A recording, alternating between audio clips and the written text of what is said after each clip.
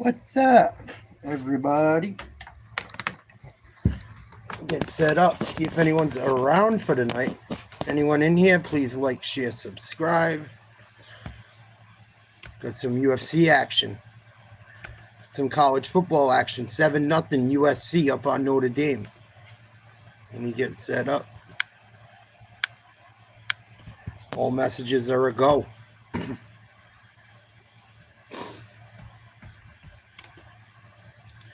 What's the first fight we're going to watch tonight?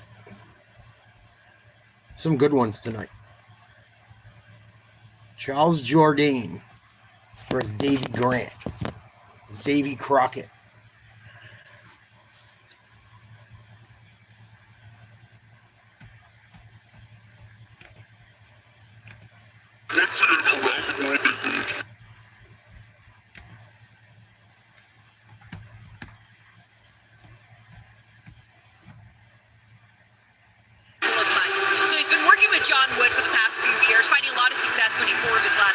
He had made the decision to move his family to Abu Dhabi. Hope everyone's well. Please like, share, subscribe. We're going to watch some UFC tonight, some college football in between. Hang out for a bit, have a cocktail, have some fun. Hope everyone's having a good evening. Enjoying your weekend and whatnot. Please like, share, subscribe. If you have not, to everyone that's given memberships or have gotten one, thank you so much. Hopefully we can continue the trend. It has seemed to be helping quite a bit. I appreciate it. Davy Grant won 4 of his last fights, back-to-back wins. 4 most leg kicks in bantamweight history, I believe. Pretty impressive. If he would still be here today, he would have thought that he'd be retired at this point. But he said not only is he refreshed by moving to Vegas, not only is he not done, his eyes are set on going for a really long time because he's that happy with the gains that he's making under my guy, John Wood.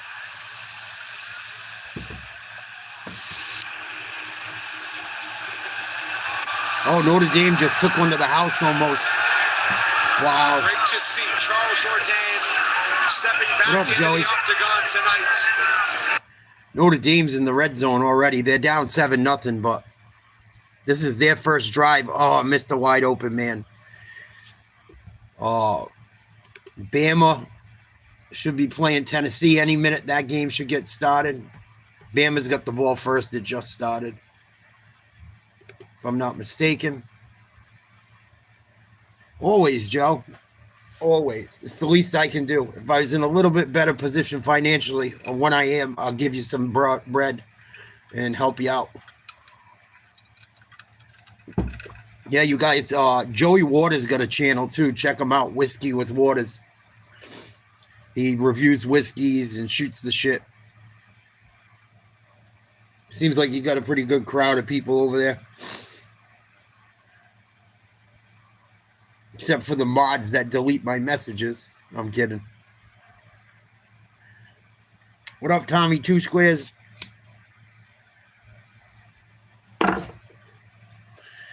Hope everyone's having a good night. I'm from Earth. Touchdown, Notre Dame.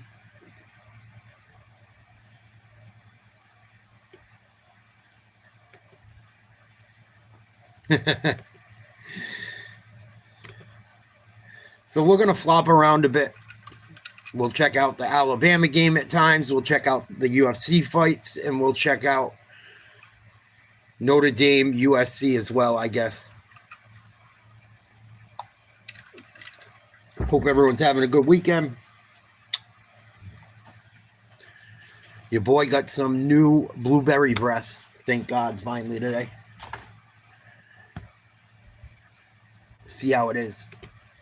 Weighing in officially 136 pounds, his record stands at 17 victories. With 7 defeats, he fights out of Bishop Auckland County, Durham, England. Here is Dangerous Davy Grant. Wow. And across the octagon, his opponent in the red corner. A striker standing 5 feet 9 inches tall. He weighed in 135 and 1/2 pounds and holds a record of 16 victories, 8 defeats. I like Notre Dame and I like Georgia. Liked them since I was a kid. I liked Notre Dame from watching the movie Rudy. And I always I don't know, I liked the fighting Irish dude when I was a kid. And I always liked the Georgia Bulldog. So those are my two college teams. Yeah, I like that movie a lot. I got to be careful. I only watch it once in a while. This shit gets me choked up. I watched it in the hospital a lot when I was sick. So it brings me back to being a kid sick in the hospital. Not just watching the movie makes me think of other shit too. But I sneak it in every once in a while. Sean Austin was a good actor. That's cool. They got rid of Franklin. We were talking about that. Let's check out this fight. Grant versus Jordane. Bantamweight. Salud. Hope everyone's having a good night.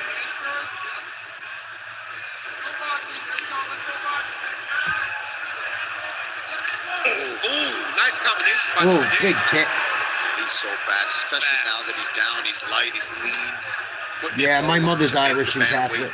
Weight class, you can tell it benefits him. I think. He was cutting no weight. She made us go to Catholic shit. My grandmother was Catholic. Haircut, too. I like it. Jordane feeling himself. And his brother recently signed to the UFC as well from the contender series. They made history, first set of Canadian siblings.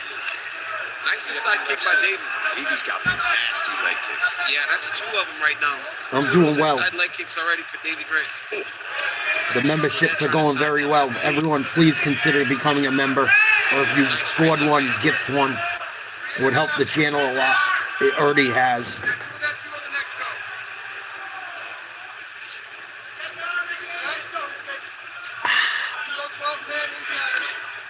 30 pounds to go in my weight loss, too. I hit 256 today.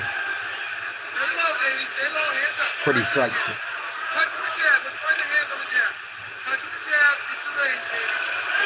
Once that hit, keep that right hand up to Grant.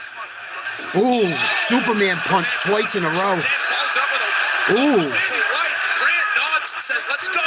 Jordane's throwing Wait heat. real quick for Davy Grant when you're fighting him. Davy throws hard, man. He does. He got power. Both these guys, more precise striking from Yeah, I'm a PC fan. I like Providence College. Davy Grant for too long, even when you're hitting him. They're a Catholic institution, too. Defensively, Ooh, Yes, he did. There's Jordane at it again. Jordane's on fire. Everything he throws is landing hard. Good movement. Grant just missed him.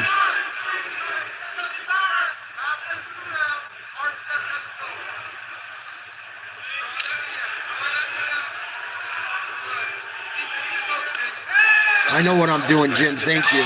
Oh, man, Grant's done. Ground and pound. He's in half mount. Now he's in mount. Call this fight. He's fucked. No idea. I heard They haven't. say, watch the jump knee. Ooh, guillotine. Nope. His guillotine's even better. 2 minutes on the clock. Oh, that's tight. That's over. There's the tap. Charles Jordane sending this crowd. That kid looked good tonight, boy. Wow. That guillotine is nasty, bro.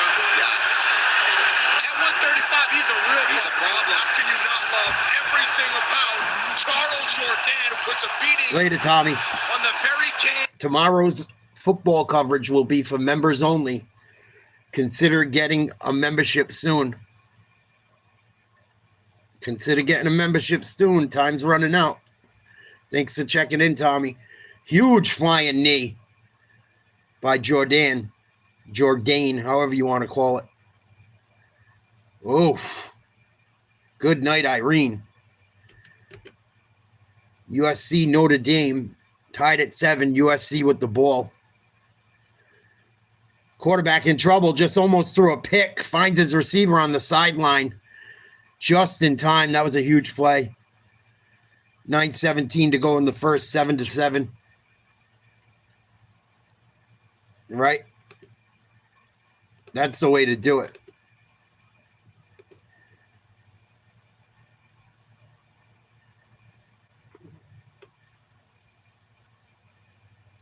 Holland Vera versus Zahabi is one of the better fights tonight. Kevin Holland versus Mike Malot. And Dritter versus Brendan Allen is the main event. That should be really good. And Manon Foriat versus Jasmine Jusadovic is a number 2 versus number 5 women's flyweight fight coming up next. I don't know. That's a tough game, Watery. That's a tough game.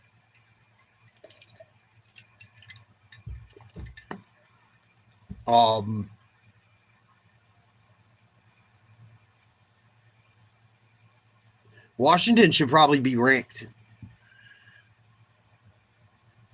I think they're playing in Michigan, if I'm not mistaken. I'd probably go with the home team.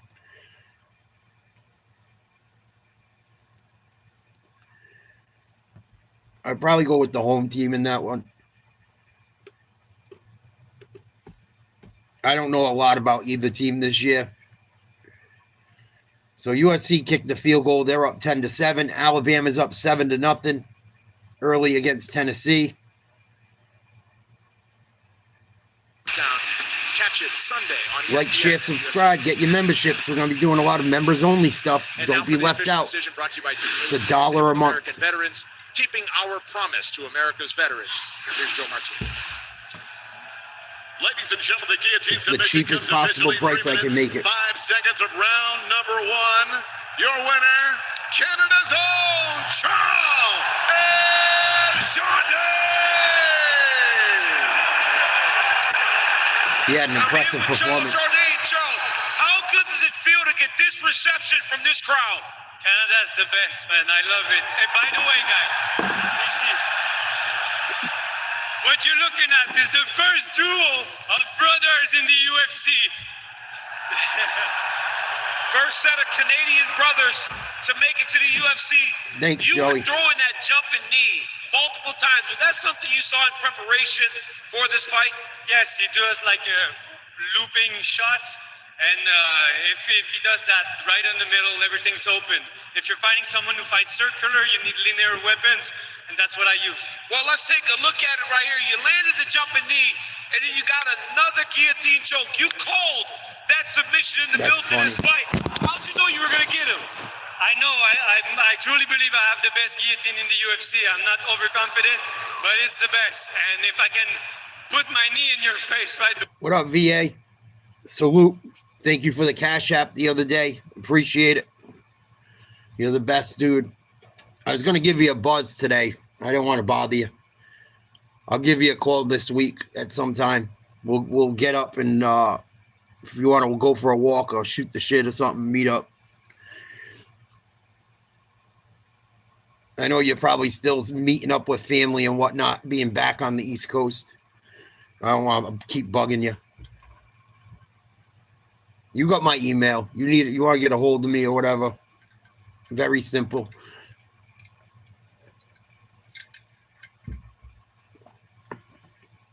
So Jordane with a KO, TKO, submission, knockout, whatever you want to call it. That's excellent, VA. Keep going. Don't stop.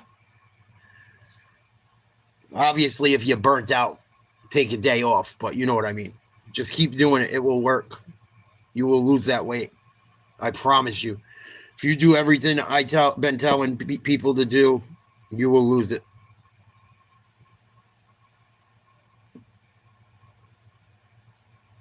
You do it as best as you can. That's all that matters. You just do it as best as you possibly can. You don't got to go out and run a mile your first day or being new, trying to lose weight.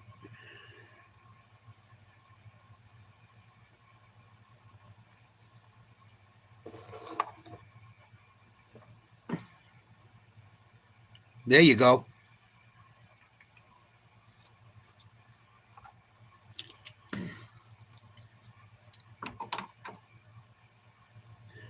Cyril Gahn, Tom Aspinall coming up soon.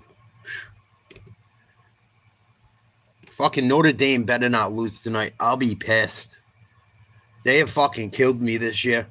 2 games they've lost by, I think, a combined 2 points. Ugh. Let's check out the Notre Dame game while the next fight is getting ready.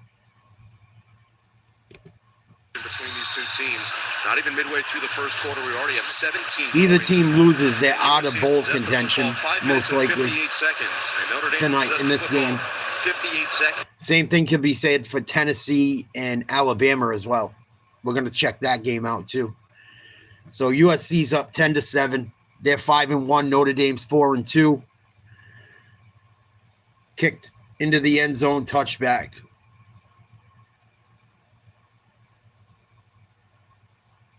Nice.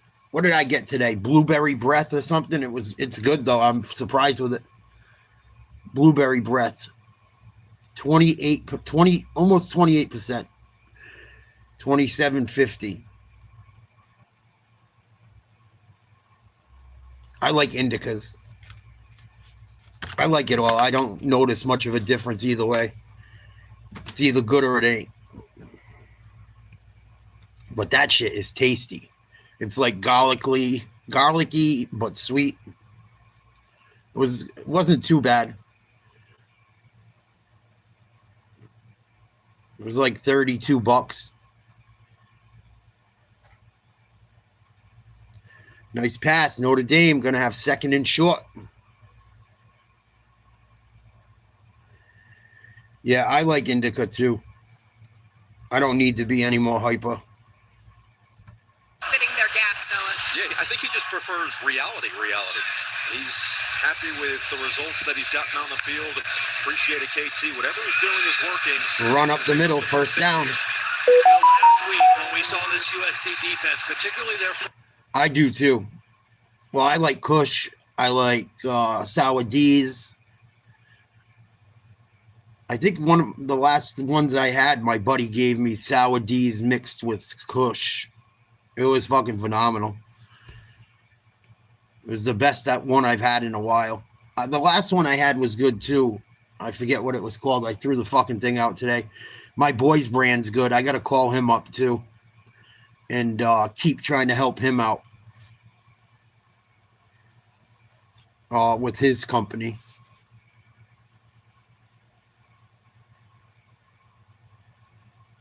Yeah, whatever works for you. Whatever works for you. You guys want to watch the Chicks fight or listen to the Chick fight, or do you want to listen to college football right now? 2nd and 12 for Notre Dame. 6:30 to go in the first. Screen. Blockers out in front. Gain of about 5. Really?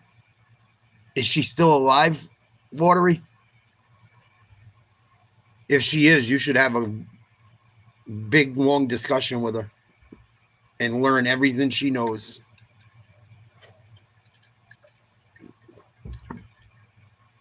People that know shit about that know that shit about all kind of gardening and shit. People got a green thumb. They usually know more than just weed. It's good to know. It's really good to know. My father got into a lot of that shit. Not really growing weed and shit. We were kids, but he fucking... I wish I knew half of what I could have. I wish I talked to him more about that stuff. I mean, I know most of the important shit, but I'm sure he knows stupid little tricks talking to old guys, you know.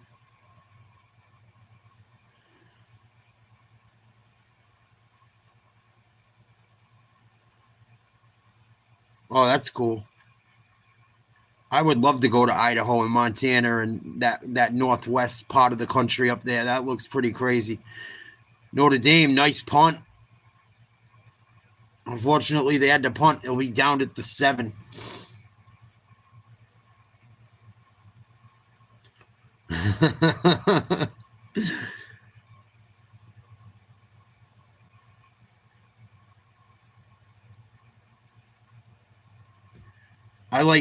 It's a potential trap game. I would look and see what New England's given to Tennessee. I think it's in Tennessee. That game scares me for New England. If they don't show up, they could lose.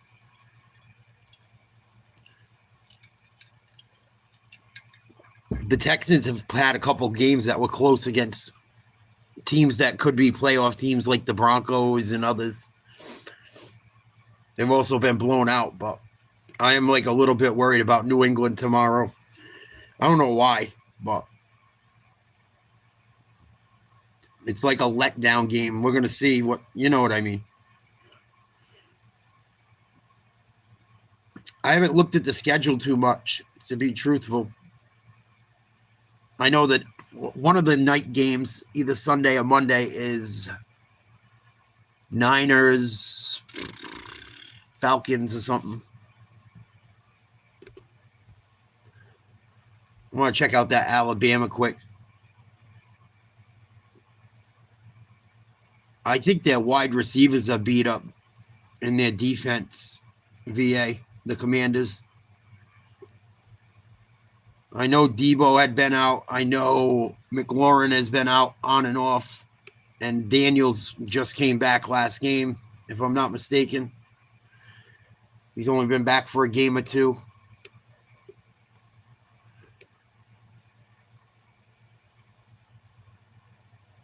All right, what am I looking for? Fucking dumb pull up.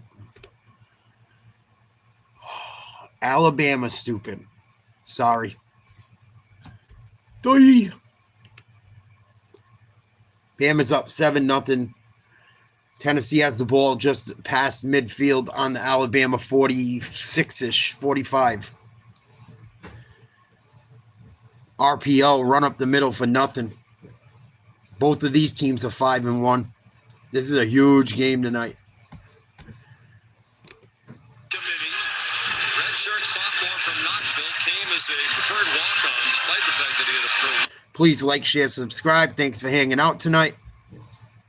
3 wide. Shotgun. Fakes the handoff. Nice route. I think he got 1 foot in. It's going to be close.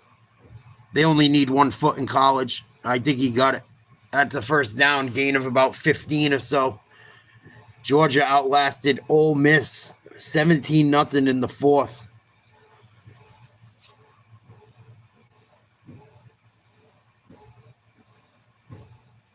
Texas Tech stumbles in Tempe. Wow.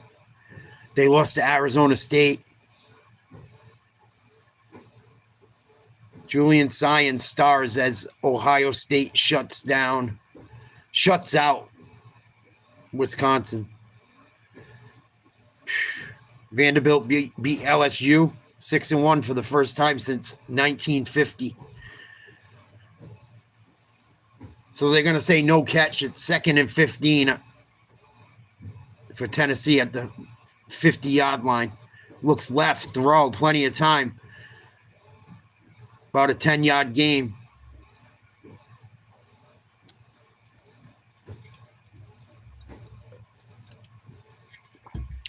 I'm not Republican, but I did not vote for a Democrat. That's all I will say.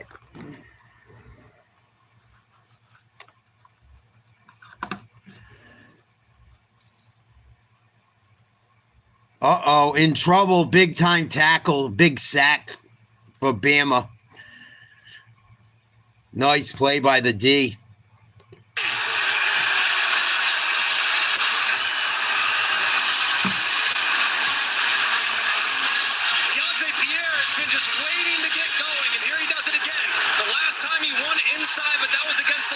It's okay. Working against Lance Hurd, kind of gets a little bit of a I do. like against Bishop, who knocked his tackle off the line just a hair, and Yonce Pierre is able to drop Aguilar as he tried to escape.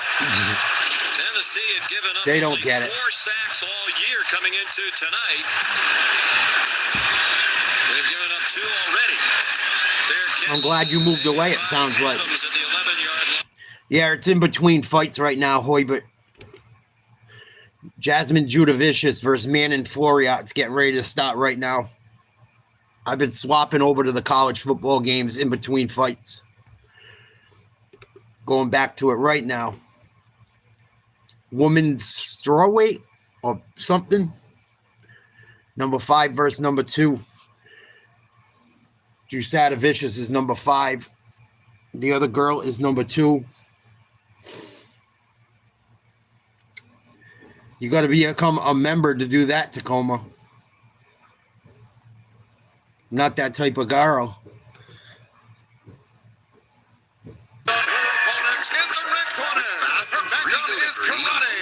Also standing 5 feet 7 inches tall, she too weighed in 125 and 1/2 pounds. Ain't it, Polar Bear? Her record in 14 fights, Fucking 12 awesome. victories with 2 defeats. She is the UFC's number 2 ranked flyweight contender from Nice, France. Here is Malot, the Beast. Sound like a fucking doctor. And your referee in charge of the action, Dan Miragliotta. Ohio State is going to repeat, I think.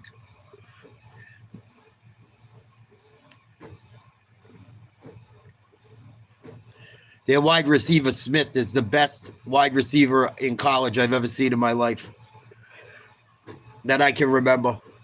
Here we go. First round, Fourier, Jazz the Vicious, Fourier in black, Jasada Vicious in red. Yes. Jazz the Vicious has been finishing. Not only is she fighting, she's winning, and she's winning impressively.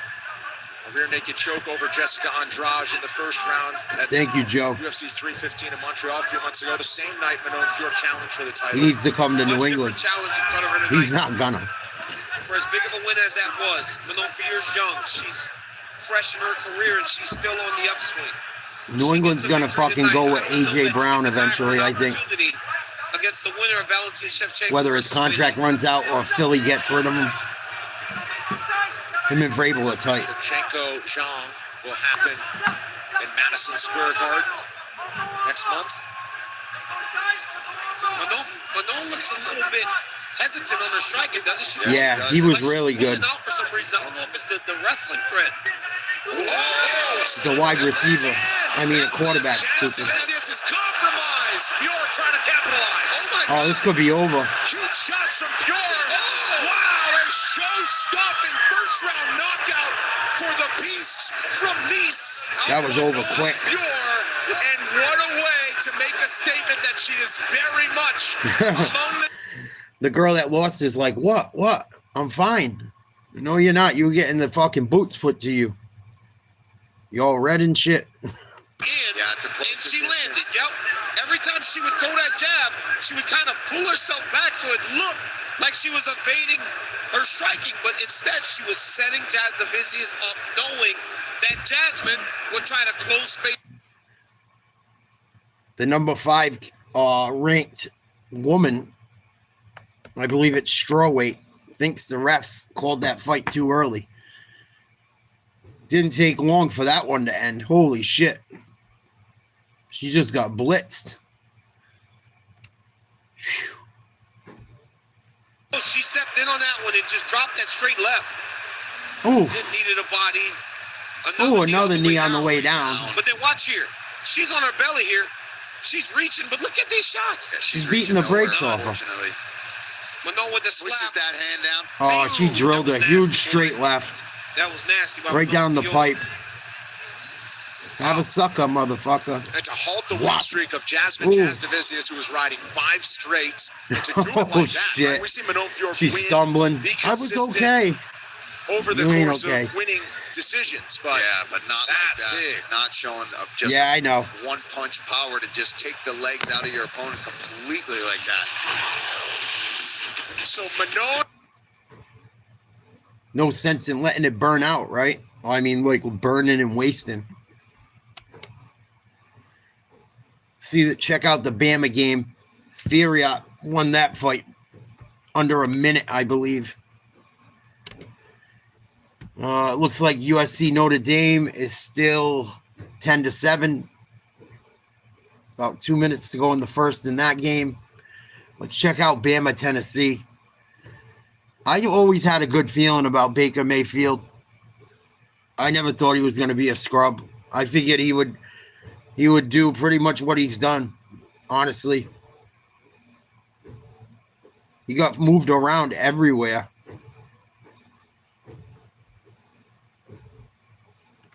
And they don't even have Mike Evans or the other guy back yet. Or their best running back. The Bucs could be scary. I took the Bucs as a potential NFC champion this year. If anyone might knock off The Eagles, they might be the one.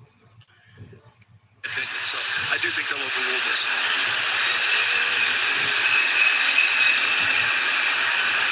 Looks like it's still moving there, too, so he hasn't dropped it. I think it's a tough one, especially with the Yeah, he seems like a good dude. If you look online, check out Baker Mayfield going undercover. It's freaking hilarious. I wish I could show you and do a reaction to it. I got to figure out how to do reaction videos where I don't get in trouble. I got to watch someone that does it. Like, I would pay money to learn that because that shit's fun to do. If I knew how to do it proper, check out Baker Mayfield undercover season ticket holder or something. It's a video that came out by like from the Buccaneers or something, or the NFL films. He goes to like a special event for season ticket holders. Certain ones got to go or paid the money to go and walk around the facility, and he's acting like he's dressed up where you don't know it's him. He looks like Florida man. It's hilarious. He goes out there, he starts throwing the ball. He's got a knee brace on with like camos and shit. Camos. It's pretty funny. Wow, you did? Dude, you watched history. If you could, I've been to 2 different games where people hit 3 home runs, never in the playoffs. And never when they pitched a friggin' 2-hitter either. Yeah, you saw history last night. Little screen for Alabama. Pick up decent yardage. You'll be 2nd and 5. They're up 7-0. 35 seconds to go in the first in the shotgun. Down on that last drive, saying, I told 3 you wide you were receivers. back, and Ty Simpson told him keep it Tight clean, end don't let offset him. So on the looks like line. they're trying to get him more involved tonight, Sean. They got to call a play. We visited 2 weeks ago with Ty Simpson and Ryan. Running back to the right of the quarterback in shotgun. Handoff. Uh-oh, breaks the tackle. Good job by the defender. Stuck with him. Did well to get close to the first down marker. What will likely be the last play of the first quarter. Yeah, there's a few of them. Shy with a 4-yard gain. It'll be 3rd and 1 on the second. So, end of the first quarter, 7-0 Bama over Tennessee. See what's going on with UFC again. They do not miss it. I'm going to switch and check out the Notre Dame game while UFC waits for the next fight. Yeah, I think Jared Goff do one too. He went and tried out for like maybe a JUCO team or a D2 team. And they were like, the quarterbacks were like, what the fuck? We're going to lose our jobs. Who's this kid? But the Baker one is the best one I've seen. It's pretty freaking hilarious. When you see what he looks like in it, you're going to be like, how the fuck?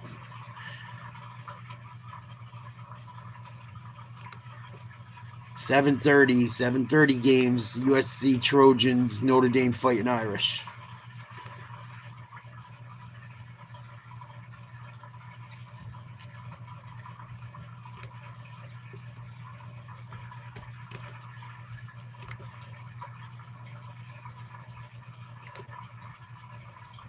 Fucking blacked out.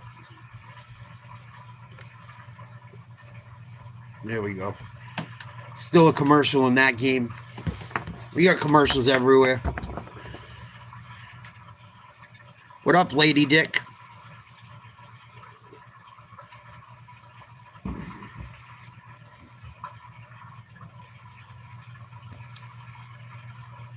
Yeah, he's definitely putting up better stats than everyone. Baker's definitely putting up better stats than everyone, pretty much. And he's doing it without Earthquake. He's doing it with without Mike Evans and the other dude. And White has been in, not the other running back. I can't. Irvin's been out.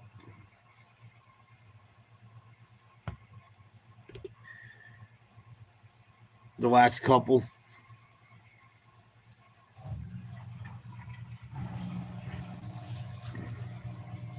Come on, Notre Dame. Do not fucking lose to USC at home. 10-7 after 1. Welcome you back to the broadcast booth. And all week we heard What are you this doing was gonna tonight, feel like Tiger? a playoff game, and through one quarter, it's exactly that. Yeah, it really is. I mean, I think USC got off to a very fast start, kind of surprised Notre Dame on a couple things. It feels like Notre Dame is kind of settled in right now. Even though USC has the lead, Notre Dame's defense back-to-back 3-and-outs, and they've got 107 yards running the football. Last weekend, USC held Michigan to 109 yards for the entire game. So right Just now, a little balance is they're hopefully. running the football, and they're threatening here on the 23-yard line. The biggest key, it feels like, for the offense is C.J. Carr has to start looking like C.J. Carr. Yeah, I think his last throw he did, it helps that you can turn and hand it to 4 and 24 until you get settled in. But yeah, he's got to settle into. What'd you do today? Find any rich guys you can get the money from? I'm fucking with you.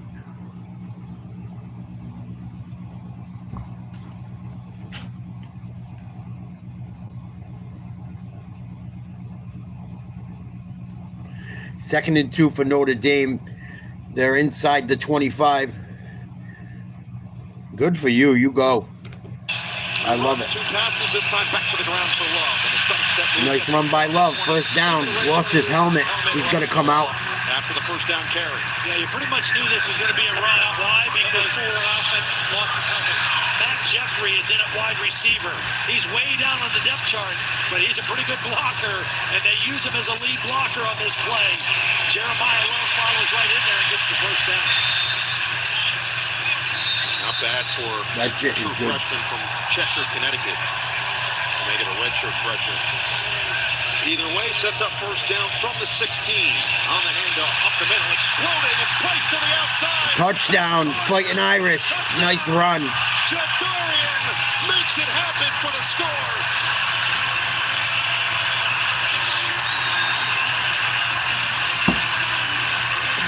$13-10 Notre Dame. 4 plays, 63 yards, minute and a half. Excellent. Excellent, excellent, excellent. Checking out the college games. Please like, share, subscribe. We'll go back to UFC momentarily. Waiting for the next fight to start. What are you doing, stupid? I'm talking to myself, not you guys.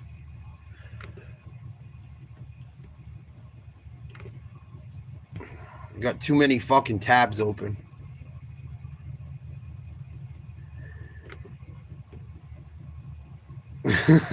What up, OG? That's funny. We got Marlon Vera versus Ayman Zahabi. Kevin Holland versus Mike Malot. And René Dritter, the number 4 middleweight, versus Brendan Allen. What up, Cannon? Salute.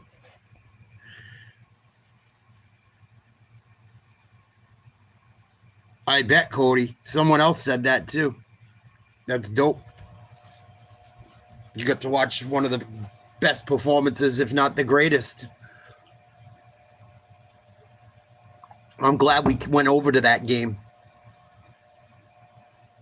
I used to live in Mass.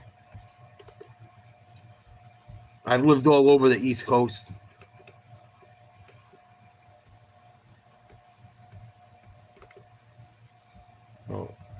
USC down 14-10 to Notre Dame.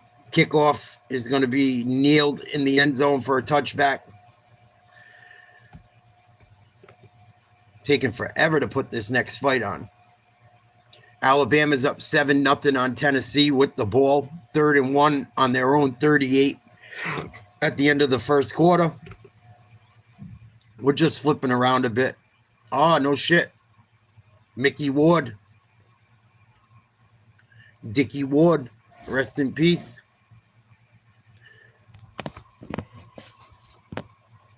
You ever get the chance to watch the it was on HBO. There's a documentary on Dick Ward. It was Mickey Ward's brother. He fought Sugar Ray. If you guys have seen the movie, you know. But it's on him as a druggie. Well, he's full out crackhead. And it talks to him about his life as a boxer, and then his life is being fucked up. It's pretty wild. I think you can find it on YouTube. It's pretty intense, the documentary. It's like him with all his fiend buddies hanging out and his bitch and shit. Pretty eye-opening. Nice play. Notre Dame just created a fumble on 2nd and 9. Please tell me they came up with it. They didn't. Might be ruled an incomplete pass. There's a flag on the play.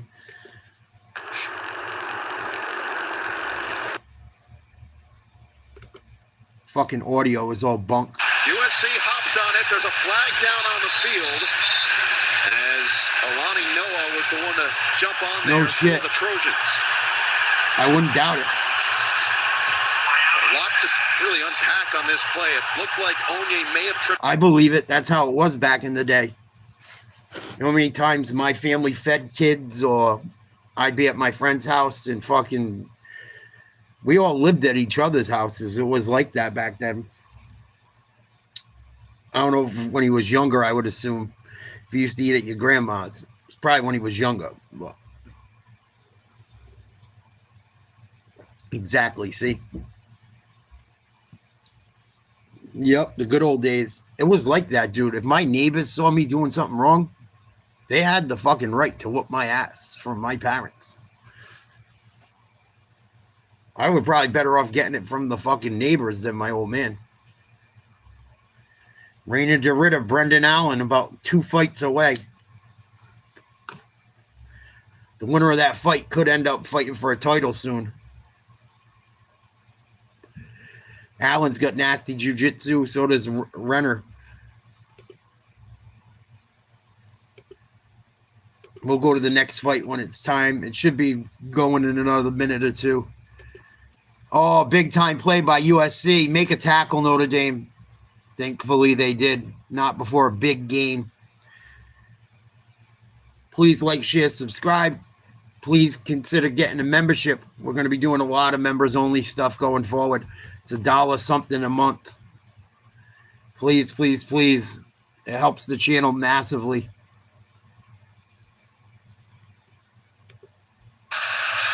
To throw again, taking a shot. Mayava puts it. Hit.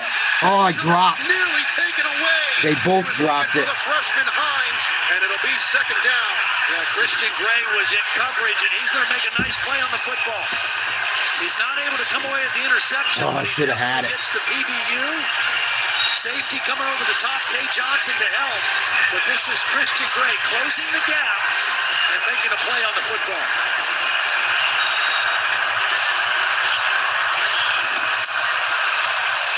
Notre Dame has held its last 3 opponents under the season scoring averages by 28 points for Arkansas, 32 for Boise State, Shotgun. 7 for NC State.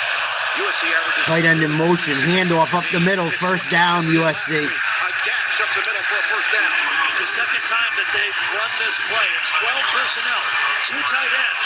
They're going to bring them both in here to lead block for King Miller. Get both of those guys along with the offensive lineman, and they open up a nice hole on the inside for the running back. Nice run. 2 tight ends back in there for the Trojans offense. Now they'll split them. Shotgun, 4 wide. Oh, they have 2 tight ends. 1 outside, 1 in the slot. Opposite sides of the field. Down for the 26-yard line. Changing the coverage. Mayava Run a bootleg. on the run. Screen to the running back. Breaks the tackle. Gets stood up. Gain of about 4. And keep it to a minimum gain. 3rd and long for the Trojans. After 2 consecutive 3-and-outs, now this USC offense getting some traction, couple runs. Jake Mayava spreading the ball around, and they've got Makai Lemon now involved in what they're doing offensively. He's in the slot again, lined up against Leonard Moore. Don't forget that Empty backfield, 5 wide receivers. Couple tight ends mixed in the receiving bunch. 2nd down and 6. Time, throw to the left, complete. And caught for Jacoby Lane inside the 20. 3rd down and short. Oh, they fucked up the graphic again.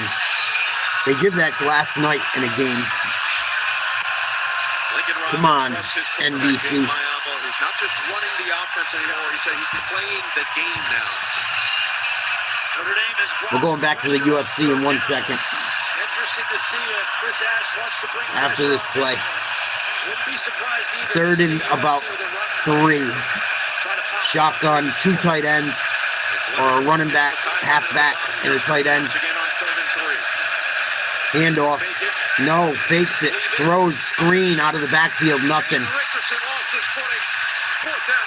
Good job by Notre Dame. Got a little bit lucky. They were there to make the play, but the running back slipped as he was about to make the tackle. Earthquake. This phone's almost charged. It won't happen much again. USC lined up to go for it on 4th down. One of the best 4th down teams in the country, 10 for 12 on the season. You see it's... They're going 4th and 3. Same formation. This one's 4th and 3. Takes the handoff out to the tight end. Fumbles. Out of bounds. Notre Dame ball.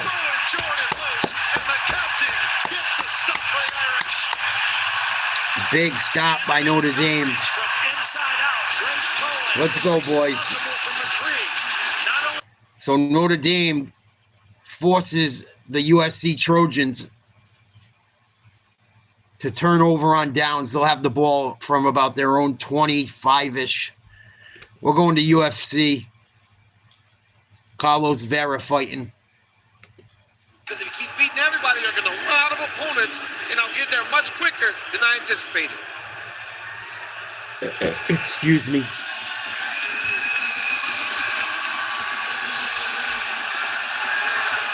I'm on Zahabi versus Malot Vera coming up. Being on the road, Here comes Vera. carrying his Ecuadorian flag, still a lot of support, as there always is, for the fan favorite Marlonchito Vera. He's seen the top of the mountain as he fought Sean O'Malley over the course of 5 rounds. He's gotten close throughout his career. On the line.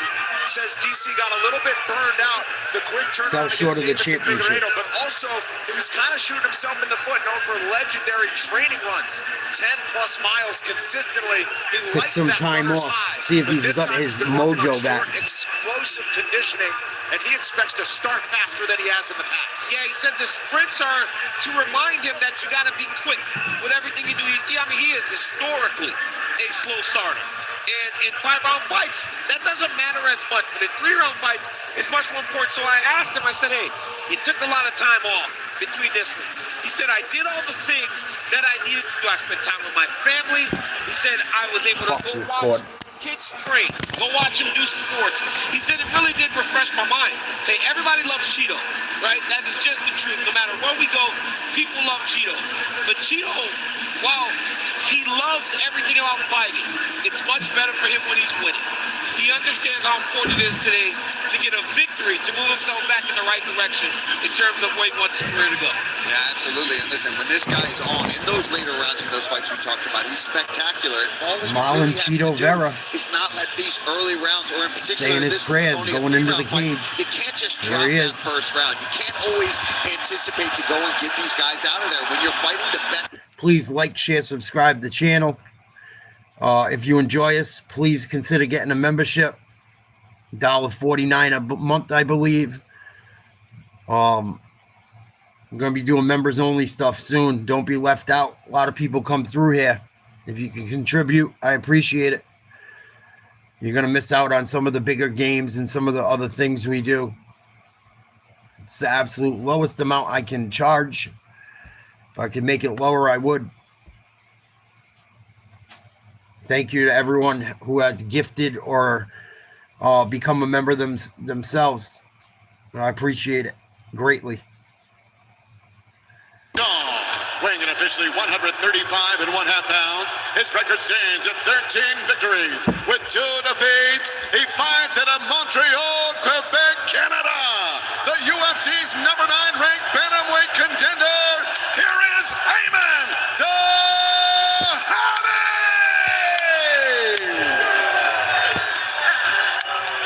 And across the octagon, his opponent in the red corner. A grappler standing 5 feet 8 inches tall. He weighed in at the bantamweight limit, 136 pounds, and holds a veteran record of 23 victories, 10 defeats, with 1 draw. He is the UFC's number 7 ranked bantamweight contender desde Johnny Manabi, Ecuador, presentando Marlonchito Vera. charge, Jason She could get it, boy. Oof. They may be cheering louder for Cheeto than they did Eamon Zahabi. Crazy. Zahabi says, I want what he has and what the other big names have, and Zahabi's name will continue to grow if he makes it 7 in a row. Are you ready? Fight! This fight clock is brought to you by Buffalo Wild Wings. Zahabi in red, Vera in yellow. Cheeto's going forward. Zahabi looks a little bigger. Cheeto said that when he was doing Maybe not. all that cardio, he wouldn't even get tired late in fights. He said now he's actually getting tired because he's doing so much more, so much Ooh, earlier nice in leg fights. kick. In practice, Zahabi. Perfect calf kick. August of 24, the last time we saw Vera against Davison Figueiredo. Both guys judging distance, throwing kicks. No one really landed. Zahabi landed to the body right there. Recognized all over Montreal. More pictures, more fan support as he looks to continue climbing and rise another couple of steps on the ladder tonight. Cheeto's trying to walk him down. He's the one going forward. Trying to close the distance. Nice head kick. Almost got through. Partially blocked by Vera. Vera keeps switching his stance from orthodox to southpaw.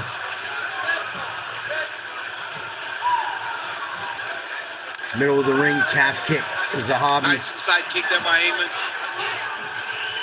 Eamon does a great job of like figuring Front things kick, out in Vera. the fight, right? And I think that's a lot Zahabi of the time bounces spent back. before coaching. You can tell that this guy has a real solid mind for all things mixed martial Ooh, arts. trying that John Jones shin knee kick. And just probably one of the nicest guys you'll ever A little meet. jab, Fight that week, teep. especially a small guy who you know cuts weight. Yeah. That's a good point. Another body shot by Zahabi. Nice kick. Vera fires back with a combo. Didn't really get through. Vera's the one going forward. Zahabi picking his spots. Cheeto switching stances. He landed a kick on his thigh. He's got to be very careful reaching down. Ooh, both guys connect with lefts. Nice left hook there landed. They traded him, I think. This coach's cam brought to you by Cuervo. We listen to Jason Carrillo leading the corner of Cheeto Vera. Yes! Ooh, Zahabi's getting a little gun shy. Go again! Back in. Cheeto's starting to look like he's gonna line up one. Both legs! You take the center, push your back down. That's Vera's corner yelling. I think Seeing everything, bud. Keep going forward. Nice calf kick, Vera. Right Ready there, to go, Cheeto! Jab it too. Keep your hands in Zahabi's his trying to eyes. push There you forward go. now. right there, Paul.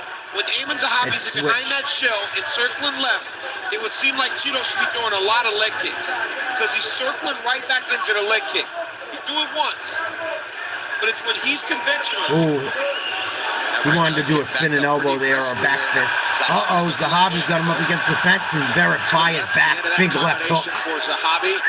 Right here, Paul, you see it? Both guys ate one on that. Circling back left. Nice. Front I kick. like that too. Calf kick. Vera. The middle. He's got a really good front. We've seen him land. Keep using that to the face. kick. He likes to dig it to the body. And He's then using he it can on score you, out there man. in distance while he's still trying to get after Zahabi. Zahabi rushes. Eamon doing a good job. He keeps getting Cheeto backed up here against the fence. And Eamon goes Good hard. circling. Vera circled right out of that. That was not a good position for him. And the kicks for Cheeto have always been such a Cheeto weapon. switched his stance, Deceptively went long legs. orthodox again. Cheeto's a big Front guy in kicks. this weight class. Pokes it out there. Nice. Hit him with an elbow, blocking the shot. Left hand. It's a close round. Zahabi throwing left hooks, check lefts. Nothing really landing. Vera was backpedaling. Ooh, just missed a huge right hook. Good job by Vera to duck.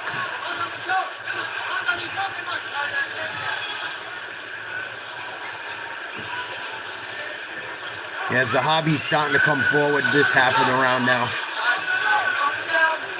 Ooh, nice left, Zahabi. Eamon again.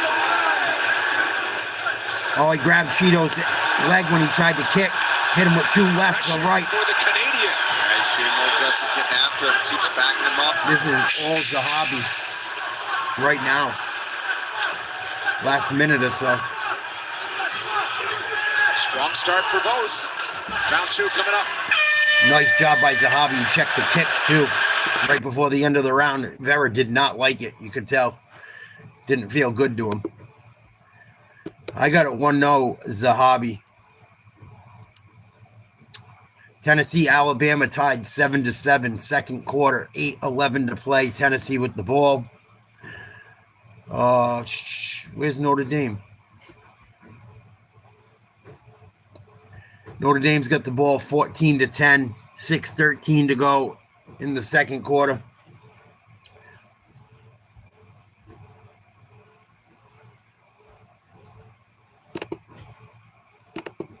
All right, you'll be in good position. Slow position. Hey, you look good, all right? I need busier, though. All right, we know where we're at. Vera's corner. We got to win these next 2 rounds big, all right? Let's do it. You got water? I'm good.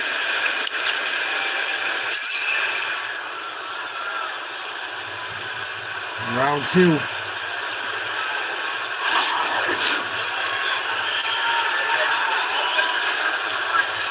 Let's take a look here. Cheeto taking a long look at his finger there and then starting to mess around, trying to move it back, trying to adjust it. We don't know what happened. I'm not going to speculate on any kind of injury, but you can see something not feeling good in that ring finger on that left hand. It was right away when he threw that punch in round 1. You could see him look down at his hand.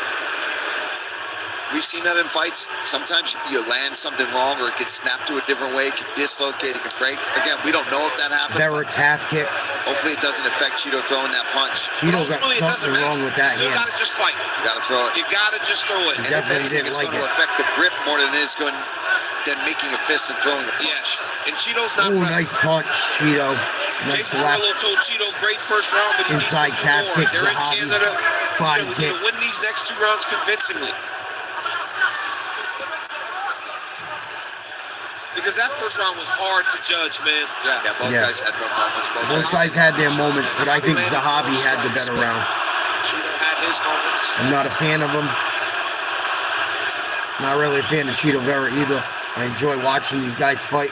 I don't have a feeling either way. Cheeto's feints they've got Zahabi reacting. I think he just needs to throw. Nice Zahabi job. does a really good job of Nice job by Cheeto right there. in making you fight his fight, though.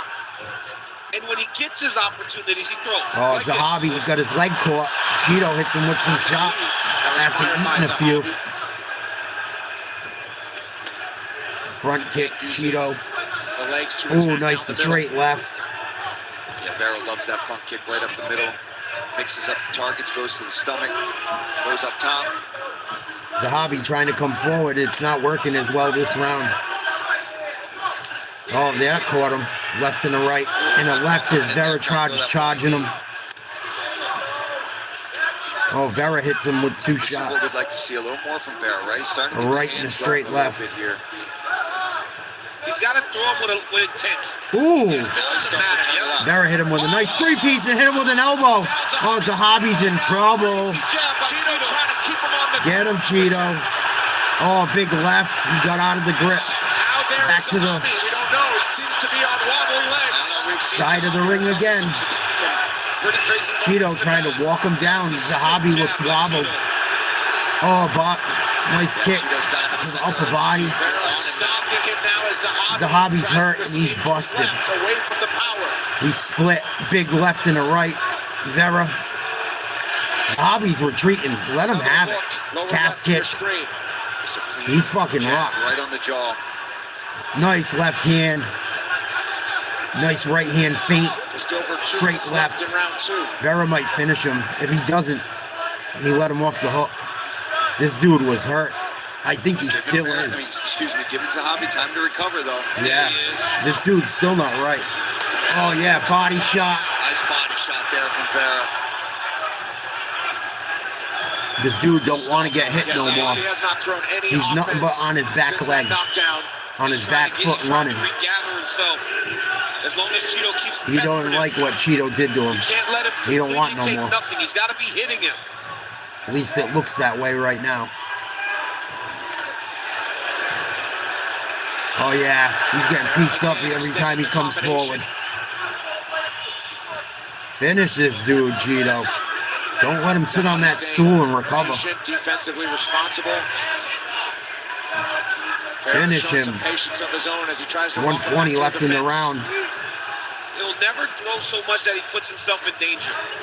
He'll always Superman take his time, punch misses for because Vera. he knows, right, that he's got him hurt. That was a massive moment in the round. He wins this round. You get to a third round, not many people can go as hard as Cheeto Vera. Fuck that. I want to finish him. Body kick. Oh, missed with a knee. Came in with a left. Missed. Zahabi almost hit him on the way out. Better round 2. Including the big knockdown. Oh, now Zahabi's turning it on, flinging him. He let him get back. Yeah, Zahabi's back now. He let him bounce back. Ooh, big shot by Zahabi. Several. Now Vera's in trouble. And if you remember, he had to dig deep and do just that against Jose Aldo. By Zahabi. Oh, and a left and a right. See, when people are fucking hurt or afraid to get hit, you gotta finish them. Oh, left and a right, both straights. Zahabi's pouring it on. Vera might have shot his load. A high-level, dangerous chess match is unfolding between top bantamweights into round 3. Nice. They're talking shit, butting heads, middle of the fucking ring. I want to see someone get knocked out. Let's go.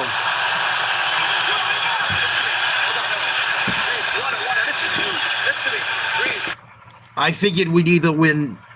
If we had a good year, I said 10 wins tops. I said the absolute worst 6. I figured they'd win 10 if it went well. And I said if it goes real, even though if they have a bad year, they still shouldn't lose more than 6. Pretty damn good fight.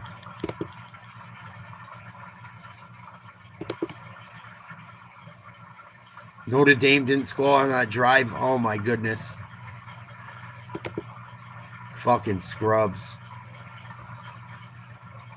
Oh, and a pass interference.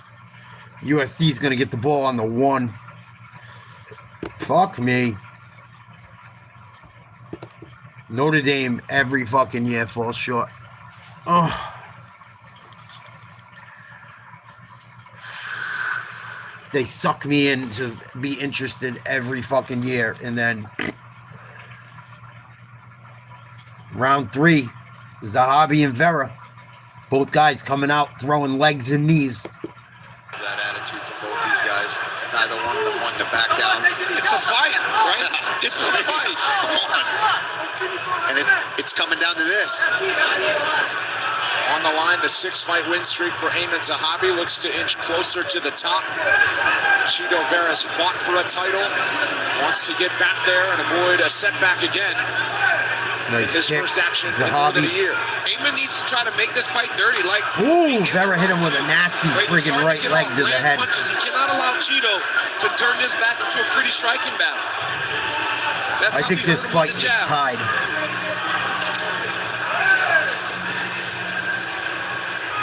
I think it's dead even. Nice Like left. Going back to this orthodox stance, that's where he stung him Again. back and put him down. Again. Lead jab. Absolutely. Zahabi right kick goes out with a spinning attack, almost caught him. Good job by Vera to get out of the way. Vera pumping jabs.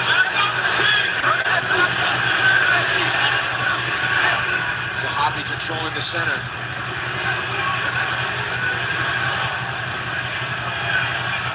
Ooh, nice kick by Cheeto. Clinch middle of the ring. Nice knee. Himself with a couple of powerful strikes. Nice jab. As we show Cheeto's starting to edge him. at the 3 levels. No diddy. At least in my Zahabi's pressing, opinion. but not throwing it up right now. There it is. This is where he has to take Body a shot, chance. Zahabi. Nice He left. gets close. He needs to just throw punches. Good D by Cheeto. He throws bigger shots than Cheeto, right? So Oh, Cheeto just ate 2, 3, 4, 5 that shots. right hand landed there. Knees included. And sometimes Vera can get This is razor a little too close. comfortable with his defense, right? He's a guy that's able to block a lot of these shots. He's able to move out of the way a lot, but the judges Nice kick to the body, Zahabi. They both trade straight. Putting into it. Those big moments when the crowd goes crazy. Another kick lands for Zahabi. Ooh, nice left hook. Cheeto's back in orthodox. Zahabi comes through with 3 kicks and a knee. With an extended combination, he has been the busier fighter in the third round. This is close. Very close. Cheeto lands a couple jabs. Zahabi bleeding from the nose. Cheeto got a little cut over on his forehead. A number of times now where he takes his hands up. Ooh. Cheeto got the better of that one. Smother him. Nice left, Cheeto. Body kick. Calf kick, Zahabi. Left, right, Vera. Middle of the ring. Calf kick. Oh, big left. Zahabi landed. Cheeto stayed in there, though. I don't think it hurt him. If it did, he's not showing. Nice left. This is dead even. Minute 30 to go in the last round. It's important for him to end this round strong here with just under 90 seconds. Yeah, this round's Who wants it more? And Zahabi's fighting a good round. Yeah, he is. Landing some good shots. Both guys landing kicks. Really good leg kicks here from Zahabi in this third round. First round was Ooh, Zahabi beat him to the jab right there. We don't know if I'm both these fighters, you got to lay it on the line. Yes, I'm laying it out. Vera lands a jab and a kick. Laying it all on the line. Nice left hand there by Cheeto. That was nice. 1 minute to go. Ooh, nice knee. Vera. Zahabi charges.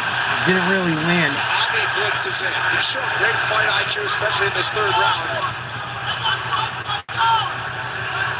Back to the middle of the ring.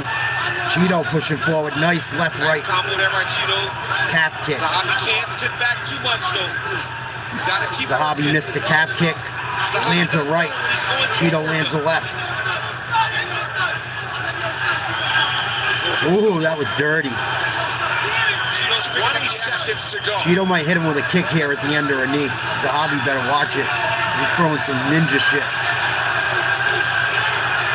Is there a big exchange? Calf kick, Cheeto. Zahabi, they're swinging it out. Zahabi stumbled. Shots from Vera. And now a barn burner down the stretch. Cheeto calling him on. That fight's almost dead even. A good one, Eamon Zahabi, Marlon Cheeto. I think it's a draw. It's in the judges' hands now. Cheeto believes he's I think that was a draw. So does Zahabi. Something's got to give. We'll have the scorecards when we return to Vancouver. Cheeto should have finished him in the second. Fuck. Alabama's up 16-7. Holy shit. They must have got a safety because they got the ball back too. Oh shit. Texas A&M is going to barely pull away and beat Arkansas 45-35. Texas up 7-0 on Kentucky. Really, Archie? You can't put up more than 7 points in the first half against Kentucky? Oregon up 49-3. 8 minutes and 41 seconds to go with the third quarter against Rutgers. What a beatdown.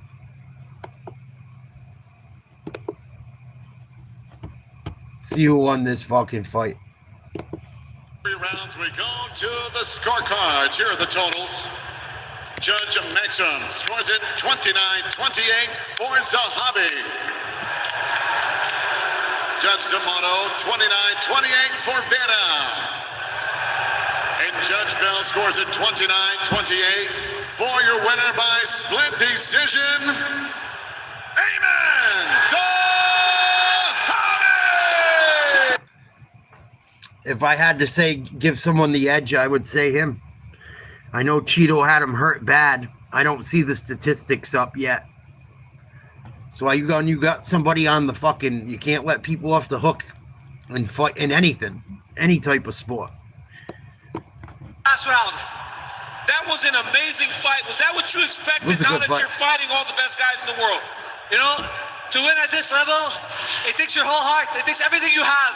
And I proved it again tonight, that every time I come in the octagon, I leave it all out there. It doesn't matter who, I'm going to fight my heart out. Ayman, let's take a look at your work here. Pressure. When you had him going backwards, you were kind of overwhelming him. He landed a lot of inside leg kicks. Was that the game plan, to back him up?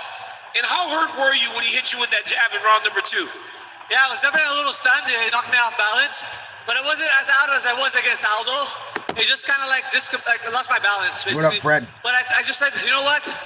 Just recover, make some space, win the next exchange, win the next 15 seconds, come back stronger, and I finished round 2 stronger than he did. Yeah, absolutely. Ayman, you've now won 7 fights in a row. You are showing tremendous heart every time you step into the octagon. Tonight you got to compete in front of your countrymen and really show your skills. What do you want next, and how soon would you like to fight back in the octagon? You know, I love being part of the UFC. Thank you to Sean Shelby and Dana White for always giving me these opportunities. I want Sean O'Malley next, baby. It's me and the Sugar Show. Well, that would be an amazing fight. Congratulations, Canada. Give it up for your own Ayman Zahabi. Well, he says he wants to take the steam from all the big He wants names to in the get paid division. to fight and he O'Malley. keeps doing that patiently but steadily. Ayman Zahabi, 7 in a row, Paul. And a tough fight, right? Won 7 in a row. Really Maybe came he out here. should. He was more aggressive in this fight, but I mean, Zahabi was busier. He was definitely. Notre Dame just held USC to a field goal, so they still hold on to a 1-point lead with 1:43 to go in the half. I just told you some of the other scores. See what's up with Bama. See if they cough the ball back up quick or whatever. Washington State beating Virginia. University of Virginia, 20-10, and that's deep into the third. UVA's number 18. Well, Alabama didn't do anything. It's 16-7, Bama. Tennessee with the ball. Just under 4 minutes to go in the half there. Please like, share, subscribe. Tomorrow we will start doing members-only content for football, some kind of football event. Consider getting a membership. It's $1.49, I think, a month. If you enjoy coming and hanging and being part of the community, that's the best way to do it going forward. We'll still do some stuff here and there, but the bigger games, playoff stuff, rivalry games will be for members only majority of the time.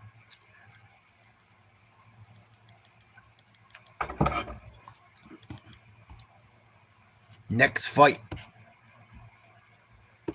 Kevin Holland versus Mike Malot, number 15, versus an unranked. Kevin Holland's been all right lately. Never know what to expect with him. What up, Pablo? All right, man. Thanks for sending that package. Appreciate it.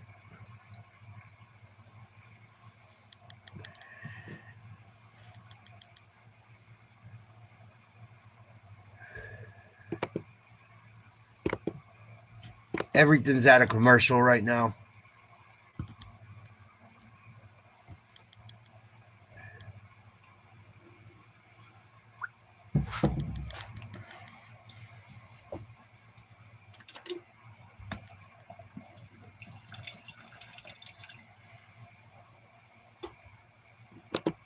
With Mike Malot, the Canadian, moments away from the biggest fight of his career, fully aware that beating a name like Holland could launch him into a new tier of the division. Captain Canada, Mike Malot, Kevin Holland in our co-main event. It's coming up next. It's that time of year again. The time when the bizarre meets brutality. The time when skill, size, strength, and even sanity are all up for debate. We partnered with Zach Bagans and the Haunted Museum once again to bring you Fright Pass all month long. No rules, no logic, just violence. If you're scared, you shouldn't have signed up. You shouldn't have signed up. You got a place to be scared. Oh, my elbows. Oh, that's it. Oh, that's it. Roll call elbow.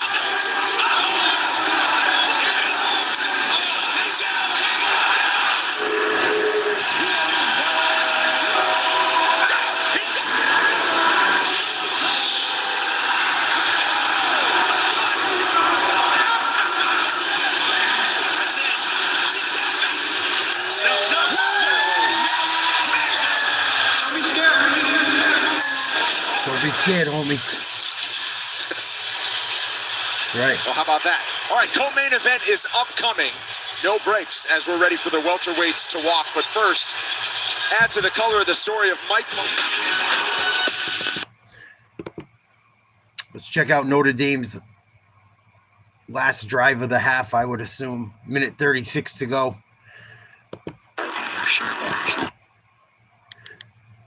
It's going to be 2nd and 5 from their own 21.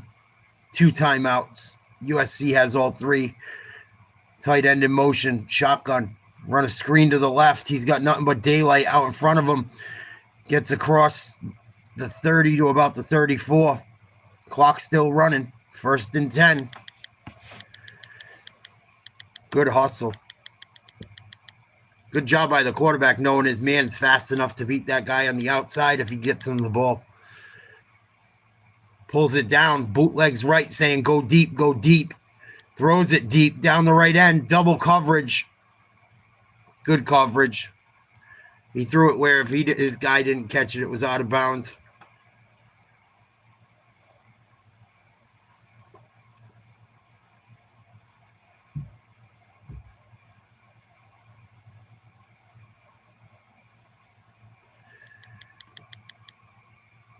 He actually got a piece of it. He had it in his hands. Couldn't hold on. Or did he? If that's a fucking catch, holy shit. I don't know if the foot got in. That's close. What up, Van Life? Salute. Appreciate it. Yeah, I lost 70 pounds, bro. Thank you. I've been documenting some of it. I made some videos of it.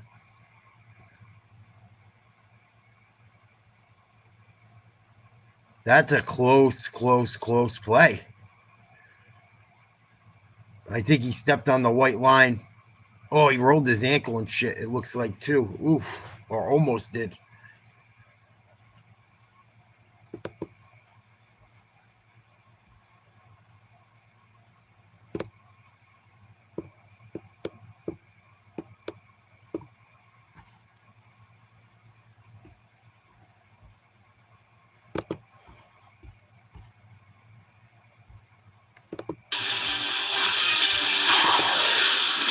We're going back to UFC in a minute. Don't worry.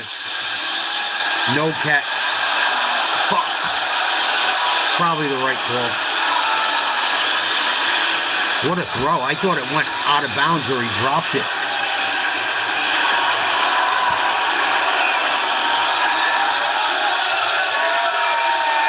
He has become a huge name north of the border, and how could he not?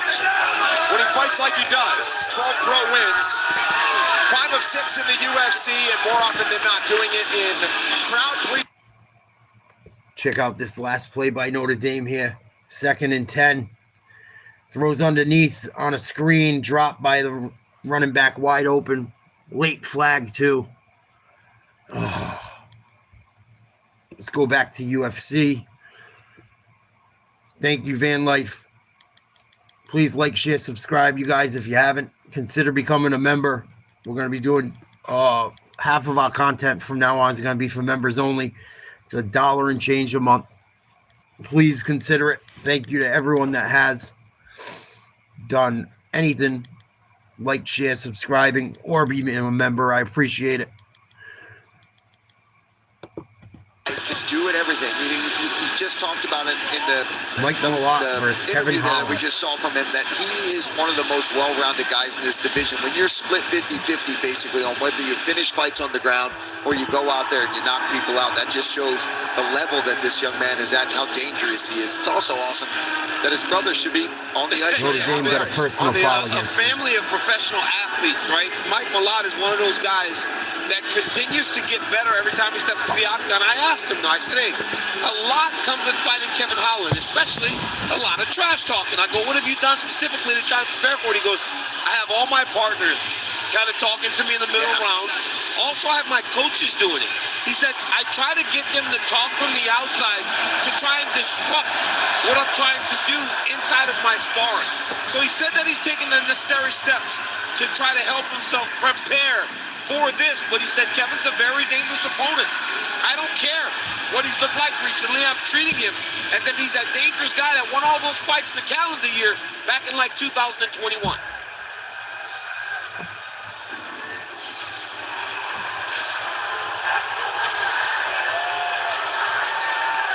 But just like in our last matchup with Chito Vera on the road, Kevin Holland's still on his bullshit. Kevin Holland, DC, people have been asking me, they're like, where can I get a picture of Kevin Holland? Kevin Holland's been looking pretty damn good lately. Fight. He is a prize fighter, 185, 170, the biggest names, up-and-coming prospects. He wants it all, and he loves to stay busy more than anything. The amount of times that this guy competes in the octagon is next level. His 5th of 25, wants another one, and he's got a stiff challenge to keep his ranking. Yeah, he's got a stiff challenge to keep his ranking. This is a guy that when he first started fighting at 170, you thought, okay, he's finally at the right weight class where he can truly make some noise. And when he fights this fight, when he fights this potential, he's huge Kevin for Holland his is weight. a tough out for anyone. He's real long for the weight class. He's a tremendous athlete. Has I know really what I'm high-level talking about. striking. But he also DC said it really right good after on the me. ground, as we saw in the Michael Chiesa fight, as we've seen. I know I'm getting good at this shit, and I know I have a knack for it because when we listen to the games, I've noticed a few times, right as the guys are saying the shit, I say it like a second before. I really am this close to considering going back to school to fucking do broadcasting. We're asking him about that, about how often If the money ain't stupid to do it, I think I'm gonna. Construction job?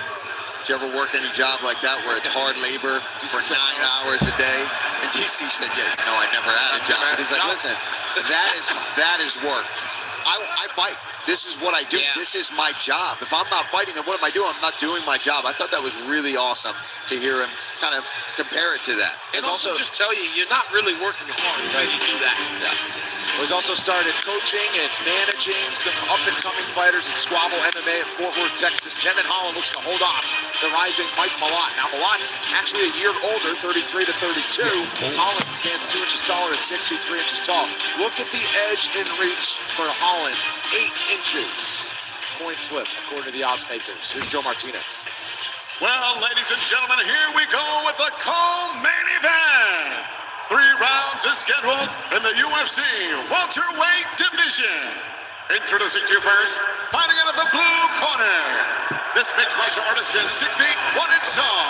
He weighed in at the welterweight limit, 171 pounds, and holds a record of 12 victories, 2 defeats with 1 draw. He fights out of Fonthill, Ontario, Canada. Here is Copper Mike Malot. Oh, Canada. And across the octagon, his opponent in the red corner, a kung fu artist standing 6 feet 3 inches tall. He weighed in officially 170 up in Whiteyville. pounds and He holds a knows record it of too. 28 victories, 14 defeats, 1 no contest. He's going like this. Out of Fort Worth, Texas, USA. Here is. I think I'm gonna piss a lot of crackers off tonight. I think Holland probably finishes this dude. But you never know with Kevin Holland. I don't bet on Kevin Holland ever. I've been on both sides of it. And fights he should have won, Vanessa too. Hansen on hand with us here in Vancouver. Mike Malot looking for another scalp. Probably Diego Lopez. All right, ready, sir. Took care of Charles Shirley. Radke earlier this year. What up, dog? Kevin Holland is the one on the other side. Malot doesn't even want to touch gloves. Wants to keep it all business. Malot's in red, Holland's in black. Right now, anyway. Active. Probably him. And another one of those guys, Malot, was a coach at Alpha Male before he started his own career, right? He was fighting and training fighters, and the coach's mind is very important, as we just I like saw in Josh the Van, Zahabi fight. too. And Royval. That was an awesome Malot fight. didn't rush it. He really stayed patient. A lot of the OGs I like Career got his jiu-jitsu black belt. has That's their why times he kind has of finishes passed. in both grappling and knockouts. I like Usman a lot, too. I always like Kamaru Usman. Made his debut in 2018. 7 years on the roster, 28 fights. This dude is I fighting. made a lot of money with Kamaru Usman for quite a few He years. must be a dream to have, though, right? You always got a guy that's willing to say, yeah, I'll fight. Not only say, yeah, I'll fight. When am I fighting next? Yeah. Yeah. And also, not out How there about just to you? collect. He's trying to win. He's not just out there collecting checks. This dude is not in here with the Holland's idea that pushing he can't get the forward job as he done. He should, always has real belief with that extra he's gonna reach win and every height. fight. Holland's huge. He's like almost as big as Izzy. In this fight, And a guy that Mike punches Malot and staying kicks, in range that's like fucking that does not dangerous. suit him. This is better for Kevin Holland. To He use hit you that where you can't speed, hit him. athleticism, and height to his advantage. Ooh, nice exchange by Malot. Powerful exchange. Really clashed heads, I think, when they went in, too. Malot grabs his leg, pushes him away. I can't get into Madalena, but he's the champ. Look at that, he broke free right away. Oh, nice trip by Holland, Kevin Holland sets him down. beating his legs up, standing, dropping hammer fists. Now he's got him in guard. Hand there by Kevin. Off that kick, Malot kind of threw a Kevin lazy knows kick. some jiu-jitsu. Kevin caught it and just fired a right hand. Malot tried to go for an armbar. Offensive from his back. Kevin Holland hopped right back up. And this is where that He's gonna drop down and try and catch him with something. Oh, nice takedown. He took his back. Oh my goodness. Side control. Kevin's rolling. He's got his back again. No hooks in. Good roll, but he might have hurt himself doing that. Happy, man. Some right hands as Holland scrambles back Good to his job by feet. Holland. Back to his feet. Clinch brought down. Nice takedown. Good hustle by Holland. Good wrestling. He didn't fight it. He took it and used the momentum to roll. Wow. Kevin Holland learns how to wrestle. Watch out. Elbow spinning, elbow coming. That was impressive by both of them.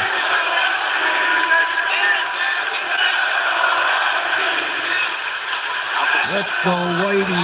That's what they're yelling in Canada. Under 2 minutes to go now. Thanks, dude. I do all kinds of games.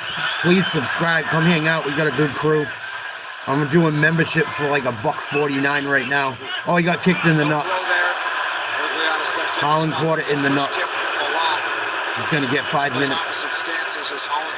Oh, memberships are $1.49. The big shit, the big UFCs, the big games, playoffs and shit will be for members only. Majority of the time going forward. So if you enjoy it, maybe you consider it. But thank you for the compliment regardless. Another right hand by Holland. Ooh, Oh, Kevin's starting to feel confident. Holland's coming forward, throwing Supermans. He got caught, got hit with the left. Malot saw it coming, was able to dodge it. Clinch up against the fence, back out, knee from Malot. Oh, he's trying to sweep him. Good balance by Holland. Malot even stepped around. Holland doing a good job staying heavy on his shoulders. Hit him in the balls again. That might be a point. That should be a point if he did catch him.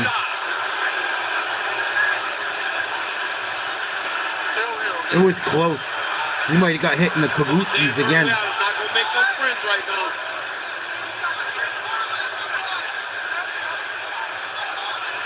Kevin Holland's selling it.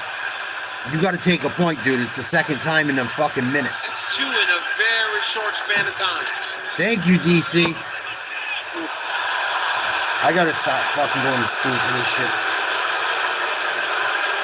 You're going to hear it hit. You got to take a point, I'm dude. not saying that you're on the side. You can see it on the video. They're telling me to hit him in the groin. Yes. Holland looks like he's hurting. I know it was. He's coughing up his nuts right now.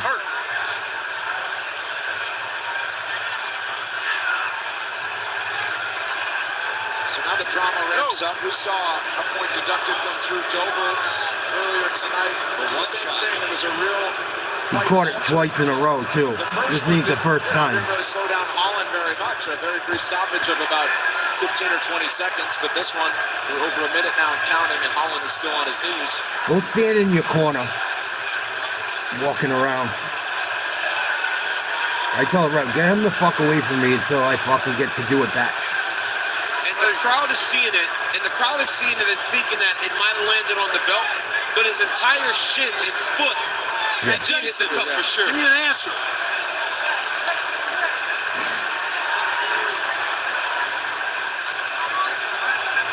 No, I didn't say it was intentional. I wanted an answer.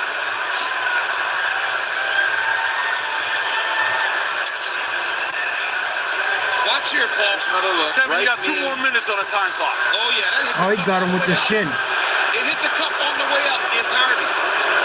And the knee. Yup. Yeah. I think Malot was saying Bottom of the knee. it off to the side, like top of the leg, but doesn't matter. You can't hit that area. Well, Holland wouldn't react like this if it was a. Yeah, I don't think so.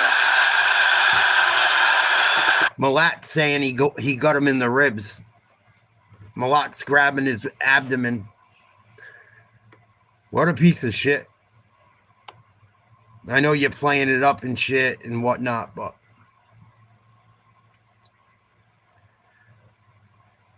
Holland's still down on his knees, just standing up.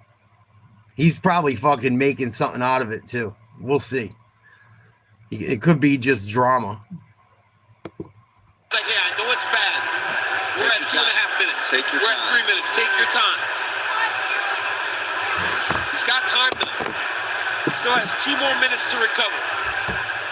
Did they take a fucking point? They should. They should. It's 2 times in like a minute. And another thing, right? With a guy that fights as frequently as Kevin Holland, he's not trying to find a way out. Notre Dame up by 1 at the half. Tennessee got the ball with 9 seconds left in the half, down 16-7. There will be 1 minute, 11 seconds. Second and goal. Assuming we resume action here in round 1. Kevin's even taking a peek. Making sure everything's all right. Yeah. Close games. Kevin Holland's still trying to find his ball sack. Kevin, you got a minute and 30 left. You tell me when you're ready. Tell me when you're ready. How much time? He said, my shit hurts like a motherfucker, man. You got a minute and 5. You tell me when you're ready.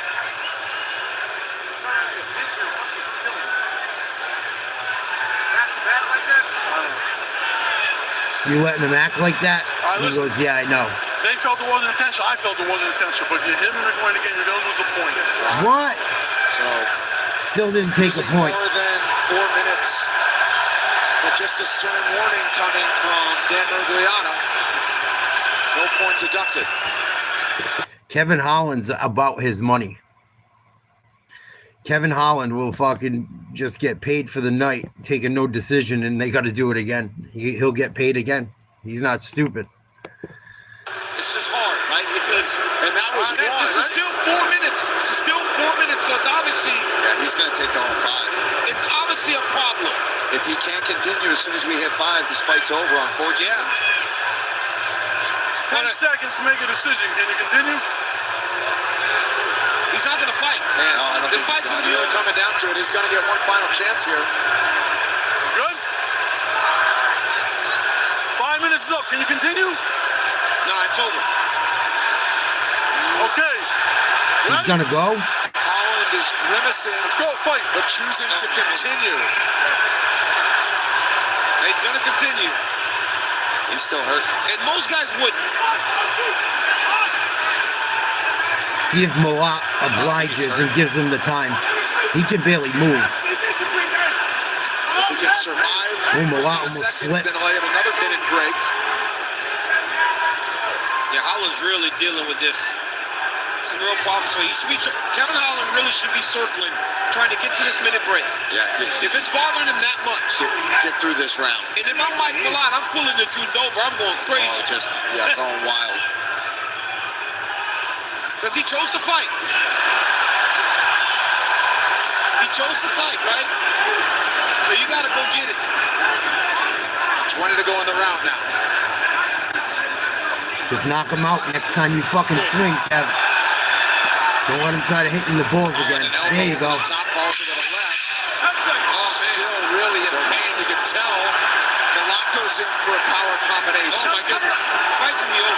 Well, no, you got to fight him. We are ready for round 2. We'll see what happens. Stay with us. Wow. This is crazy. Crazy. I mean, nobody's went. There's been no official will check on him or anything. Catch your seat, baby. Catch your seat. Normally, a person from up, they'll go in Put that on his dick. Yep. Nobody's His even balls. going in there to check. Bro, y'all not even saying nothing about the hit me.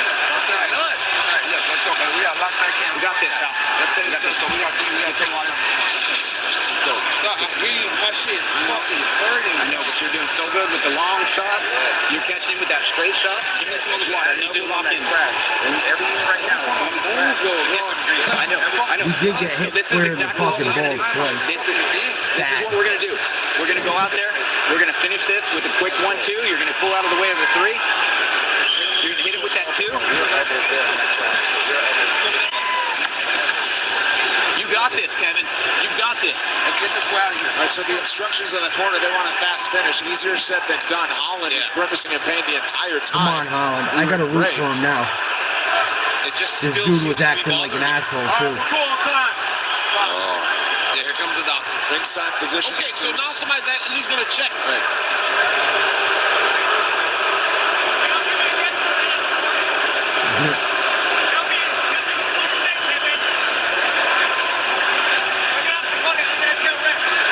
Well, the problem is that, is he not going to say that?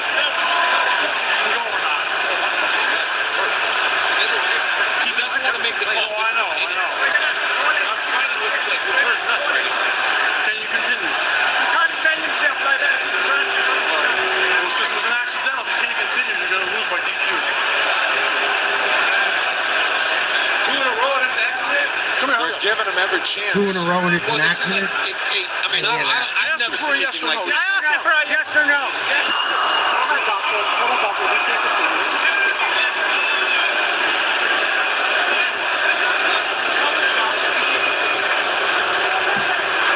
He's got to say something. They should have took a point from the dude. I've never been part of that. Have you ever seen something like this?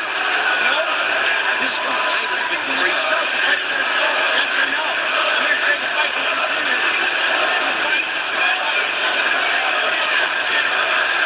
They were asking He's going to go. He bought some more time. He didn't say anything at any point. Let's go, guys. Keep it quick. Yeah, because you can't ask a fighter to say he can't fight. Right. Right? They should have took a point from Malot. Particular issue that he's got to make a decision. Can you or not? I mean, Yeah. Also, like the round, the in between Got a round, round like 2.5 2. minutes again. yeah, he's had a lot of time now. The full 5. Well, maybe Come on, he was Holland. just Kick him back in the dick. Just Do it to taking him. whatever Fuck time it. he can. for just reason. Yeah, not, Return the favor. This is crazy. But Malot's taking the opposite approach of Drew Dober and stayed patient. Yeah, because he didn't lose a point. Right. Holland's a little gun shy, but he's beating him to the fucking punch still. Because I have no idea how to score that first round. Do you? No, he got hit Now, 'cause twice. they have a respect. In the balls. That was 30 minutes ago. What happened? That's wild, man. I do feel Holland for firing jabs, nothing Holland. landing, That's keeping him off of him. brutal to deal with. Very slow pace, front kick, Malot. A lot. I'm being real careful with Didn't my land. kicks. Oh, yeah. I don't know if I'm even kidding. I'm definitely not kicking inside. No inside kicks. I didn't even watch my front kicks. Holland's corner told him they wanted to go straight 1-2 down the middle. Think they can Holland hurt Malot. staying on the outside. But Malot's on the gas. Malot come in, hit him with The left got through for 2 Malot. shots. Holland able to withstand the pressure. Holland another jab. Left to right. Body kick, Malot. Holland's retreating, but he's still pumping the jab enough to keep him off him. Comes forward a little bit. Right hand blocked by Malot. 3:15 left in round 2. Malot hits him with a jab. Holland shoots. They break apart. Hits him with an uppercut and a big left. Holland just caught him. Good teep. Holland trying to keep that knee up, pump them jabs, keep him off him. Leg kicks into double digits for Holland. Malot mostly headhunting. Kick gets up top. Nice kick. Malot.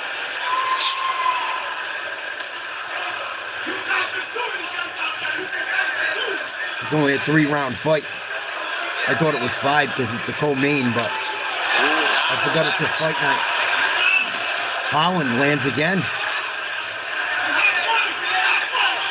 Ooh, left, right. Malot just ducked. Got out of distance.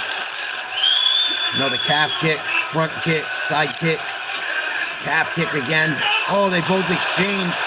Holland got caught. Right hand where he dips his head, throws the right hand, has been landing. Oh my goodness. He almost hit him in the balls again. That was close. Oh, big shot, That Malot. was a nasty left hook. Malot's got to be careful with the front kick. Yeah, Because the referee is going to be very anxious to take a point. He should have already taken a point. You have to take a point. Ridiculous. The fight could even continue. I mean, if he's still feeling it. If he kicks him low, it's over. I don't even want to. Calf kick, Holland.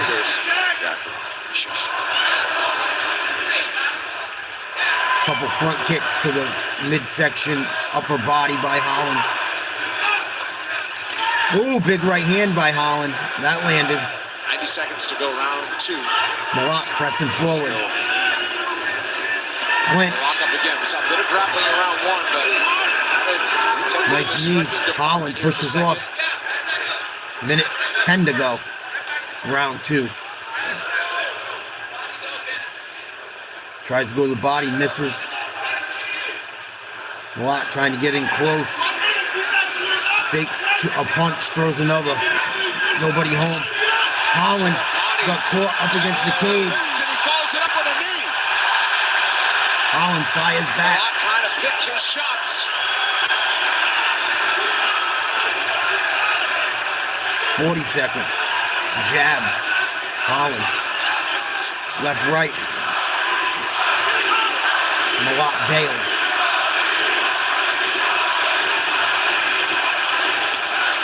I want to see Holland win, but I think he got fucked. Holland with a clubbing right hand. Oh, nice. Starting to turn Nice it on. uppercut. Holland and a left. Oh, Malot firing kicks and caught him with a left hand. And Malot's nose is bleeding out from that uppercut. Yeah, skimmed right across it. Bust his shit, Kevin. Bust his shit. So Holland in danger of the fight ending after round 1, able to continue and fights into the 3rd. That's next. Malot's busted bad.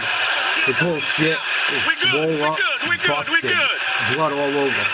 Deep breaths, round 3. We're going into the 3rd now.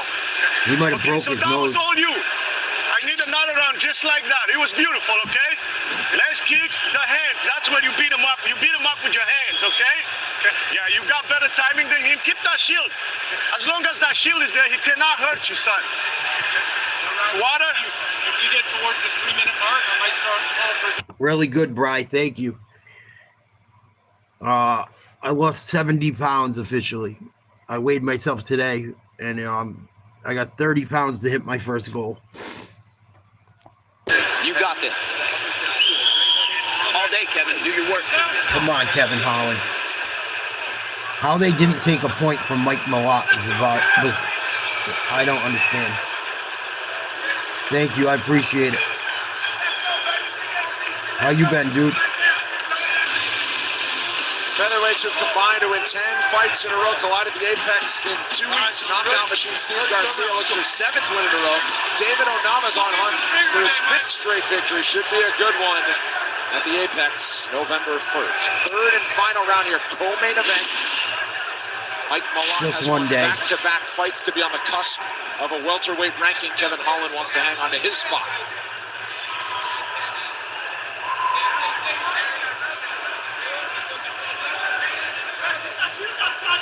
Holland still appeared to be in pain between rounds. Yeah, still After talking the low about it. strike in round 1. Round 3. Malot's still bleeding. Someone got to throw something. Front kick. Malot almost hit him in the balls again.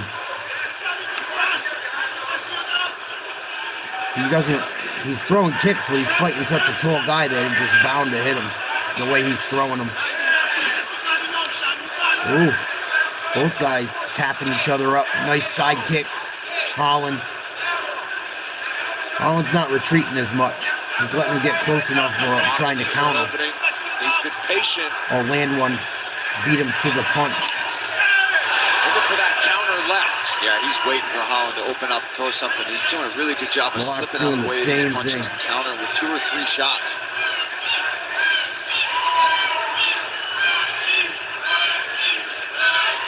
And just steady Holland pressure firing. moving forward from Doesn't Malot. land anything. There he goes. When he goes, punches. It's Punched up it's and right explosive. back It's to the more than middle. one punch at a It's a time. combination, yep.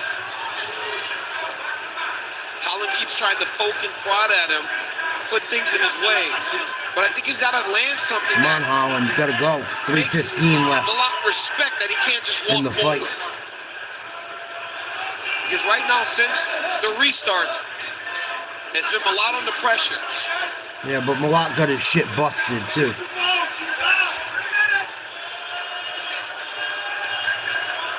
What up, Whaley, man? Ooh, both guys swing. I think Holland might have caught him with a right. To throw something big on the return. He's almost baiting him, right? Okay, here, like I'll leave it a little open. Nice body kick. Malot. Another one, Malot blocked. Still hurt. And a big right. Holland was skipping on his way in. 2.5 to decide it.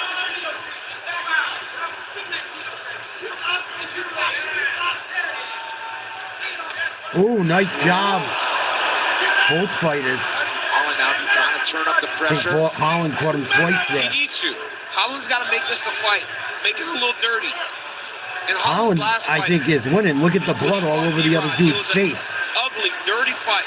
We've seen Holland in Oh, go for a takedown. Malot just says, blitz him, Takedown. picks him off the ground. Holland, some elbows from the bottom now. What a takedown there by Malot. Got to the hips of Holland. Now to the back. Good roll. Side control. The other side. Malot. Malot just floating on top to keep that pressure, and now minute 40 to go. Now he's in guard. Sometimes the right thing to do on top is just let him go where they're going. Follow him and beat him to the next position. That's exactly what Mike Malot did. Ooh, nice elbow, Malot. He flowed right around to the other side. Now he's in the full guard. You see Kevin too. Good job by Kevin. Trying to create things. Oh, he mounted up and he landed a big right. As possible, but Malot Holland might be in trouble. now in half guard. Now he can control that leg, that bottom leg, What up, what up? and settle down Kevin Holland here. With a Yeah, that's what they're saying, Silex. Holland got fucked. They should have took a point from this dude for kicking him in the balls twice. He wants to try That's it here. bullshit. Very timely takedown there by Malot also.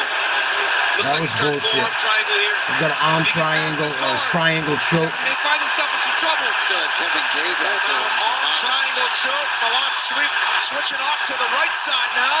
Malot's got Close. his chest. Good job by Holland. Holland is a slim customer. That's why Holland gave him Still the got his uppercut, neck. knowing Yeah. he can rotate back into him. Yup, he did. Trying to He's take still within Holland's the back. grasp as They he stand up. returns to his feet. 20 seconds to go left. now. Holland needs a miracle. They're gonna fuck him. They're gonna fuck him. For He Holland got just fucked. to be able to They should have at least took a fight point the from full the 3 lot. rounds is to be commended. He was really in pain. Was able to get to the end of the first round after the low blow, and then the fight was nearly stopped after round 1. Instead Fuck they you. go the distance. Kevin Holland, Mike Malot. We'll leave it to the judges. We'll get the scorecards when we return to. Holland's gonna get boned.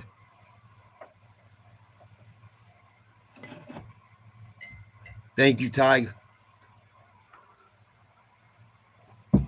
I'm not saying Holland won. I think Holland should win the fight. He got kicked in the balls twice. It should have cost him a point. It was like a minute apart.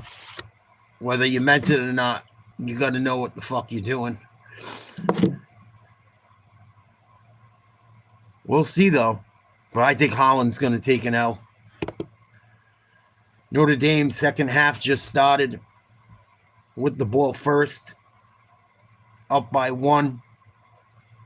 Handoff. Across the 40 to the 50. About out to the 52, 53-yard line. Nice run. Love.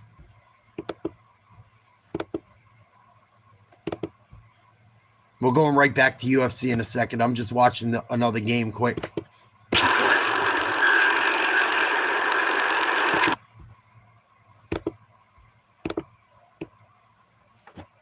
Three wide receivers, tight end, shotgun.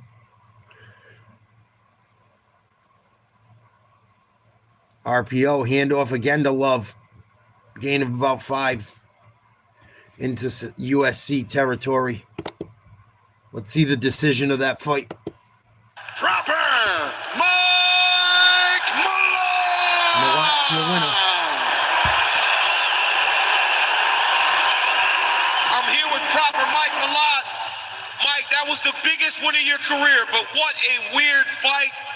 How hard was it to refocus after that long stoppage in the first round? No, the game plan to knee him in the nuts a bunch was working perfectly. Dude, I swear I was kneeing that body. That guy's hips are up by my nipples, man. It's hard to get a knee that high. Mike, you just beat a guy in the top 15. That's going to put you back in the rankings. You spoke about how important it was to get this victory. How good does it feel to not only get that victory, but to get it here in Canada once again? Oh my God, man. You guys, you have no idea how much you mean to me.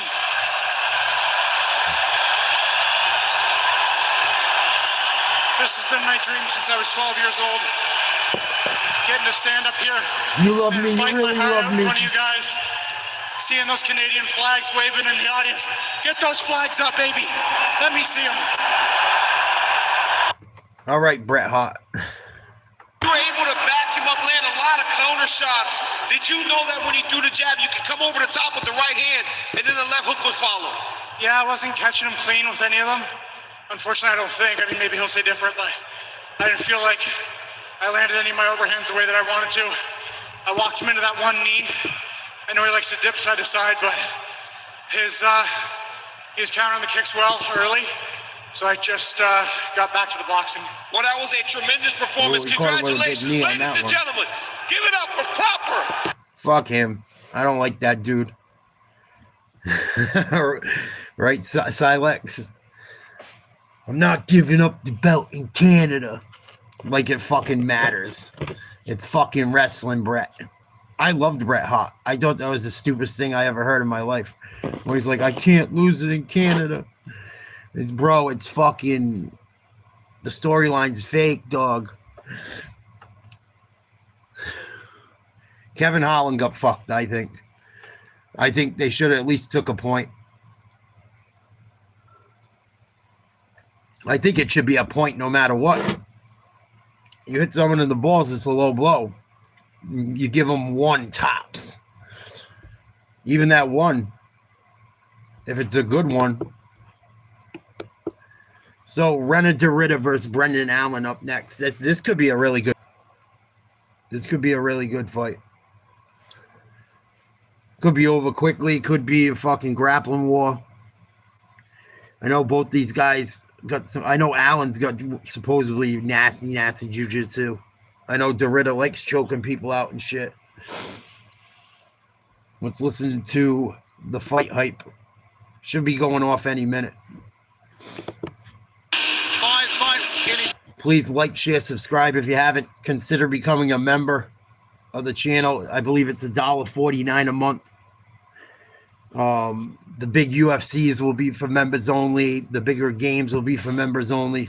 Please, if you enjoy what we do, come become a member. It helps out massively. Smash you with elbows, and then when it hits the ground, well, forget about it. This guy is world class. Oh, and there's the tap from Mercer right near Dritter. And then the Whitaker fight showed I can perform under pressure. I can keep going in the later rounds. And that knee again. What was hurt? On the arm. Defeats a former champion. I'm very happy to be part of the top dogs right now in the division. I believe if I do well in this one, if I'm able to put Brendan away, I have a good shot at fighting for the title next. 1, 2, 3. I was training full-time at Killcliff, but I needed to grow, and I needed to learn more. So I came to Chicago, learning from guys that have literally been at the top of the game. The grittiness, the toughness got me to this point. But now it's time to separate myself from the rest of the pack. The skills on this man are elite. He's got great striking. He's got world-class jiu-jitsu. He's got awesome wrestling. He's taking out top opposition, and he's doing it in style. No matter what, I'm coming to fight. I'm coming to make it a fight. I'm trying to finish you. I'm trying to hurt you. I'm trying to do damage. Oh, and a big right hand. Silver Thanks, Juice. changes in the camp, and it was the best thing in the world for me. I had the best team, and I'm going to bring you back a belt. I swear to God, I'm going to bring you back a belt. Juice, we're going to be doing members-only shit coming soon for the biggest stuff. If you're interested, it's like $1.49 a month. Consider becoming a member if you can. The big UFCs, pay-per-views, and the big games and shit, I'll be doing that way. It's in my world. He's going to either tap or he's going to bench. Just like that by near to Dritter. I'm probably one of the first guys that has no fear of his grappling. I'm not scared to go there. If I get there, you won't see me panic. You won't see me stress. I'll reverse or I'll stand back up. But if I get him on his back, he won't look the same after the fight. You do not want this guy on top of you. Brendan Allen goes away. I want to show once more that I'm here to stay and here to get to the championship. Allen's been on a roll, too. I plan on pushing him from the get-go, putting a lot of pressure on him and hunting for the submission. I want to make him quit. I want to go out there and I want to beat him. I wouldn't be surprised if either guy won this fight tonight. He's going to fold. I wouldn't bet on this fight. I wouldn't touch it with a 10-foot pole. As far as the two guys fighting each other. I got a weird feeling Allen, if he gets him on the ground, it could be problems.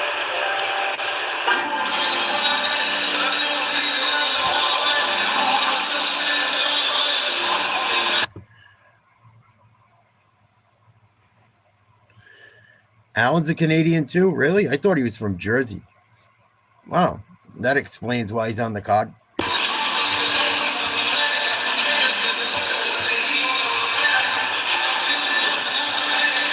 What's SC? Beaufort SC. It's got to be fucking, what, Saskatchewan or something?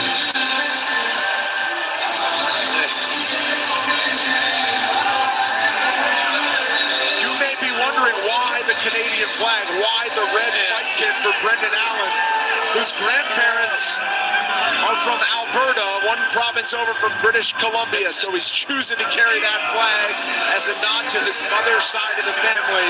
Still Louisiana proud, DC, and now entering his 18th UFC appearance, still just 29 years old, and a chance to get inside the top 5. I don't know if he's from fucking Canada.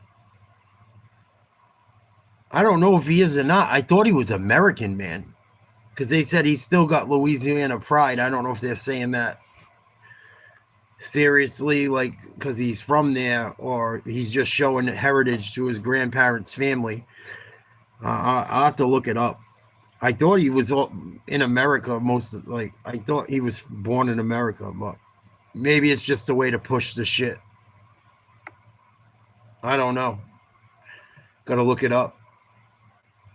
That's what it is, yeah. That's what they were saying on the stream.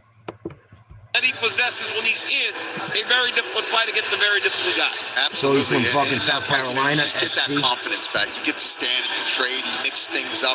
And Brendan's got phenomenal kickboxing. Again, this is a guy now working in Chicago. He's been at Kill Cliff. Has also worked at Sport with Duke and all the guys down there. When I was there for a long time. And he is a tough customer no matter where he takes the fight. Where I think he shines most, not only his good hands, but when he is on top, the pressure he applies with the ground and pound. DC, we talk about those rear naked chokes. It's because of the damage that he causes from that position. What do guys want to do? Get the hell out of there. Turn their backs. Get away from the shots they're eating, and it forces them into that rear naked choke. We have to mention this. The Vancouver Canucks on their young season have adopted the mantra that's plastered all over the arena, all together, all in. The nickname of Brendan Allen, who noticed it yesterday from the stage. He says it's like it's meant to be to step in to take this opportunity on relatively short notice. He made the weight. He felt that was going to be the most difficult thing he'd deal with in this matchup. Hit the number on the scale, and now all that's left is to await the walk of the fourth-ranked contender from Holland, Reinier de Ritter. Yeah, I have read that if de Ritter wins his next fight, which is tonight, he was supposed to fight Fluffy Hernandez. Hernandez got hurt. The winner of that fight was supposed to get a shot. So you would think the winner of this fight gets the shot. I wanted to see Hernandez and Dritter badly. Hernandez has been on a tear too.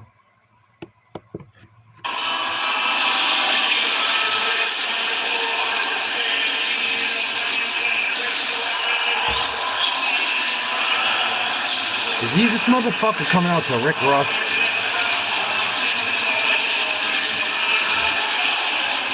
Fuck it.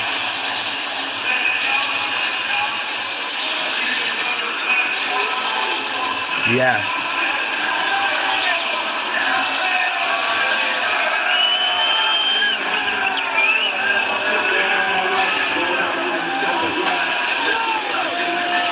That train got derailed.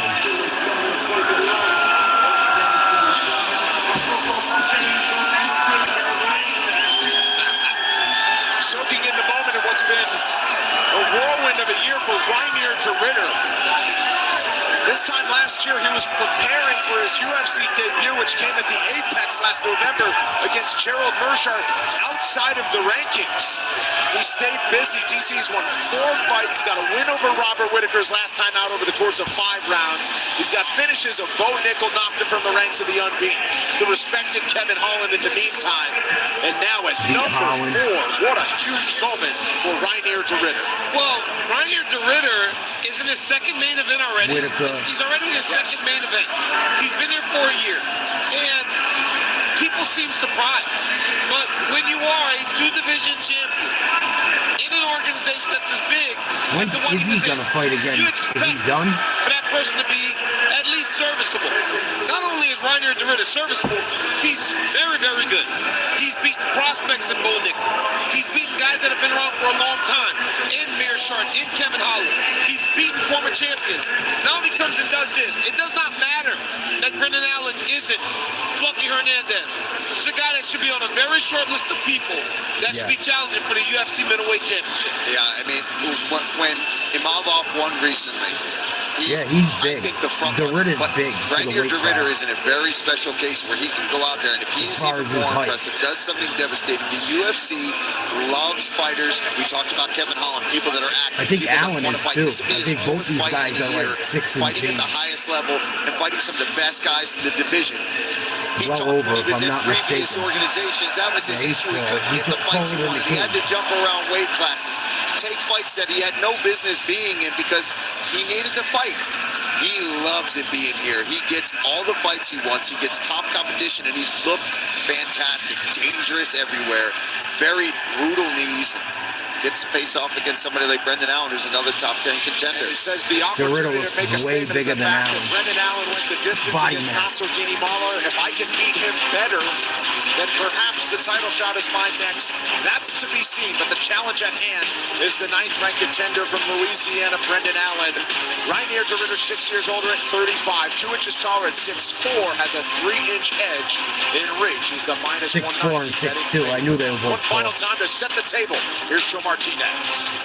Middleweight, I Ladies think, and gentlemen, 185. the moment we've all been waiting for is now! Crazy.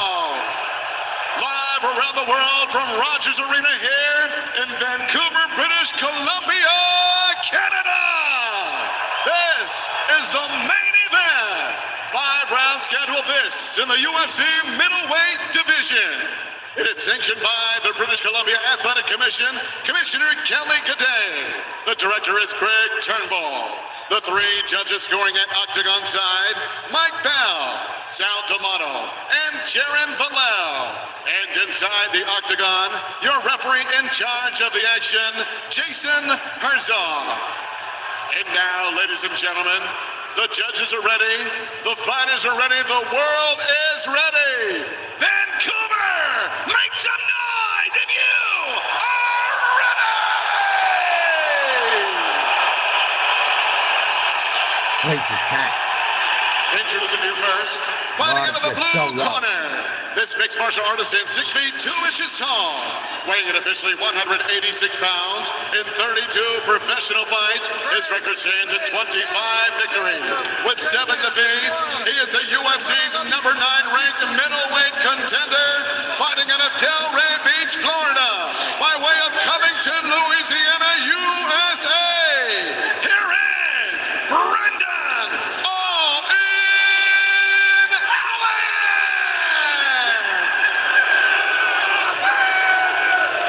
Across the octagon, his opponent in the red corner, a jiu-jitsu practitioner standing 6 feet 4 inches tall. He too weighed in 186 pounds and holds an outstanding record. Dritter's a -190 favorite. 21-2, 6'4", 186 out of the Netherlands. From Breda, Netherlands, here is RDR Reinier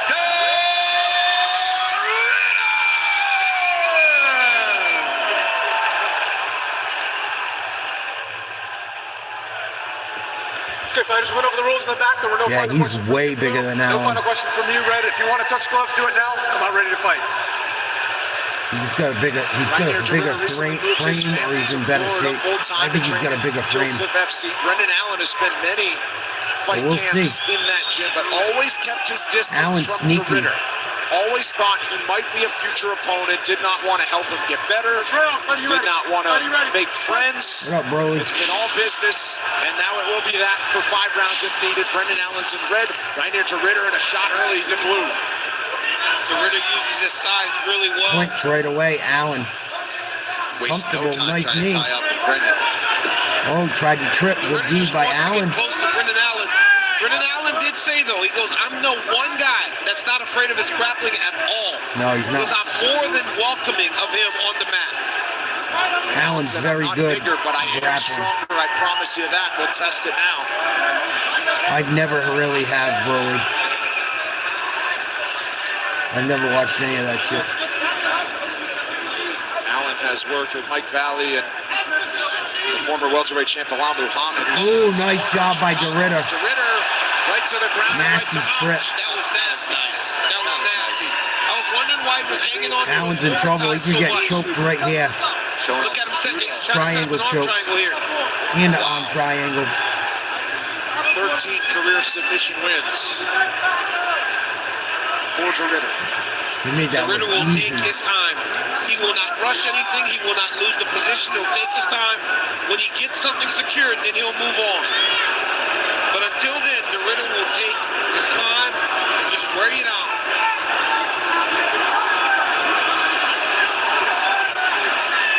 Allen knows he doesn't have it yet. Frustration in the form of the left hand stroke from Allen. Yeah, see, Ritter's It's close, but he doesn't have it. See, now he's got that arm pinned. Now he does. Brendan's got some space there still that he can work with. He's got to really stay patient here and not allow Dritter to really secure this. Well, Dritter let Brendan Allen's left arm come across, so be able to turn. Yes. Oh, no, he's got the neck. Now he's got the back. It was because Allen's left arm got across that he couldn't really commit to trying to go to that arm triangle. 3 minutes to go for Dritter, who's in the driver's seat early. As soon as this fight's over, I will. I'll do a Larry Bird green screen when the fight's Try to turn from this position. Body triangle almost not all the way across the belly. I didn't Still think between the Milwaukee legs was there. that good, bro. See how he's even using that foot to control that far side foot and leg. Now he gets it all the way I thought across. Milwaukee was overrated. He's still on an angle. Yeah, he's on an angle. Yep, he doesn't have the back secured totally. I thought the Cubs were going to Allen's knock got to him just off stay and real upset him. patient here. Good job by Allen, but he's in Now trouble. Ritter's working fully on his back. Body triangle. Got his back. The body triangle to the other side. That right leg is still in between those of Allen. Approaching 2 minutes to go. Allen's only been submitted one time in his career. It was pre-UFC. I don't know if they got lucky. I just don't think they were as good as everyone thought. Oh, man, this is bad. Yeah, Allen's got to make pressure, he just continues to hand fight. And he's got to still watch that arm. Allen's hanging in there, but he's in trouble. But the body triangle is actually preventing. He got to get out of this round without giving up his neck. Fully turn. And it's close. To the back here. Now it is. Now he's on the Now back. he's got hooks in. Still got a body triangle. I thought he had a hook. Still a minute and a half to work in round one, and this just sucks the energy straight out of you. A guy like Dritter with that body triangle right across your belly and hit you with shots. Their pitching had to keep him in close range. Silent cycle. Oh, shit. Before, Brendan Allen was doing a good job of controlling the Oh, no. Now Dritter attacks his neck. But watch Brendan Allen go back and try to grab a hand and heal it. Allen's doing well defensively, but Dritter's winning this round easily.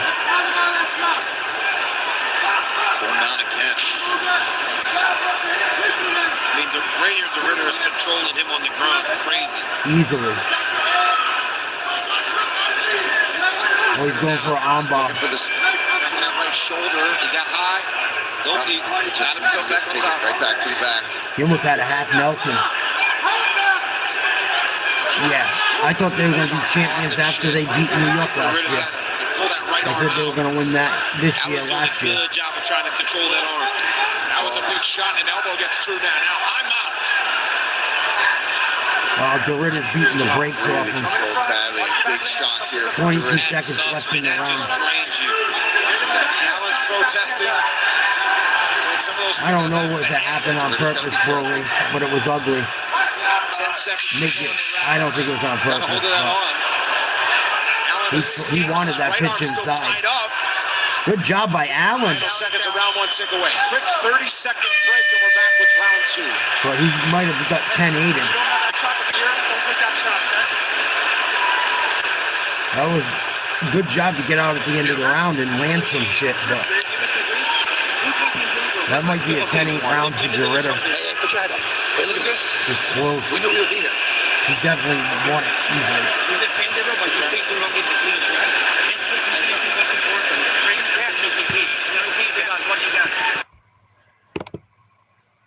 Notre Dame up 21-16 on USC. Alabama up 23-7 on Tennessee. They just broke a big run. Might be a touchdown. It is 23-13 after the Tennessee touchdown. Third quarter in that game. Is round two of the main event of UFC Fight Night Vancouver. Allen Dritter. I got Dritter up at least 10-9 in the first, maybe 10-8. You can also listen wherever you get your podcast. So listen to Jail and I on Good Guy, Bad Guy every Monday and Thursday. Please don't miss it. I got a podcast. Take my job. That was smooth, buddy. I had to change it up a little bit. Ooh, nice body kick. On the feet. Front kick, Dritter. Just a relentless wave of ground pressure around one. Nice knee. Allen trying to apply that Allen pressure swinging here. hard, hit him with a spinning elbow. Clinch. Jump again. So well to cause these crashes. Dritter trying to do the same thing. And if he doesn't get the crash, you run into a nasty knee. Yep. Right? So you have one of the two things will happen. Either you will just get blasted with a knee, or he'll crash until you get to the clinch and get close. But as Brendan Allen gets a little more slippery, it'll be much more difficult for Rainier and Dritter to get those types of takedowns. Those upper body takedowns, you got to start using your legs when you try to take somebody down in their way. Both guys delivering knees to the body. They're in the clinch up against the fence. Allen's got his back to the audience. Just got caught with an elbow, a shoulder.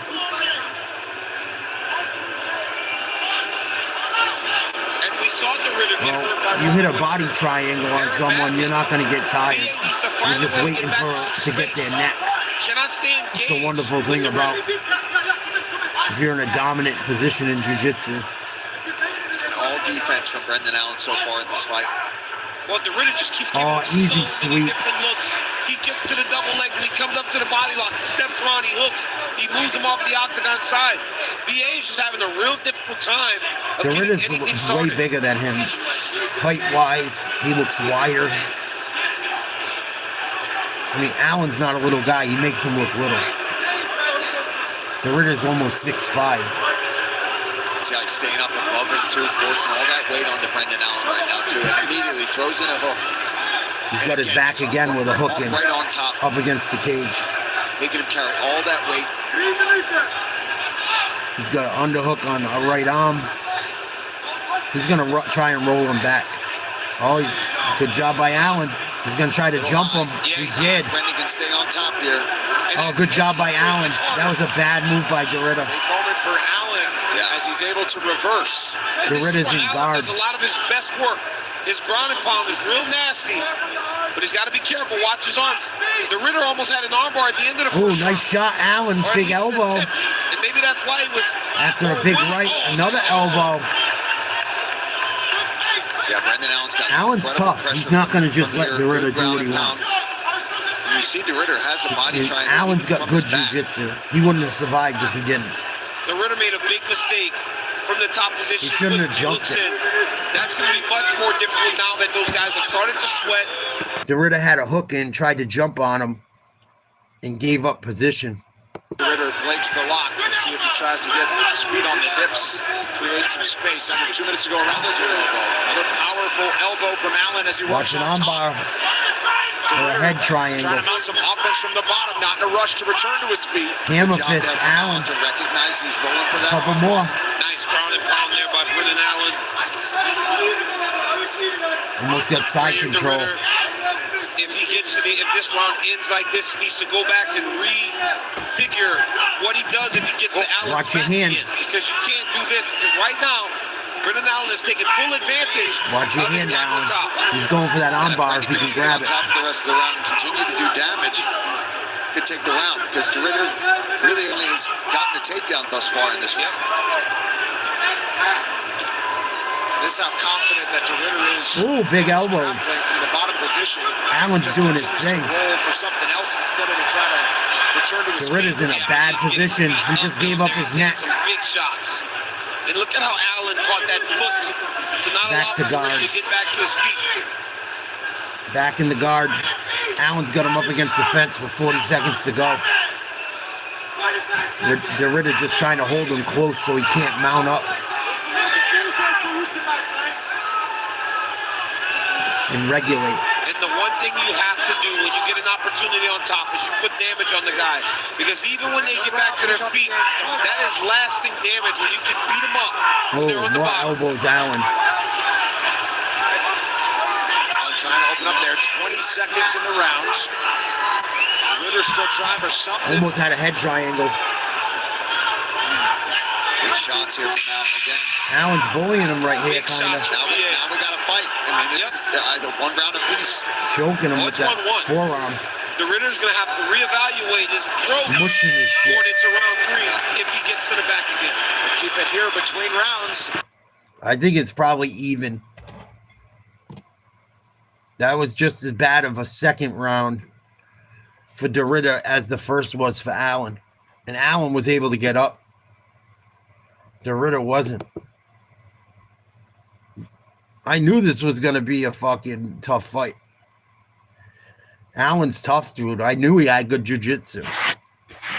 These guys that really know what's up.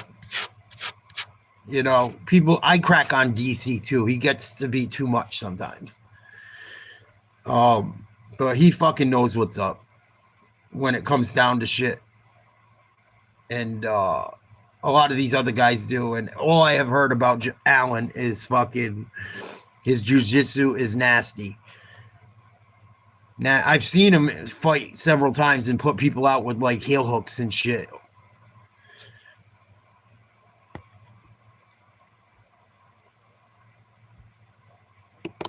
But we'll see what happens. I wouldn't have. I didn't touch this fight tonight. I didn't touch none of them. I try not to even bet if Kevin Holland's on the card.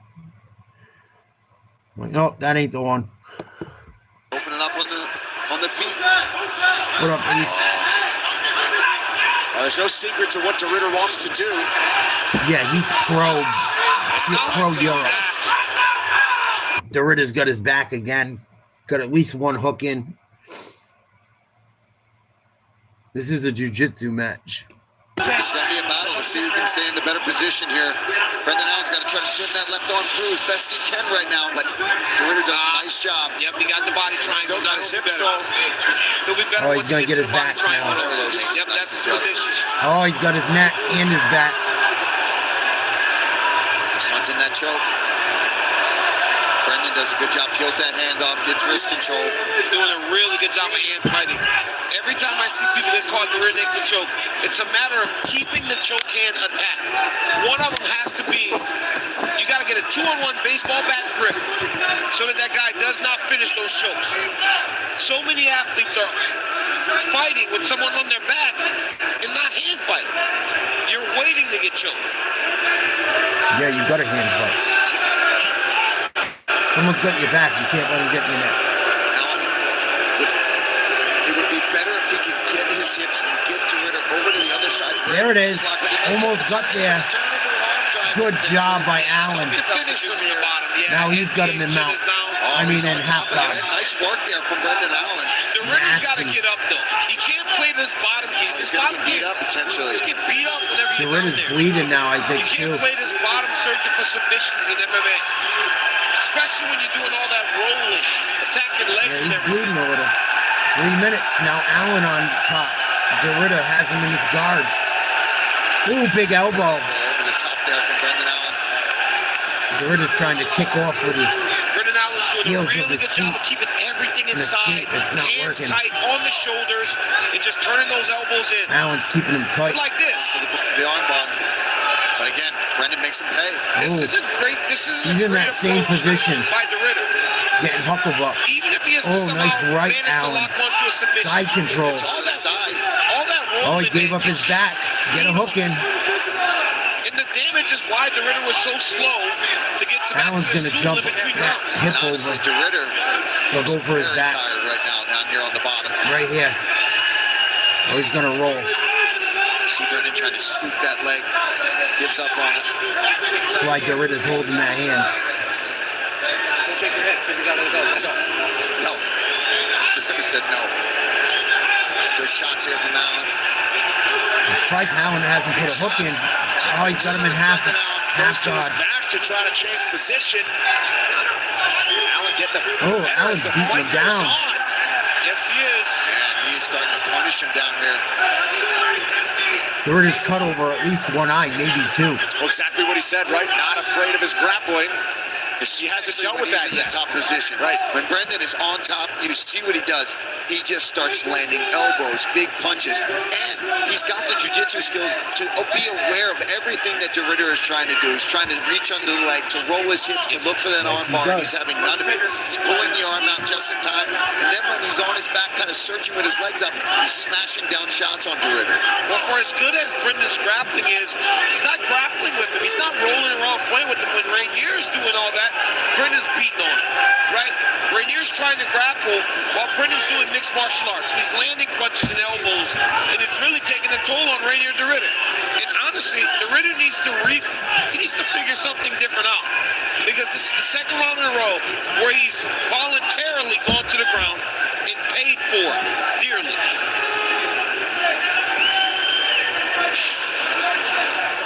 Back in guard. Guard still close for Dritter. There he opens it up momentarily. Dropping elbows and punches occasionally. But at 6'4", tough to get those feet to the hips when Allen trying to stay close. There's one.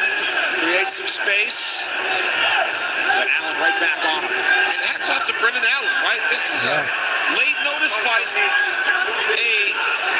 Head triangle. 16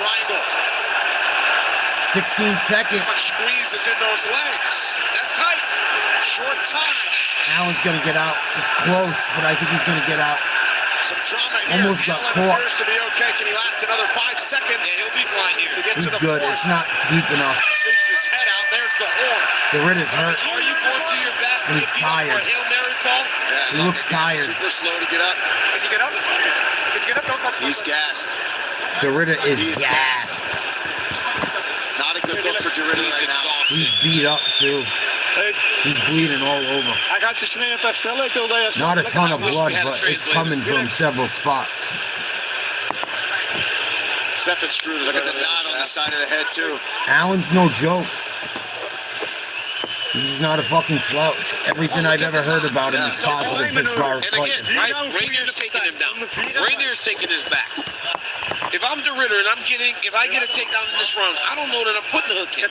I'm going to try to ride his back and make him get back to his feet. And I don't know if he's got the energy to even keep it on the feet much longer. He's got to try to grapple to try to even stay safe, because if he just stands with Brendan now, he's going to be eating some punches. And Brendan looks way fresher. Alan looks fresh. Yeah, his confidence is through the roof now. This could be a huge moment here for Brendan Allen going into this round. Yeah, Dritter looks tired. He pulls this out, it'd be phenomenal. Because the doctor's looking at him. He's fucked up. He looks so discouraged. He's all bruised. Brendan said, I want to break him. Wow. After that first round, I thought Dritter was going to end him.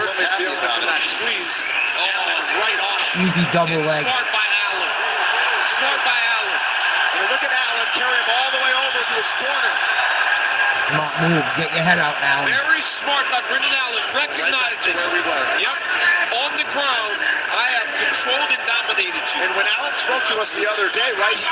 He's going to get out. Sounded Dritter can't hold him. about if his gas tank would hold up for a fight like this. Because of the abbreviated camp, he said, I redline the body as much as possible to get ready for it. He looks pretty good here in round 4. Dritter's going to lose his grip. When he's been on top, he has been able to control the pace and really put a lot of damage. If Rainier Dritter was able to put damage on him early in the fight, it may be Good job by Allen. But he got taken down, he got controlled, but he didn't take much. Allen's going to get his head out, and he's going to be good. Put the elbow in the He might want his back. Try to get his head out of that. That's why he's okay so there. He's really letting this ground and pound go. The wherewithal to put him in his corner. He's going to try and get Dritter to give up. To his coaches, listening to Oh, now he's back in mount. I mean, guard, excuse me.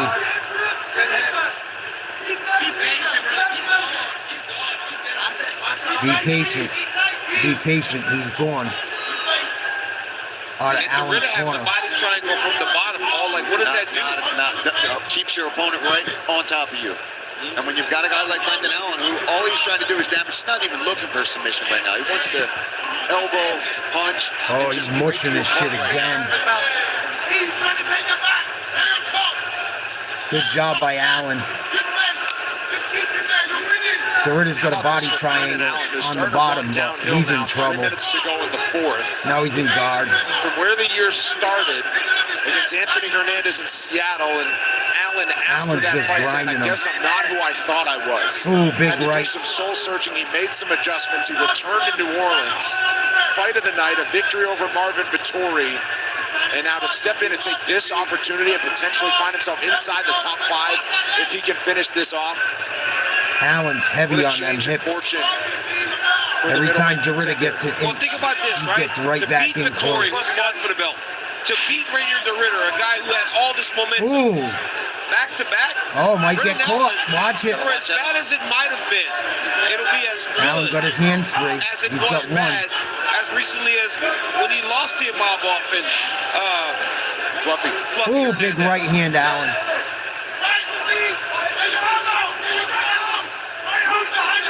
Side control for Allen.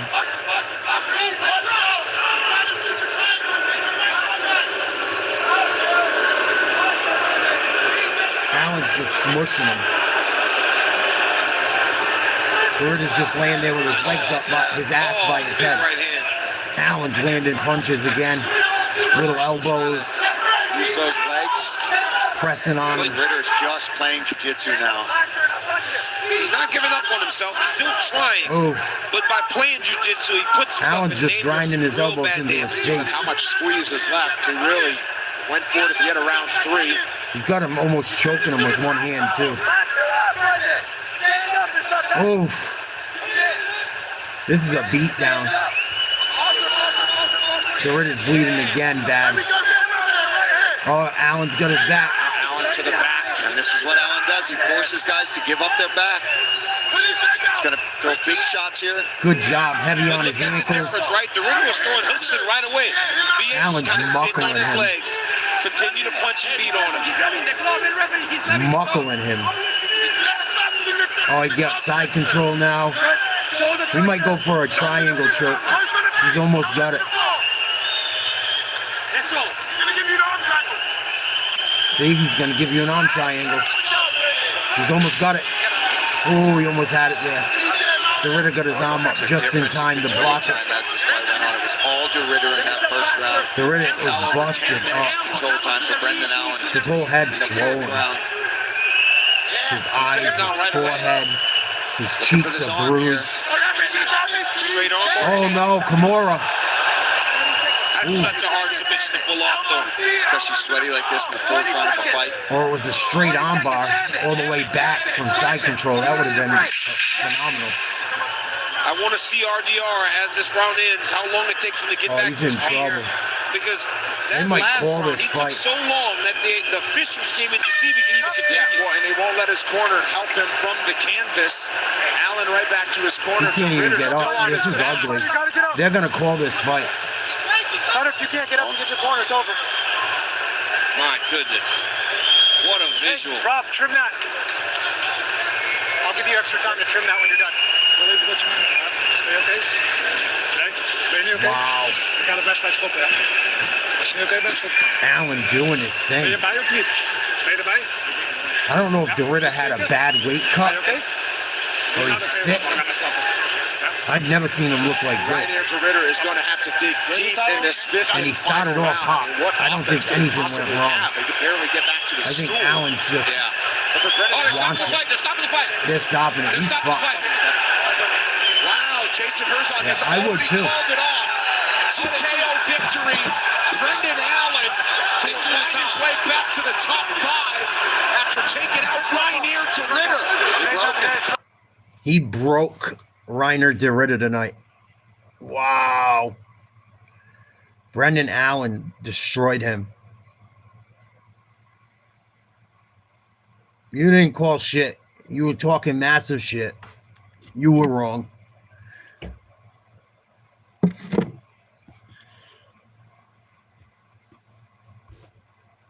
Yeah, Dritta's done. He's cooked. 2 rounds in a row, could barely get up. I hope he's okay.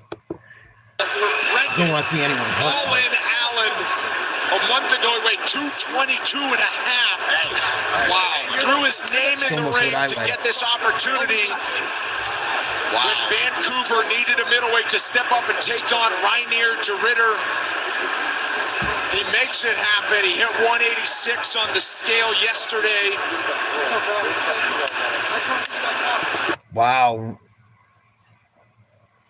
Yeah, I don't know. Allen might be trouble for Kamzat if you can catch him here and there, but someone's going to have to get him with a submission or just, I don't think there's a better wrestler. You're going to have to hit him with a fucking mean shot or beat him at his own game, which good luck. Good luck.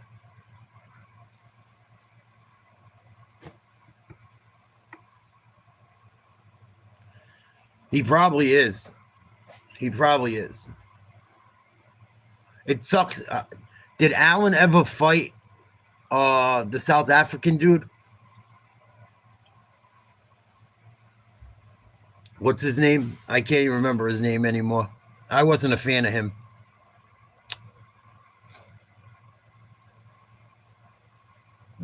The dude that was the fucking champ from South Africa.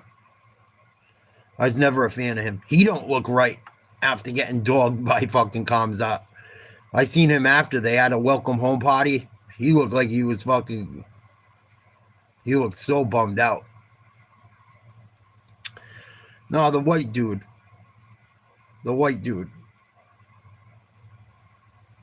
185, middleweight.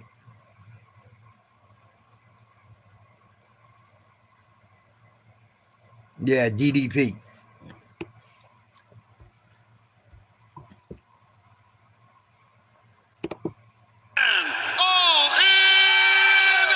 Thank you guys. Correct.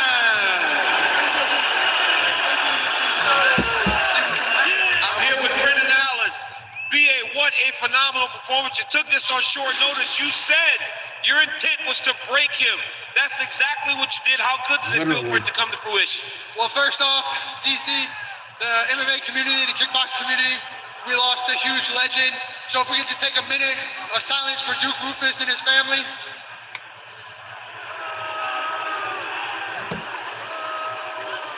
That's awesome, Brendan. I know you spent some time with Coach Rufus. That's a massive loss to the mixed martial arts community. But he would have been proud watching you in there tonight. Obviously, you have a new team. But how good did it feel for you to see happen exactly what you thought was going to happen? It was good. Hey, I represented Canada because half of my blood is Canadian. Thank you guys for having me. It was an honor to be here and represent you guys. But I'm still a Louisiana boy at heart, and I put on for my state. It felt great to do exactly what I said I would do. I'm a different monster. Good for him. Thank you to my team. I wouldn't be here without them. B.A., last year, you ran into some problems. You said, I had to take a hard look at myself, right? For as bad as it might have been, this year has been just as good. You just beat a guy in Marvin Vettori who fought for the belt. You just beat Dritter who had all this momentum. What was the change that happened for you over the course of these last couple of victories? My team, being with guys that fully put 100% effort into me, what I'm good at, what I'm bad at, and just being a true brotherhood with one another, they've really helped change me. This was 3.5 weeks of training. I did this off the couch. 3.5 weeks. He trains with nothing but these guys every day. in that Chicago I told you I'm a different monster. When my head's clear and we're on, I'm the best in the world. Shemaya, if you want a good grappler, you want someone that's young and hungry, come get it, baby. If not, Drickus, where you at? I've been trying to get you for a minute.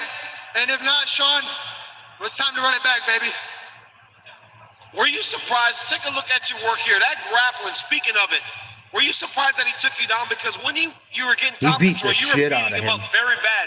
That last round, you took him down right away. He got dogged in the first. Were you noticing how much difficulty he was having getting up after the rounds to get back to his corner? I felt him in the first. It took me a second to get going, like, oh shit, it's really a fight, you know? I felt him at his best, his strongest. I could feel him straining. I knew if once I got on top and I felt that, game over. You got to see it. Hey, but Monster, you bet on the wrong horse. Well, that was a phenomenal performance. Some great call-outs. Good for him. Ladies and gentlemen, give it up for Brendan All-In Allen. Good for him. He made that shit look kind of easy. Brendan Allen, who enters the fray, of course, willing to step up and take on the new champ, Hamza. That's it for the UFC tonight. Like, share, subscribe, consider becoming a member to the channel. We're going to be doing members-only content going forward, not just members only, but there will be members-only certain live streams and videos. All the big stuff will be for members only.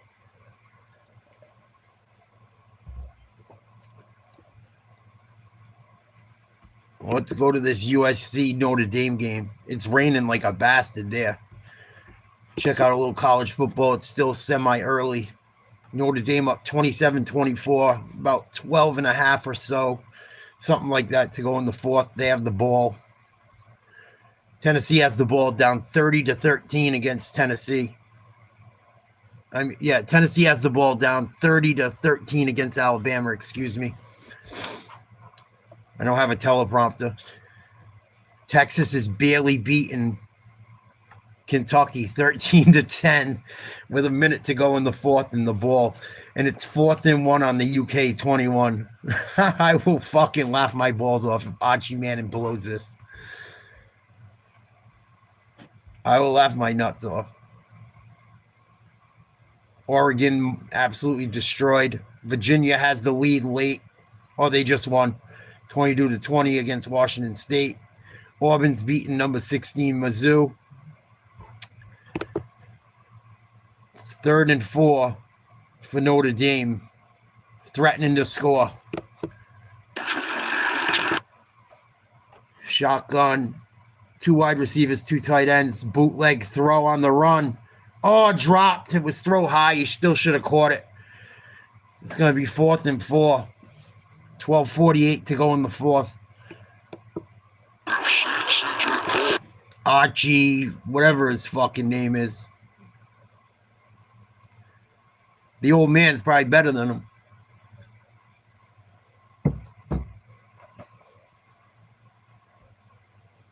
Whatever Manning he is. Isn't it, Archie?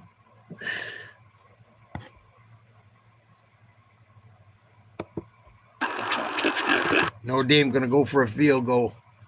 27-24. 31-yard attempt. Kick is up. He shanked it. Holy shit. My grandmother kicked better. If I go dig her up. God rest her soul. I love her. She was awesome. That was a noodle leg. Holy shit, Batman. He looks like a soccer player, too. That was fucking terrible. I could have put that one through. I could put that one through right now. I know it's raining and shit, but holy noodle leg. That was bad. Holy shit, that was bad. That might be the worst kick I've seen ever. Wide left. Laces out, Dan. Holy shit. That was terrible. Notre Dame does it all the time to me. I shouldn't be fucking surprised. We'll get to the Natty and lose by a point every year or get blown out.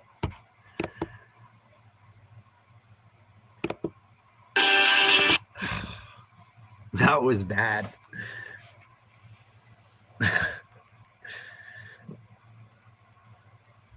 What up, C-Dub?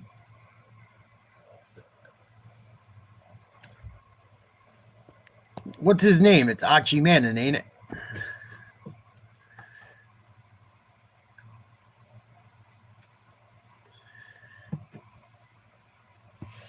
Am I losing my mind?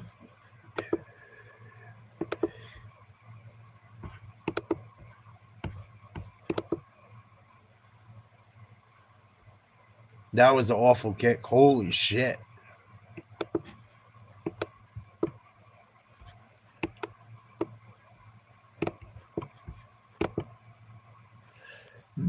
Oh, excuse me.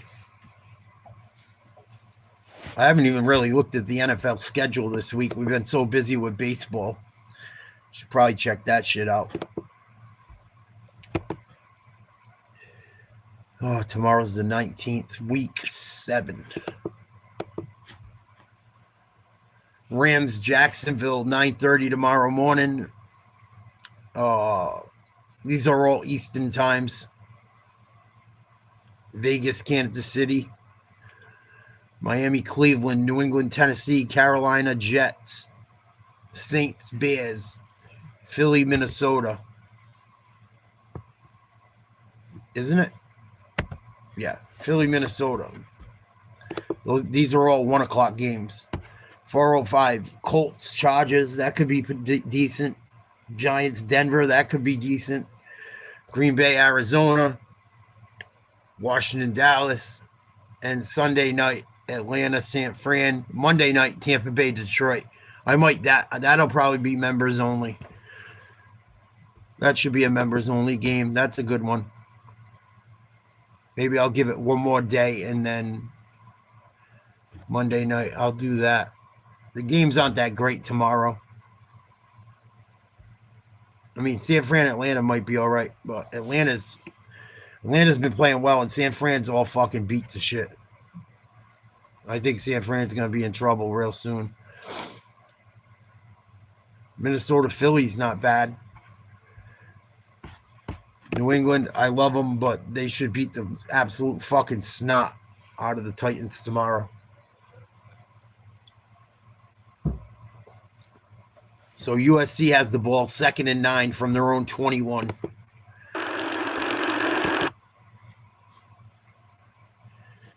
Empty backfield. Running backs and tight ends and wide receivers out in the flats. Barely get the snap off. Throw down the left side of the field. Good D. Tried the back shoulder throw. Good job by Notre Dame secondary. Be 3rd and long. Well done. Good coverage.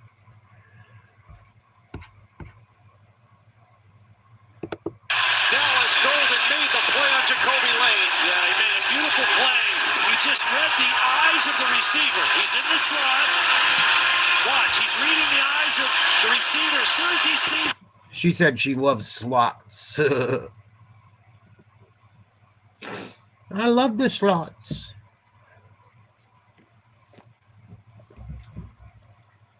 Third and 9. Just over 12 minutes to go. Empty backfield again. Oh, they motion a man in to potentially block. For the Trojans. Throwing. Plenty of time. Uh-oh. Throws. Got his man. Complete. Nice play. Big gain in Irish territory. Well, this is because of the protection. They keep a tight end and the back end. 7 men. Almost got him. Bring Billy Alvarasa late, but it's too late. This play takes a long time to develop. Christian Gray is trailing him, turns him over to the safety, and Tay Johnson just not able to get there. But protection is what made that play. Ryan Jackson is the back. They'll pitch it. They run a reverse. Lemon. He's going to try and throw it. He fumbled. Notre Dame recovered. What an idiot. What a fucking idiot. That was the dumbest thing I ever seen USC do. I love it. What was he thinking? Thought he was going to throw it. He was being ripped down by a fucking animal. That was stupid. It's raining. He was a quarterback in high school, I think, but Me either. Me either. He's loading up the throw. I love when Vince Young beat the shit out of SC. That was one of the greatest games I ever watched in college football. The second costly turnover. What an idiot. USC offense. It should have been a negative play, not a turnover. That was huge for Notre Dame, especially after Noodle Leg. We're Tire Rack. We test tires to provide you with truth, transparency, and unbiased. Huge. Huge, huge, huge.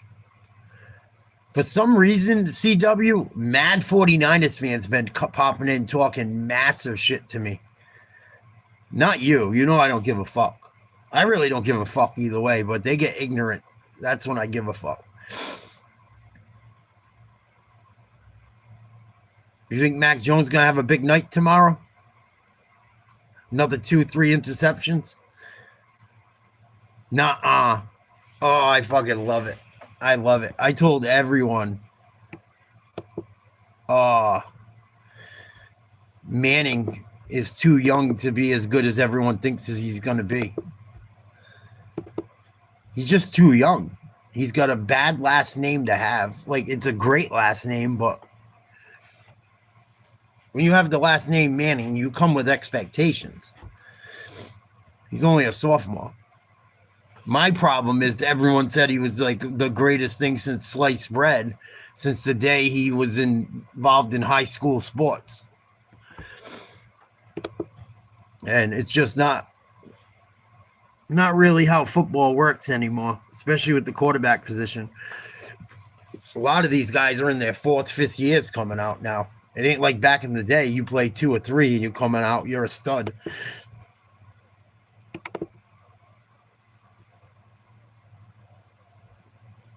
Yeah, but you lost one of your best linebackers last week. You lost the heart of your defense. And then you don't know if Kittle is going to be okay. Like, it's always injuries with the Niners the last 2 years or year and almost a half. The Niners were one of my teams to make it to the Super Bowl last year. But they can't stay fucking healthy.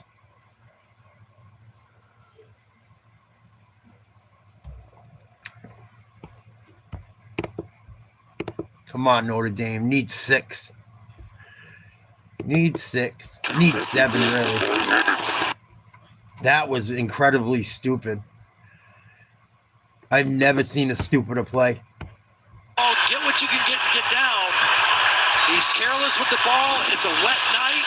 Yeah, they had a big W today. Turnover for Notre Dame. That was a big win for them. Jeremiah Love swallowed. Georgia won. Just got gummed right at the line of scrimmage. Yeah, but he's not Warner. There at midfield. Probably his shortest gain of the night. Yeah. He's got 21 carries for 192 for the score. The first time he touched the ball, he went for 63 yards down the field.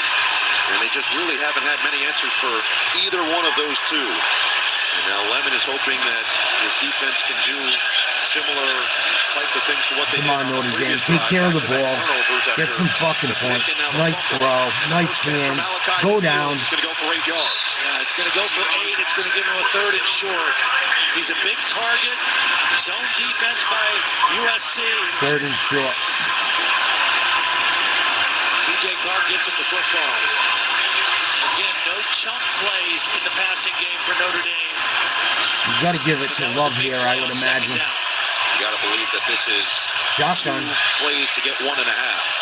Big hole on the right side. Going to go that way with Love. First down. For the first. Gain of 4 or 5. Yeah, this kind of looked like USC was not lined up correctly. There was a void over here. They tried to shift to it late. They pulled Billy Stroud. They got the nice lead block by Pauling. And they're able to pick up the first down. I'm impressed by the willingness of these Notre Dame wide receivers to block. Not just 22 rushes, 197, and a touchdown for Love tonight. He's absolutely going off. The red zone. Yeah, watch the center, Joe Audie, again making his first start. Does a nice job right in the middle of the defense. Another run. The right guard in there does a nice job. That's Gerby Lambert, number 76. Come on, finish this drive with 6. Jeremiah Love just continues to build on his career night and protecting the football. 271 rushing for Notre Dame. Last season, Notre Dame lost early USC in the year to Northern 66. Illinois, and everybody thought season's over, college football playoff chances are over. Finish this and they drive. rattled off win after win to get to the playoff and eventually the national championship game. RPO, handoff, Love again. 10, 15, down to the 5. Nice way to finish a run. Well, again, tight end. He's over 200 and change now. Starts right here. The offensive line blocks down. Raritan gets a block. Now watch the 2 receivers out front. Pauling and Faison. Wow. Notre Dame going in. Love has absolutely gashed USC since the first play from scrimmage, if I'm not mistaken. Definitely the first drive, he broke one off. Quarterback keeper on a draw, down at about the 1.5, maybe the 2. See how they spot it. See if Notre Dame uses some clock. I assume they will. 7:40 left to go, about 31 seconds on the play clock. 2nd and goal. I like Notre Dame's coach. I think I just hope he does well enough to keep his job. I don't think he's the problem.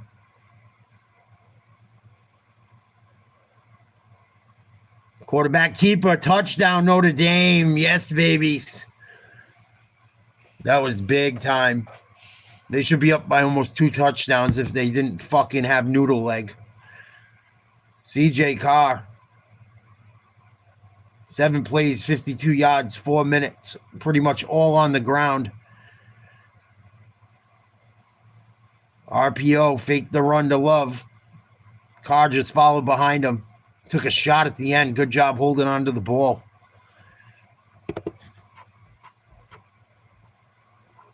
We'll find out soon what the Chiefs are going to be. You're not going to know until you see what Rice can do and what their health is.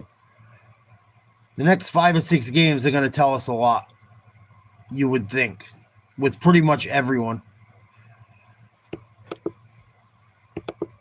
I think it's safe to say all night that for this USC defense, Love hurts. Hey, hit the extra point. Hallelujah. Does go through. 34-24. This all started with Makai Lemon's fumble. On the gadget play, looking to throw. Coughs it up. Huge cough up. Is there. I don't know why he tried to throw that shit. Luckily, our offense and defense bailed out the kicker. Notre Dame up by 10 now, I believe. With about 7:16 to go. 34-24. Rain is coming down for quite a few hours there in Indiana, out in old South Bend.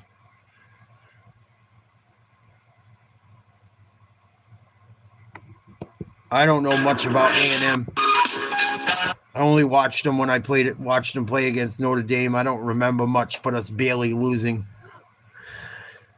But I'll check them out.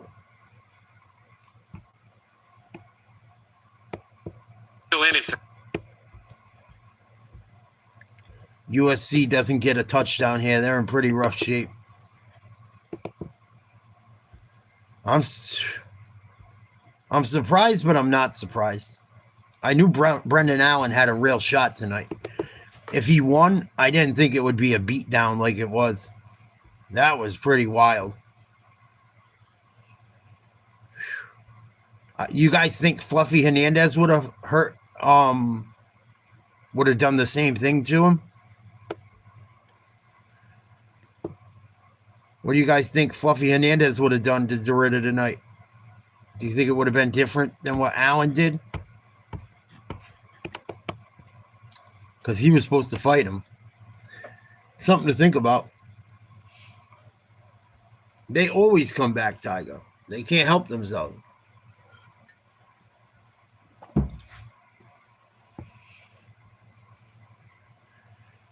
Most people always come back because we always have a little bit of a conversation, or, you know, I try to pay attention to the chat a bit.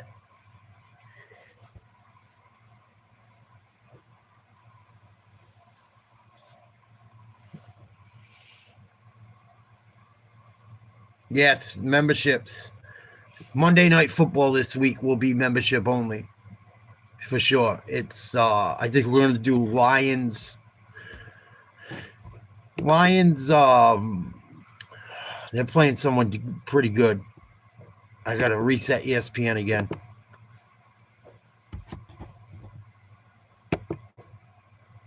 Lions, Bucks. We're going to do Lions, Bucks members only. I probably will do something members only tomorrow. We'll see. But 1,000% members only Monday Night Football this week. That should be a good game. I think it's a good game to not deal with retreads.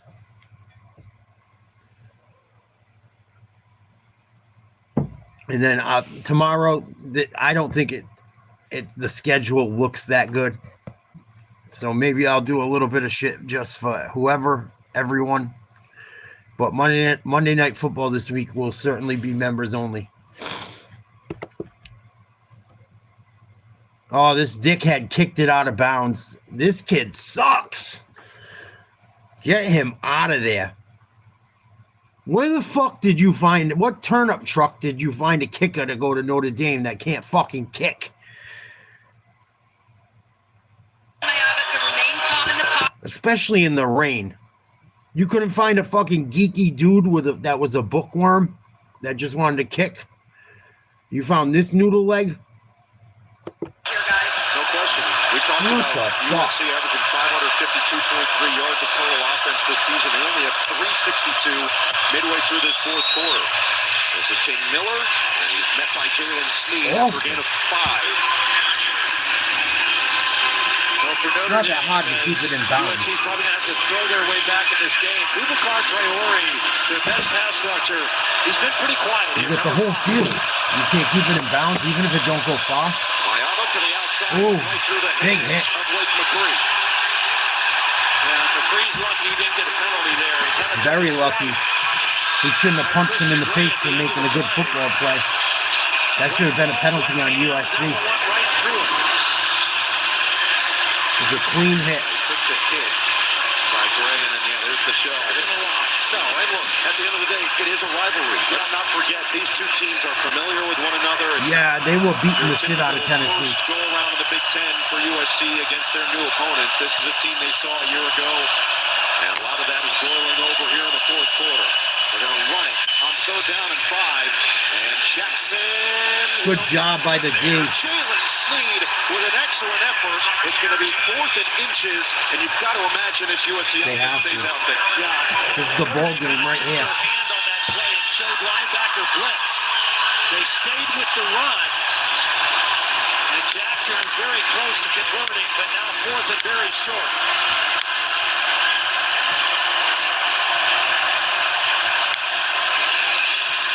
In the pouring rain, the 95th meeting between USC and Notre Dame. Going under center here. Probably quarterback sneak. Watch for the push. Can the Irish get the stop? They won't push it. It's going to be Malot. Good coverage. Directing traffic, running out of time. That's it. Unbelievable. The Irish starting to read a big-time story to the Trojans. Everybody thinking we fooled Notre Dame with the pass on 4th and short. It doesn't fool them. Notre Dame is ready for it. They've got both guys covered. McCree is double covered. Mayaba has nowhere to go with the football. 4th and less than a yard. They elect to pass, and they get stopped. The possession before, they elect to go with a trick play, and they fumble. And Notre Dame has taken control of this football game. I thought for sure it was going to be a quarterback sneak with the push from behind from one of those tight ends. Back to the ground with Price. Slips through for a first down. So now, if you're C.J. Carl, I mean, you've got a 10-point lead. You are milking the clock. You're snapping this ball as late as you can on the play clock. Because as it stands right now, USC has to score twice. It's a 2-possession game. No sense in being in a hurry. Linger in the huddle. And then snap that ball when the play clock gets down around inside of 5 seconds. Look at him, looking at the play clock. He knows exactly what he's doing here to work the clock. Price up the middle across the 30. Todd, when we asked Marcus Freeman about this game, about this rivalry, he said he always watched Todd of the Piss. He knew that it was significant in college football, but he didn't realize how significant until he got here. He said Notre Dame's a small place that has big touches, and you feel it every time you go up against USC. Drake Bowen, captain linebacker, said the same thing. It's amplified in a USC week. You saw the emotion after the 4th down stop for Marcus Freeman. It means something for this team. Well, it is one of the great rivalries. I know there's some question whether it will continue. It has to continue. I think there's 6 games in college football that have to stay in place, and this is one of them. Second down and 5. Price this time stopped in the backfield. Keyshawn Silver got there in a beat. Did a really nice job. We haven't seen much penetration. Thanks for the update, Carclane. That's still an L, which is fucked up. They're still going to look at the Manning kid like it's an L. And it's really, they have enough. You just beat Oklahoma, even though Matea wasn't right. Oklahoma's a very good team. Texas's defense saved them that day, and Matea not being 100%. And it was played at a neutral site, too. So it wasn't like either team was home or away. I believe it was played in Texas, though, technically. But it looked pretty even by the crowd. And then you almost lay a dud against a Kentucky team you should have probably beat by 40. I told people that Manning kid was not gonna, he was gonna need some time, and it's never a 100% thing. Someone's gonna be as good as you think. You see it all the time. Oklahoma, Texas, the Jacksonville Classic, Florida, Georgia, and of course, Army, Navy, wherever they play it, one of the all-time greats. I mean, they're playing the Brothers Johnson there at Notre Dame. I fucking love it. They're playing Strawberry Letter 23.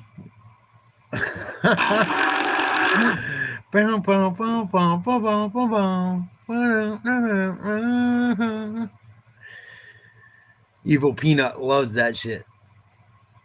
I fuck with Brothers Johnson too. The Brothers Johnson's my shit. My father loves them as well. Nice play. Another first down run potentially for Notre Dame on 3rd and long. Oh, Peanut's in the house. That's fucking hilarious. That's how all hip hop and shit started. All from them motherfuckers. Funk in that era of music is the greatest in my opinion. Down the line, Where is the ball where that first elbow goes down? Right now, they've got it as a first down. And Notre Dame's up at the line, ready to give me a run second, this next Joe. play. Clock ticking down, 3:40 and counting. All plays this drive so far as he explodes to the 20. And you see some fatigue now on this USC defense. Trojans take their first time out.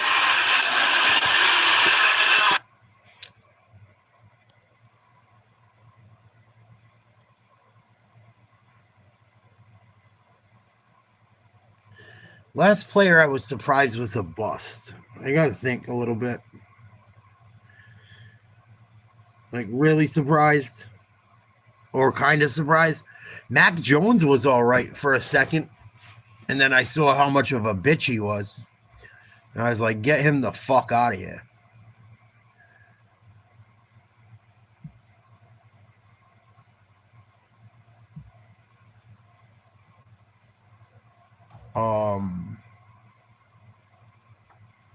That was a sure thing.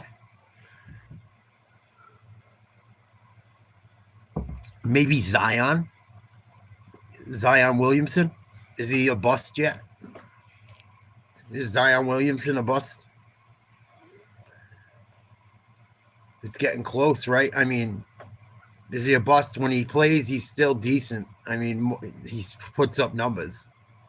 He's better than decent, but Zion, maybe. He looks like he's in shape this year, but I don't know. And he's had health problems and shit, and people pick on his weight. He's a big dude, man. He's fucking huge. He's 6'8", and he's got a big frame. If he was Shaq's, if he was the same height as Shaq, he might be as big as Shaq with the genetics he has. You know? Bust. Like, oh my God, what a fucking bust. Someone that I thought was going to be good, or people thought were going to be good. I didn't think Lonzo Ball was going to be good. That's the oldest brother, right? Lonzo. I was never sold on him. Or what's his name? The kid from Washington. When the Celtics were like, oh, we're going to stay here, I thought we were going to have to move up to get Tatum. How Jason Tatum fell to the number 3 pick is besides me. Never for a second did I think watching Tatum at Duke was fucking Ball or the kid from University or Washington State or whatever. No, it wasn't Washington State. It was Washington. University of Washington.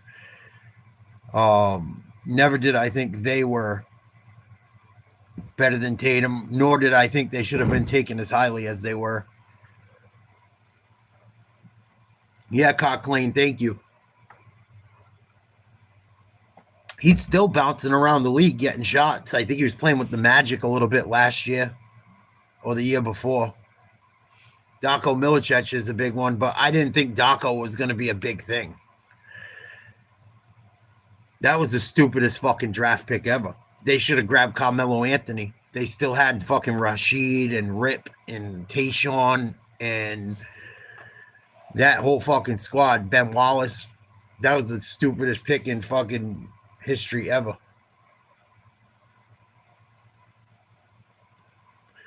I didn't think Anthony Bennett would be big. I know what you're talking about. The guy the Cavs selected. Nah. Trying to think a little bit. I never thought Manziel was going to be huge, especially when Cleveland drafted him and then all the problems he was having. I didn't know Jamarcus Russell that well back then either. There was a lot. I remember watching some of it and being like, when people tell you people aren't doing the right thing, the media, it's not fucking cool because it's people's life and they're struggling, but they're usually onto something. And he's admitted all that shit. I'm really trying to think. Maybe Matt Leinart was a big one from USC. I thought he would be fucking unstoppable. He didn't have a very good professional career. Vince Young too.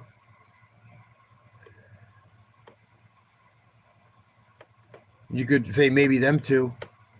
I know that's going back a ways. I'm just thinking off the top of the head aloud. 4th and 15, Notre Dame's going to go for it because they're in field goal range and their kick is terrible.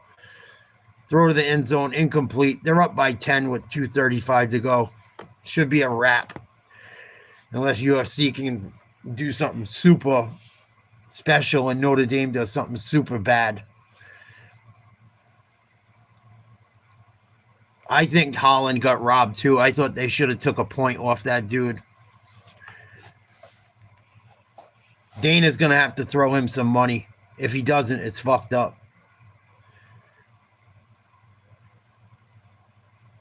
I really think I don't know. I think whether you meant it or not, you can't do it within inside of a minute twice. You got to be in control. You're a professional fighter. I didn't think that was right. And it was in Canada. It felt weird. And that dude was a scumbag, kind of. I don't know if they were doing it to try and hype it up and make it look like it was cool. The guy was like talking shit. He clearly hit him with the fucking lower part of his kneecap. On the second one, that was even worse. And then the shin. I wasn't too happy about it. I don't know how they didn't take a point. If I was the doctor, I would have said he's done. He didn't deserve to get an L on his shit for that. Drew Dober, I haven't heard that name in a while. He's a guy, talk about UFC shit, I thought would win a championship just because he swings for the fences. I don't know why Drew Dober don't win the big ones. Every time he comes close, he fucking loses.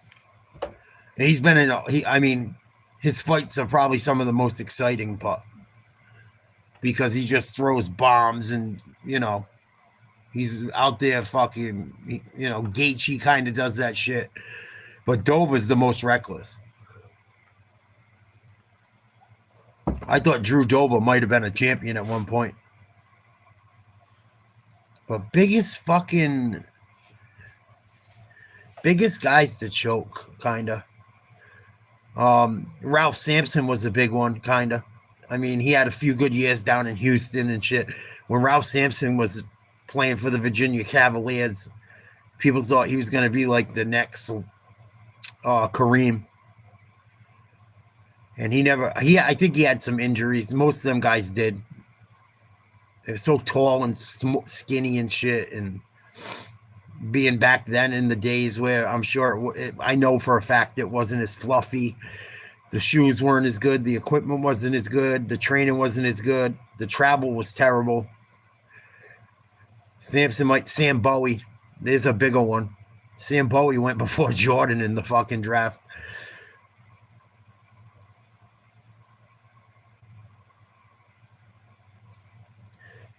Well, no one's really been the same since they lost to Makhachev.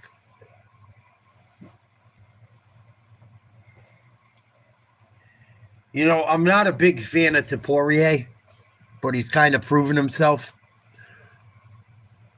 And I don't hate Merab. The last fight he fought, I thought was super boring besides one round. And I usually don't get like that, but it was fucking boring. And Sandhagen did what Sandhagen does. He's going to be one of those guys that falls short, unfortunately, majority of the time. Unless he fights forever and can stay up in the division and people move up. But I almost want to see Merab versus Poirier. I don't know how much their height differential is. I saw Islam training the other day. He looked massive. And I know Magdalena's tough. I know that. I know he's not a small guy, but Islam looked big. He looked fucking big. Like he looked like he put some muscle on.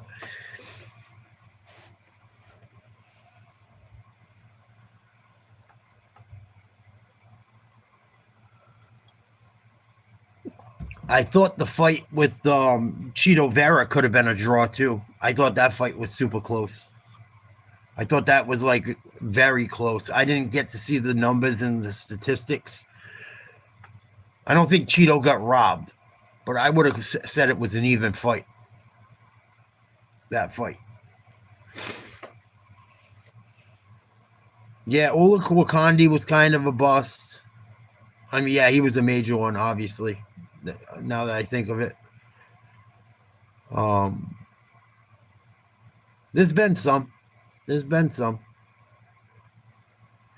Ryan Leaf, I didn't know. Like, I wasn't watching anything but Notre Dame or other teams that played Notre Dame that were good back in that era. I was still pretty young. Minute 55 left to go. Big throw down the left side. Might be an interference call on Notre Dame. They might have picked it. Fighting over the ball. Notre Dame picked that off. Wow, I thought there might have been a flag. I guess he undercut him. We'll see if there's a replay. Like, share, subscribe. Hope everyone's having a great weekend. Always a blast talking sports. If you enjoy hanging out and you want to become a member, please consider it. It helps out the channel greatly. If you get gifted a membership, if you could gift a few to the next people that might not be as fortunate, that would be awesome. Monday Night Football this week will be for members only. Thank you, Joe. Salute. Appreciate it.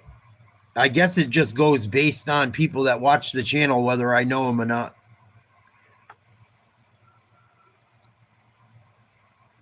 But it helps a lot. Helps a lot. I wish there was, once people keep getting them and shit and it keeps passing around, it will get to the people it needs to get to. Probably not Rebavix. Maybe that's part of it, Joe. Maybe that's part of it. I'll have to tell Ura and them boys.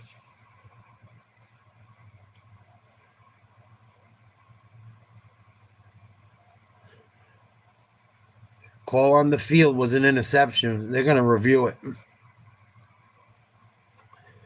So, yeah, I don't think there's any games on tomorrow that people that have memberships will be so mad to miss out on, like if I let some people watch with us.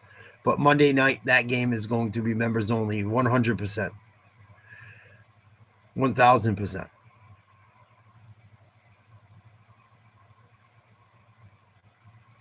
Oh, you would think they got to win at some point, Joe.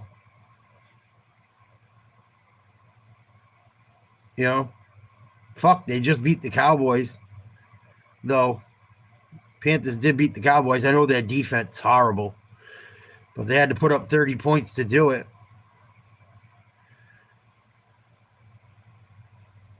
Their running back right now is on fire. Until someone figures out how to stop them. Oh, the Panthers might have some luck. Oh, I bet. I bet they made money on New England beating them, too. I bet they made money on that one.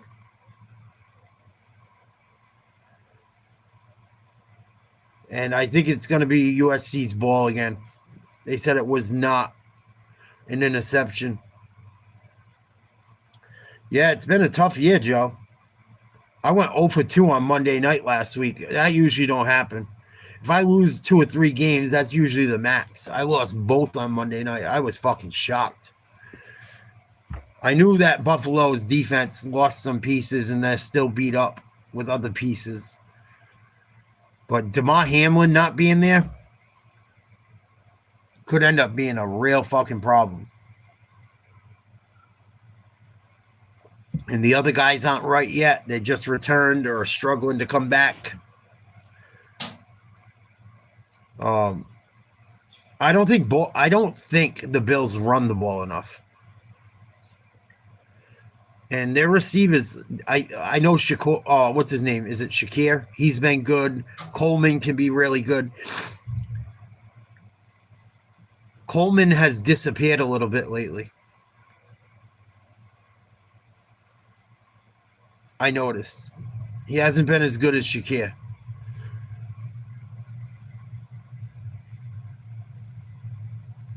And that's another thing. They got Knox and Kincaid. So they got two guys, and it hurts, but it helps too. Like, it helps, but it hurts. You know? Nice play by the Notre Dame D.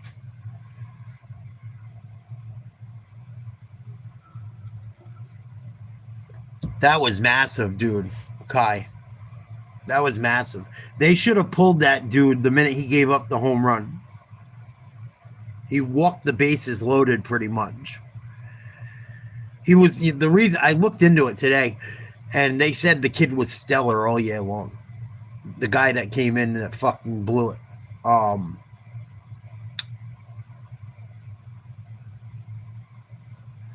And my buddy Little, I think it was, because my buddy texts me that's a Jays fan. He's like, yeah, little Dick.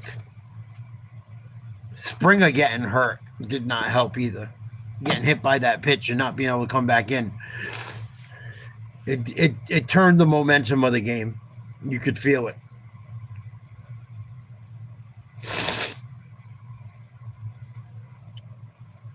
I don't think it's the receivers that much in Green Bay. I think it's Love. I'm not sold on Love. People think I'm nuts.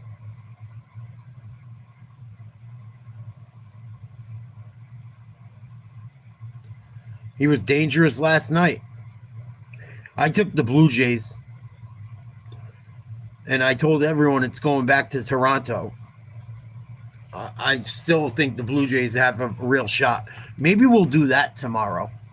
That's the game we'll do tomorrow. Fuck doing the NFL. Members only for Game 6 in Toronto. That's what we'll do tomorrow. And I'll do a little bit of NFL if I can fit it in my schedule. That's the fucking game to do. I forgot that was on. I don't think Love's that good. I see Love misreads all the time. I know it's easy to play Monday morning quarterback, but I see him make some really bad reads. Notre Dame just got a pick. USC's done. Notre Dame still might have a shot. They're still a top 13 team in the country. They're going to knock off the number 20 team in the country. Their two losses were against teams in the top 10. Really in the top 5. If Notre Dame doesn't lose the rest of the year, they should make the they should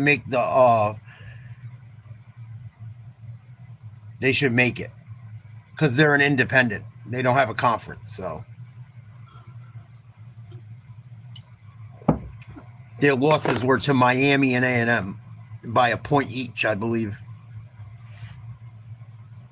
Georgia had a big W today, too. Both of my teams, I think, stayed alive as far as college.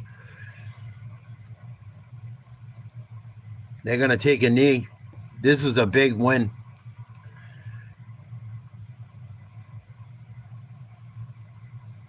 Favorite boxer of all time? Oh, I have a lot of different guys I appreciate.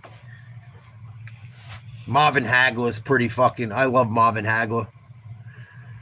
I like Bud Crawford a lot. Of this era, it would be Bud Crawford. Pacquiao, I liked a lot. I like guys that aren't popular either, because they're from my area.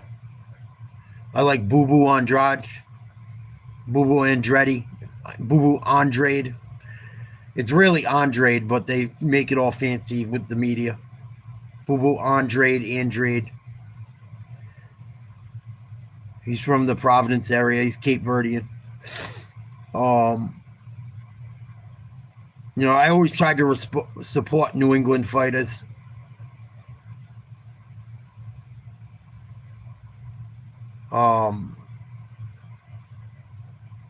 But if I had to say my all-time favorite, one of them to watch, I would say probably Hagler. Hagler's from the same area.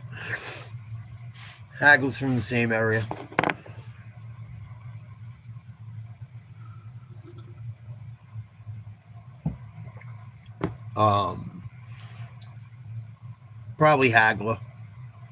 Sugar Ray was really good. I wasn't really a fan of him, but You know, I was never really crazy about Floyd.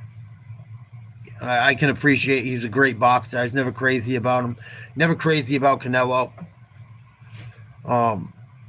I've been talking about Bud Crawford for a long time. And people thought I was crazy taking him against Canelo, and I told everyone, he's going to fuck Canelo up. I'm telling you, it's not going to... If it's a boxing match, Bud's going to fuck him up. And we saw what happened there.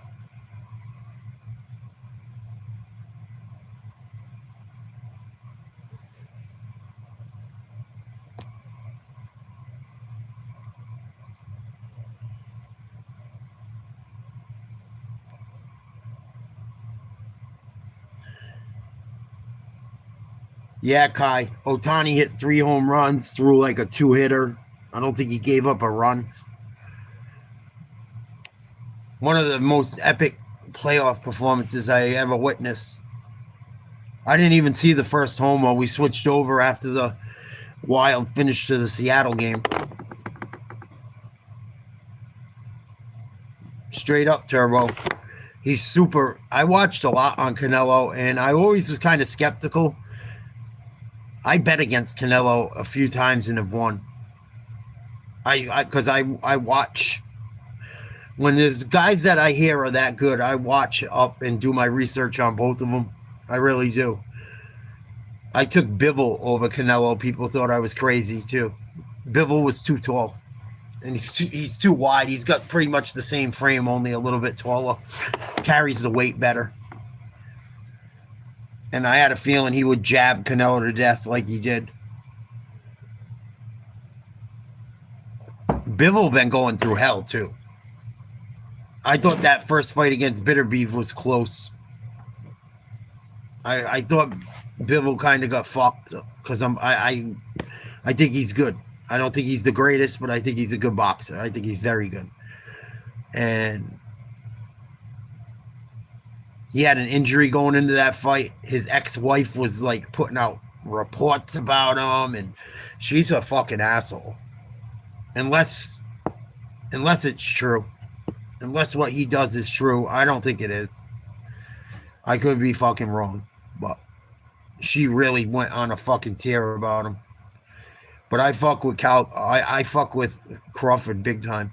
I saw an interview about Crawford and his mother years ago, and his upbringing, and his granddads both were boxers, I think. If not two, at least one. I believe his father fought as well. His mom used to pay kids to fight him in the fucking neighborhood. Oh, I'll give you $10 if you whoop Bud's ass. His mother never told him she loved him. She was hot on him. She used to beat him and shit. She used to beat him up. She'd say when he do things she didn't want it, and fucking one day he told his mom, "You ain't gonna hit me no more." The rest is history. But there's some fucking... Bud Crawford did not have it easy. He's got all them kids. He just had a kid with another bitch. No disrespect. It's how I talk. I'm sorry. It just is what it is. Takes care of all of his children. Has been like blacklisted from the entire fucking boxing industry for years. People ducking him. Beats the shit out of Porter. Beats the shit out of Errol Spence. I know it was after the accident, but... And it makes me wonder, like... Boo Boo Andrade from my neck of the woods. Or Andrade, whatever you want to say it. Boo Boo. Was begging to fight all these guys for years. Not Bud and shit, but Canelo. Caleb Plant. They all dodged him. So he had to go up and wait, and he finally got beat by Benavides. And he did all right in the first round, but they didn't like how he was holding and doing certain shit, supposedly. And Benavides is just huge. Boo Boo was too small. And I'm like, man, maybe fucking Boo Boo would have got him. Because he's bigger than fucking Crawford. He's taller. I don't know if he's quicker and shit, but I know he's got power. He cracks. He's almost, I think he's close to 6 foot. And if he ain't 6 foot, I'm pretty sure he is. He's definitely got longer reach than his height.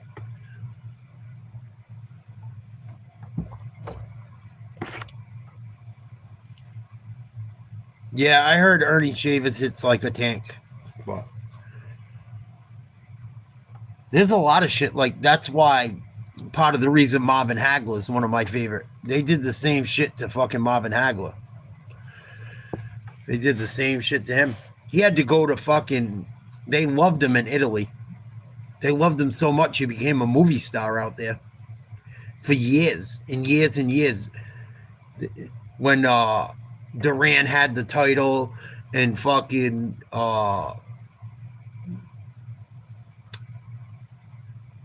Sugar Ray had the title, they all dodged him. They wouldn't give him a championship fight, and he got boned in one. There was corruption in it. There's like, it was fucking horrible what happened to him. He passed away a couple years ago, I want to say now. But I used to have a pet seagull named Marvin. I had 2 of them. All the seagulls that would hang out on my boat, I named Marvin. Because Marvin Gaye was on the radio when they both showed up. One of them was missing a leg. I never run into him again. If you ever see a one-legged seagull around Providence, it's probably Marvin. One of the Marvins. He was tiny, dude. He flew up on my boat one day. I was working all by myself. It was super rough. And I fucking just started feeding him. He looked all beat to shit. He started getting huge. Both of them birds. I was like, fuck it.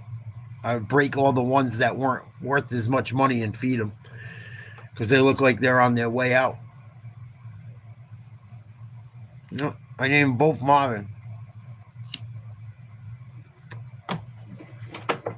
The one missing one leg always kind of stayed smaller. The other Marvin was a motherfucker.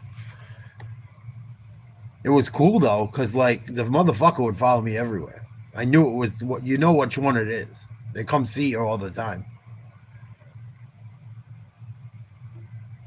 I'd feed them all the crabs that ate clams that weren't edible and shit. Spider crabs and shit. Big, nasty spider crabs.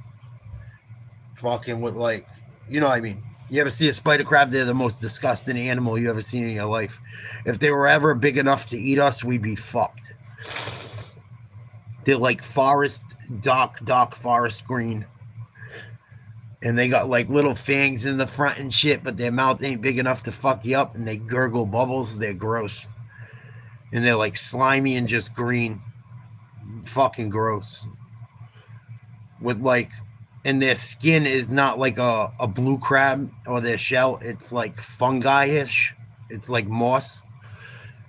They're fucking disgusting. I would just fucking smash their heads and give them to the birds. Because I felt bad for them. I had to fatten them up. Plus, they eat shellfish, so they're not good. You want to kill them.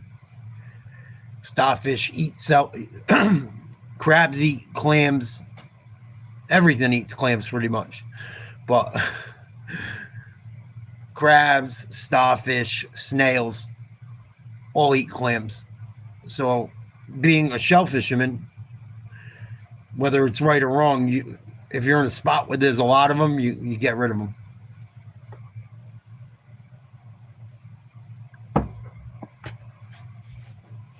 I did all the old school tricks. If I catch junk or fucking rocks and shit, I'd take the rocks in. I'm going back there tomorrow. That spot's good. I ain't catching all these rocks again. I throw them in buckets on my boat. And when I get back to the dock or on my way in, drop them in the channel. Like deep water channel, you know, almost 100 feet. It's not going to fuck nobody up.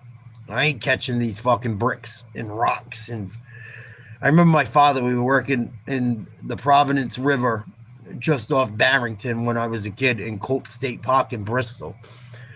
Caught a fucking white wall tire full of mud. I felt so bad for him, dude. He's trying to fight to get the fucking thing off of the bull rake.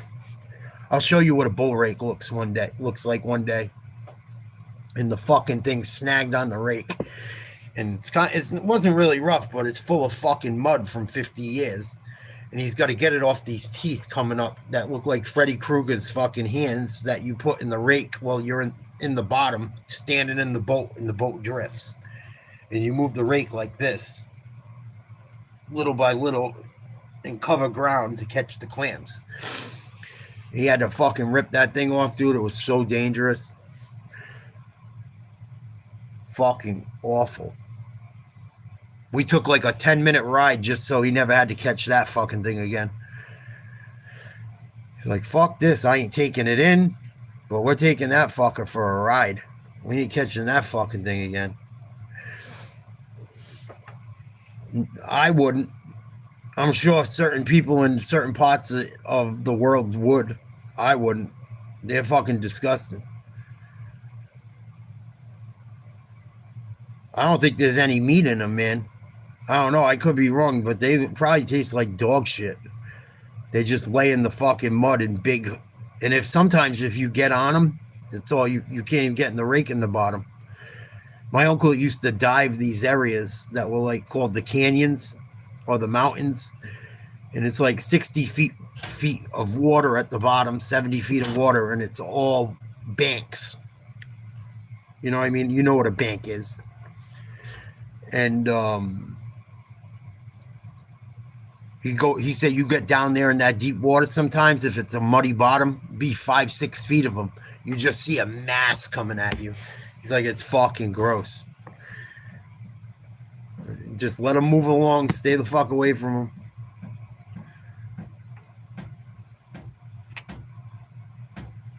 But yeah, if you look up what one of them looks like, they're disgusting.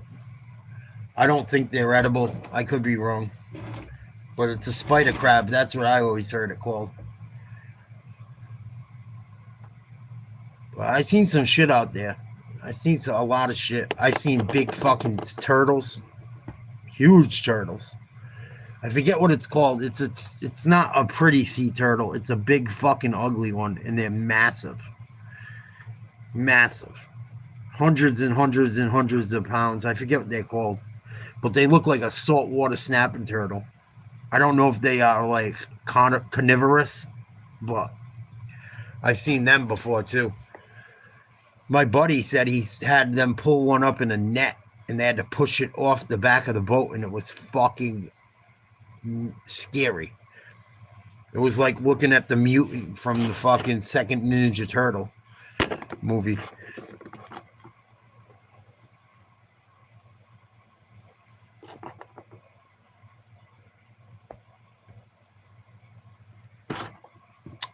So Notre Dame gets a big W. What time's that baseball game on tomorrow? Maybe we'll do baseball instead. Oh, it's at fucking 8 o'clock at night. Jesus Christ. Everything's always on so late.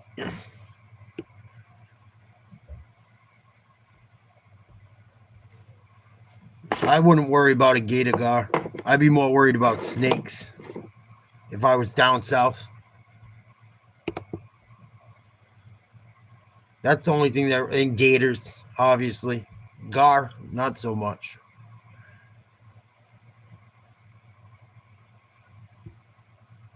Gotta worry about fucking rattlesnakes and water moccasins. I mean, there's some moccasins up where I live. If you get into like southern New England. There's eastern diamondbacks too, which aren't too fucking nice. They're not everywhere, but you get the wrong fucking spot. And it's hot out. And you're in the fucking sticks. You could find a couple.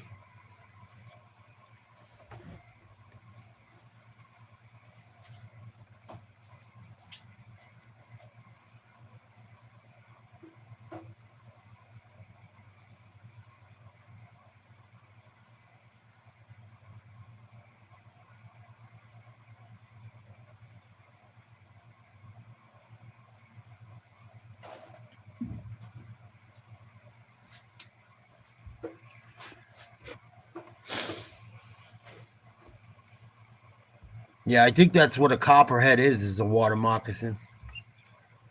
I think we just call them different shit.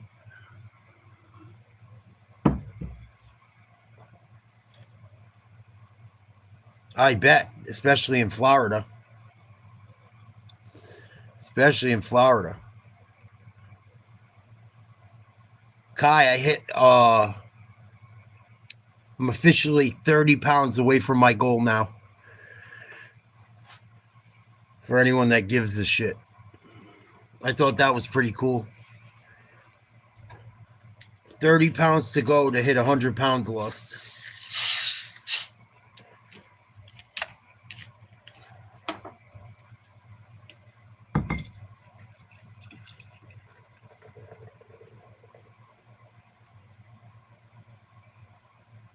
Thank you, Joe. I knew it was close. Almost.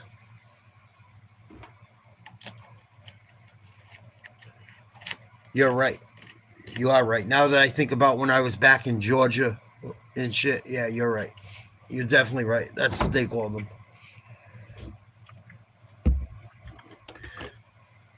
I'm not from the South. I spent some time down there, but I'm not from there. So thank you guys for setting me straight.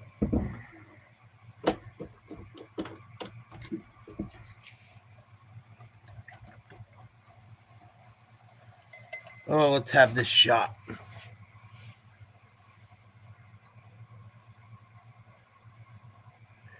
I don't know. It depends how big the motherfucker is, Cookie.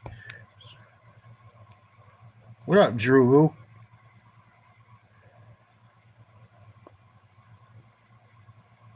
Where you at? He got fucked. They should have took at least a point from that dude. And he acted like a douchebag. He was like mocking Kevin Holland while he was like hurting himself. Like while he was hurt. I hope that dude, that whoever fights that fucking Canadian fuck Malot next beats his head off. He acted like a real piece of shit. If he just stood there and was like, fuck, I didn't mean it, I'd have more, like, I wouldn't say that. He was an asshole. He's acting like it didn't happen and shit.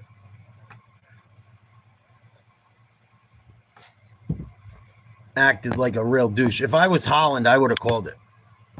Personally, I would have called it.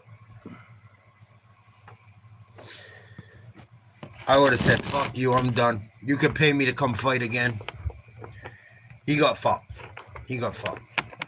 He was doing well until he got hit in the balls twice in a minute. That's what I think. Well, Holland was doing all right on the outside, sticking and moving. Malot threw, I think, a right. It wasn't a front kick, really. Maybe it was a front kick. I don't know. It was probably supposed to be a front kick and hit him square in the fucking nuts the first time. And Holland was winning the round, I think. Not by a ton, but I think he was winning. He was picking him apart from the outside. And then not even a minute later, they get into a clinch close, pretty much up against the fence. And he hits him with a knee, trying to hit him in the body. And the bottom of his kneecap and his whole shin hit Holland right in the nuts again.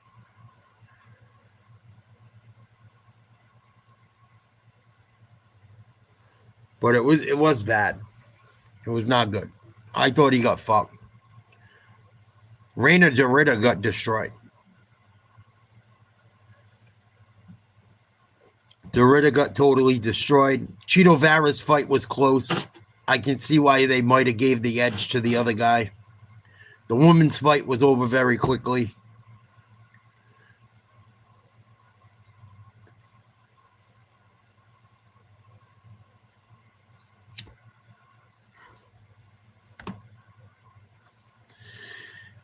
I don't know. I think if it push came to shove, as far as shit, if things were going to fight each other that we know are actually around,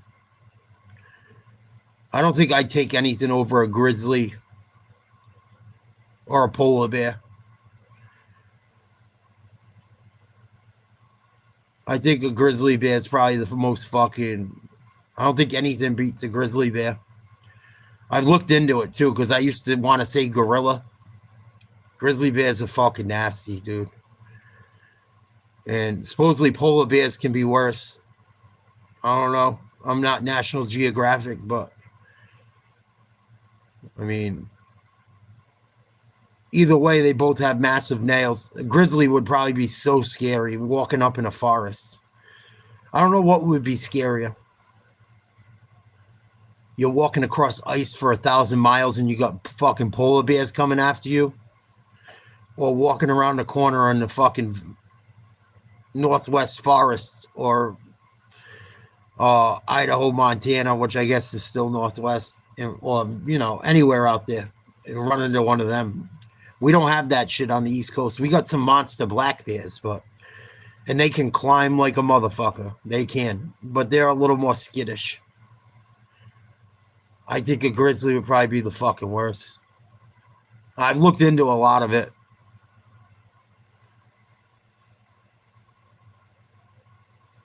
Yeah, hippos will fuck you up. Hippos will fuck you up.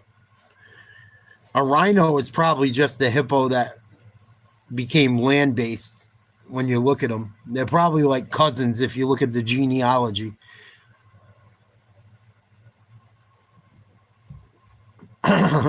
Tiger swinging her lady dick. Well, they still got massive teeth, dude. Have you ever seen how big a grizzly bear's head is? Sometimes it's fucking a couple feet.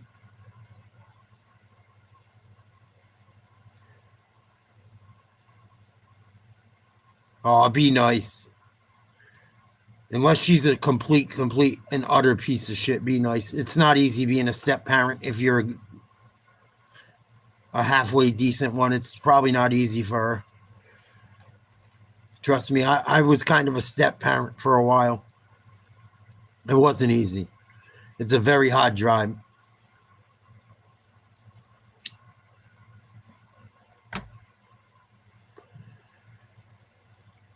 I don't know your situation, but if she works and she does anything to try and help you, then maybe talk to her, try to have an eye-to-eye, a heart-to-heart, and try and find some common ground. It's not always none of my business, but it's not easy for people to be step-kid parents. It's not easy for stepkids either.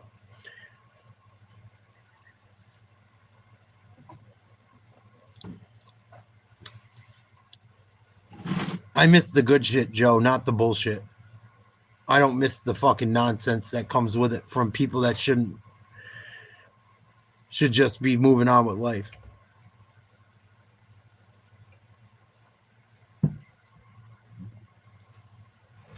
Wow, that's big.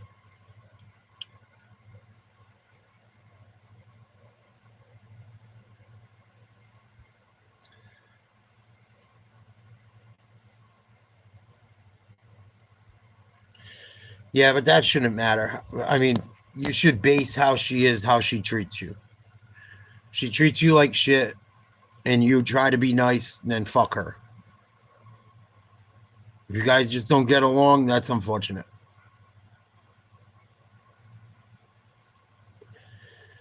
Wow. Big animal. Big dog. Please like, share, subscribe. It was so nice talking about all kinds of shit tonight. We'll hang out for a few more minutes, but I got to call it soon. Please consider getting a membership. Please, please, please. It really helps the channel in the most impactful way possible. I don't want to keep sounding like a broken record, but I do want to grow and try to grow this channel into something even better. I appreciate everyone being so solid. If you can't afford it, I'm sorry. We'll still do some stuff for regular subscribers. But most of the big shit's going to be for members only. It's like $1 a month.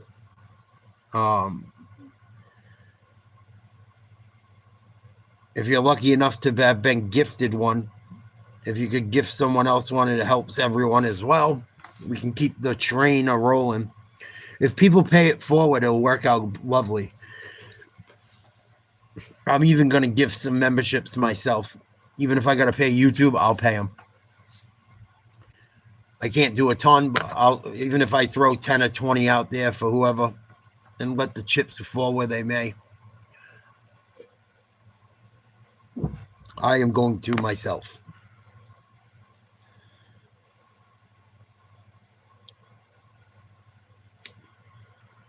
But I think a grizzly bear would probably be the worst thing to run into. Either that or a polar bear.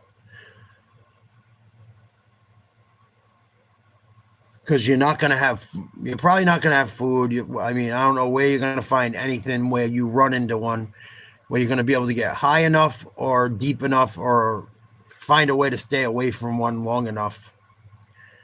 If you don't have a real fucking solid shelter.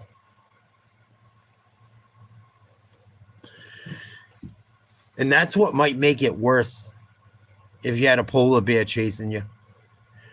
Because he might not get you today, he might not get you tomorrow, but he's not going to stop. So you got to get to where you got to get to before he does.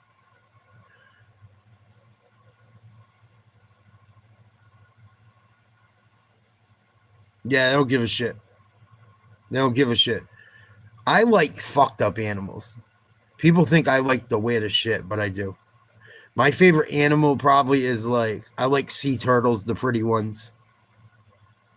The nice, clean-looking one. The pretty ones, not the one I was explaining to you guys. I like otters, sea otters, and river otters. They're fucking nasty, dude. They kill caimans, they kill crocodiles. They don't fuck around, dude. If you kill an otter's family member, they are coming back like the mafia.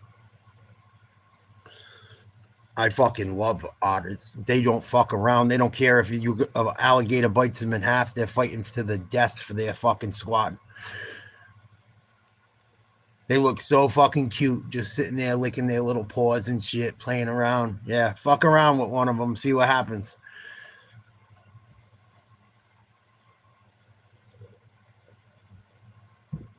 But I like big sea turtles. I like otters. River otters, sea otters are badass. They're fucking huge too, dude. And they're stealth. They're like ninjas. There's a video I watched of fucking river otters somewhere in South America, I think, against caiman, destroying it. They rip this thing's fucking eyes out. They do not fuck around. But they're so cute. You look at them and be like, oh, look at the baby.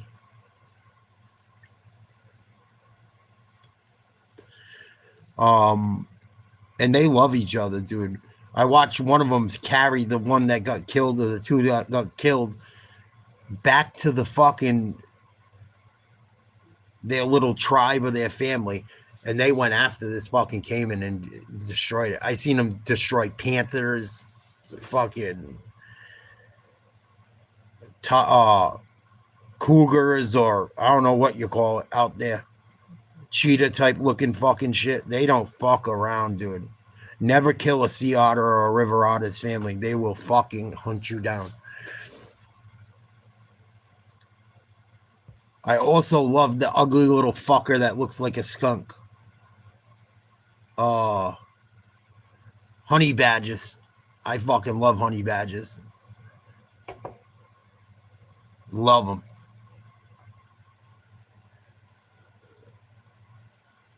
Honey badger don't give a fuck. Don't give a fuck, dude. They'll dig into a beehive and just they don't have no problems with the venom. They evolved. They go fucking ham. They're gross. They are disgusting. They eat lava and shit. They're fucking gross, but they're survivors, dude. They kill cobras and shit. They don't give a fuck. I seen one get stung by a cobra and live, and then go bite its fucking head off. How awesome is that? Yeah, they're nasty, dude. They run after lions and shit. I seen one almost bite a lion's balls off. I swear. If you watch Honey Badger Don't Play on YouTube, it's fucking hilarious. I wish I could do a reaction to it. I gotta learn how to do reaction videos where I don't get fucking copyright struck. If you put like Honey Badger Don't Fuck Around or Honey Badger Don't Play, I swear he misses the fucking Lions balls by like, it might have even nicked his fucking fang. They do not give a fuck. They got a Napoleon complex.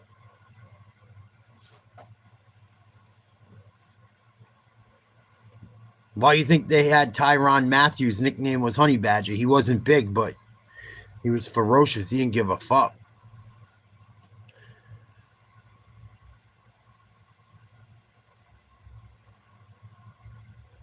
Honey Badger's a dirty, nasty little cocksuckers, boy. But I fuck with him. I fuck with him. It's got to be rough eating fucking lava and ants and termites and shit running around Africa. Everything wants to kill you. You're the littlest fucking skunkiest, stinkiest fucking town. Everyone probably calls you a rat or a cat.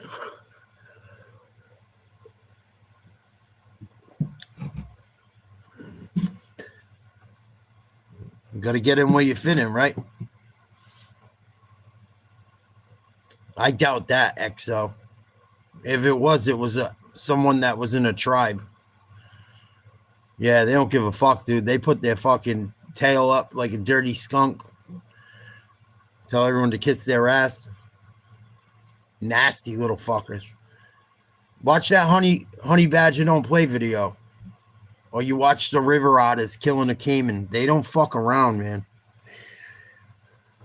A lot of my friends growing up, well, not a lot, but a couple of my closest friends had ferrets. They're sneaky little fucks. They start stealing off you. There's stories of people training ferrets to fucking rob people.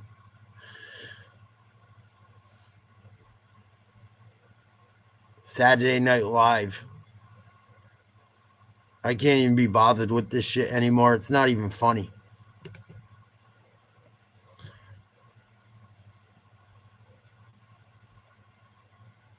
Yeah, me too. I used to work at a zoo. I worked at a zoo for a while. I never had to clean that shit up, but I worked in like facilities and horticulture. Mostly horticulture. Plant fucking trees and build. I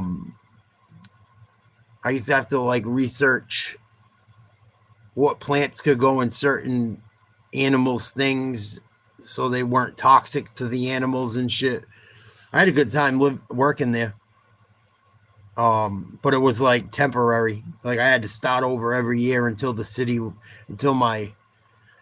I got enough seniority, and the list was so long. I just finally was like, fuck it. I'm going offshore fishing. I spent like 2 summers there. I was like, I can't fucking continue being here and being brought back with no retirement and shit.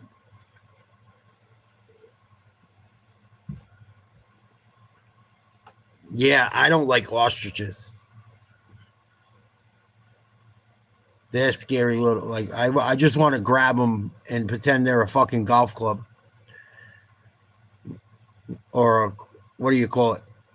Croquet mallet, like Alice in Wonderland. They're nasty little fucks. I don't really like llamas either. They bother me. I don't know why. Get that fucking thing away from me. Camels too. I don't want to get spit on. You dirty cocksucker. But I like them little dirty fucks that they might not spit on you, but they'll bite your nuts off. I can respect that. Only if you fuck with them. Only if you fuck with them. I can respect that. That's probably my favorite. My dog, I like pit bulls, old school pit bulls, not all this bully bullshit that everyone says is a pit bull that isn't. Real pit bull terriers, red noses. Everyone says they got a pit bull. Oh, it weighs 100-something pounds. It's not a fucking pit bull. It's not a real pit bull terrier if it weighs 100 pounds. If it is, you hit the genetic lottery. They're mixed with a mastiff or something. It's not a fucking pit bull.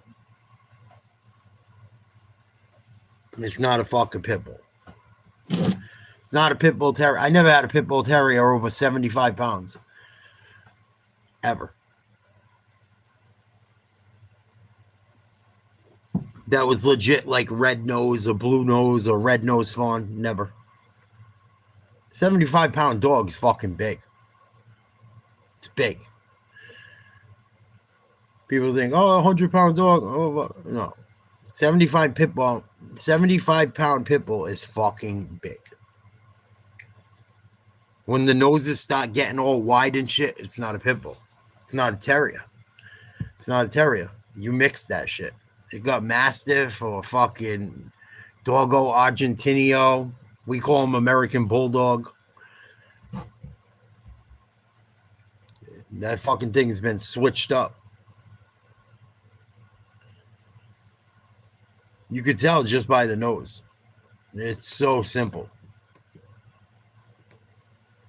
No, I wouldn't. I dated a girl with an English bulldog, and I loved the dog to death, and he did not live long. When you start messing with genetics of anything, especially fucking dogs with bully breeds and bulldogs, it messes with the dog. The girl I used to date that is related to the Farrelly brothers that made Dumb and Dumber and Me, Myself, and Irene. Her uncles are the Farrelly brothers. Her great uncles. Her grandfather lived across the street from me, and they went and got a fucking bulldog. It cost like $2,200. They went all the way to Mississippi for it. It was brindle. It was fucking heavy too. It was like 60 pounds, and it passed away very young, like a couple years. They have fucked with the genetics to make them so big and make their heads big. All them dogs are born C-section. They've changed the genetics of the breed so much to make certain dogs look a certain way that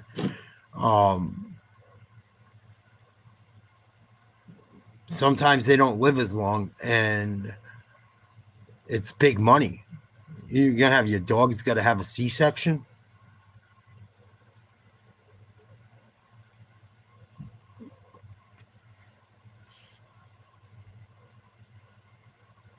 They're not Silex, and people laugh at me when I say it. They're not. Their nose shouldn't look like my hat brim. It's longer. If you get a short fucking nosed one, it's not a fucking pit. It's not. I don't know if they're putting chow in with some of them. I don't think so because the hair don't look like that. But there's definitely some bull mastiff, whatever you want to call it. There's some Doggo Argentino or American Bulldog. I call Doggo Argentino American Bulldog. My best friend had an American Bulldog named China that might as well have been mine. I mean, I was with her as much as her. And fucking we trained her and shit. She was vicious. Vicious. She wasn't vicious, but if she didn't like you, she didn't fucking like you. And she was always fucking right.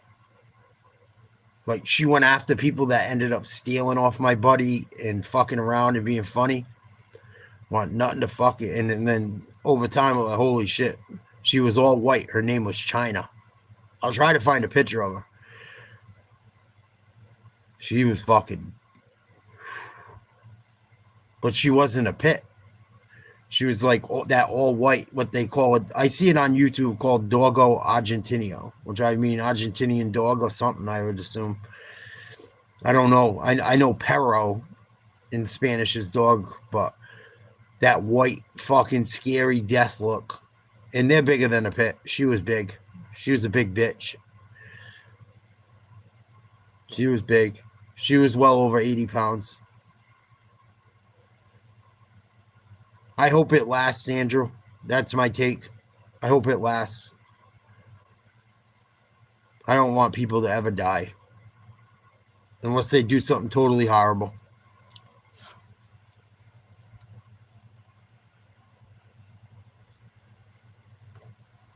Unless they do something terrible. I never am a supporter of war unless someone really does something absolutely terrible.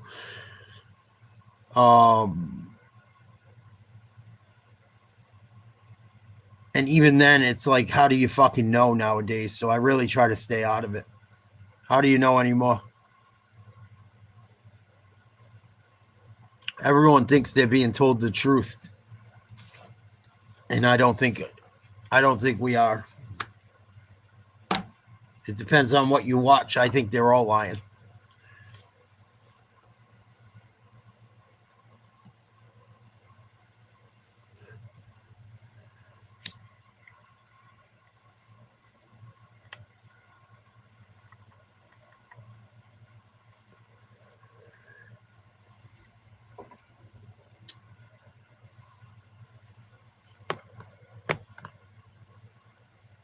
Yeah. I agree. Oh. Tiger, swing your lady dick and please get rid of those retreads if you don't mind, dear.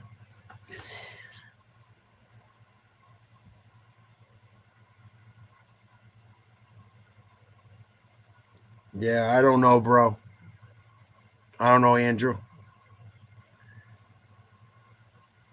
I don't know, buddy. I'm just a regular, ordinary, average motherfucker. I don't know. Just an everyday, average, normal motherfucker.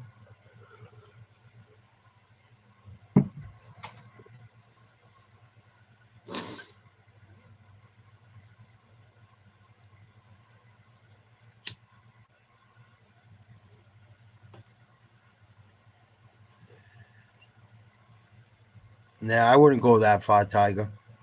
I wouldn't go that far. That's where I'm at, Silex. I believe in what I believe in, and I keep it to myself nowadays because people can't handle my opinion. And I really don't have much of an opinion anymore. I'm old school. I believe in old school values.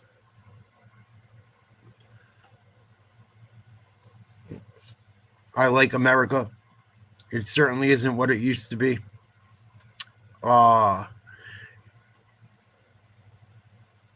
Every country has done bad.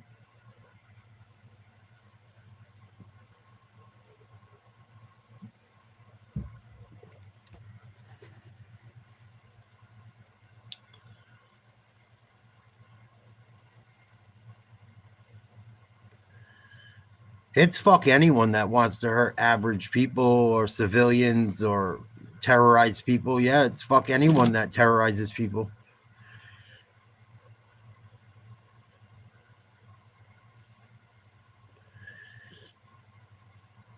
Thanks, MK Ultra. What do you look like? I would love to see what you look like. You're so handsome. Why do you have a fucked up name and a fucked up thumbnail?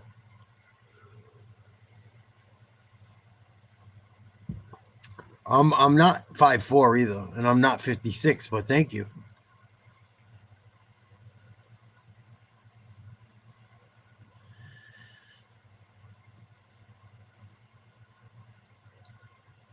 Yeah, I don't want to talk about it.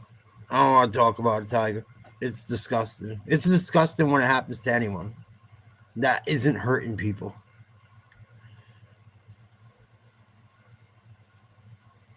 It's disgusting when it happens to people anywhere that aren't hurting people. If you're hurting people, you usually will get dealt with. If you're not, I don't really have an opinion. Is this Bruins game on still? That would be sweet. Catch an end of a fucking hockey game. It's getting close.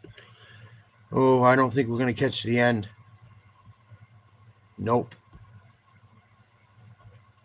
That'd be sweet if the Bruins knocked them off. I don't think they did. Yeah, that's why I don't talk about it anymore, Silex. I would rather try to have people fucking act normal than be more cause more decisiveness. I'll just shut up, you know? It's kind of where I'm at with it. And people can have their opinion about it, but They don't do a YouTube show usually, where they gotta, deal with this bullshit. Bruins lost again. Son of a bitch. Was it close at least? 4-1. Who fucking started? Let me guess, they put Swayman on the bench for fucking days in a row.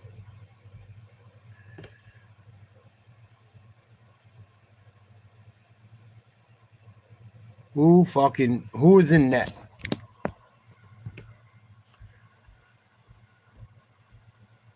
Where's the box score?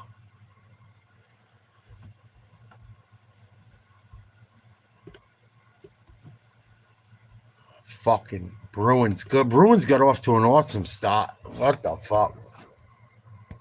I should have known.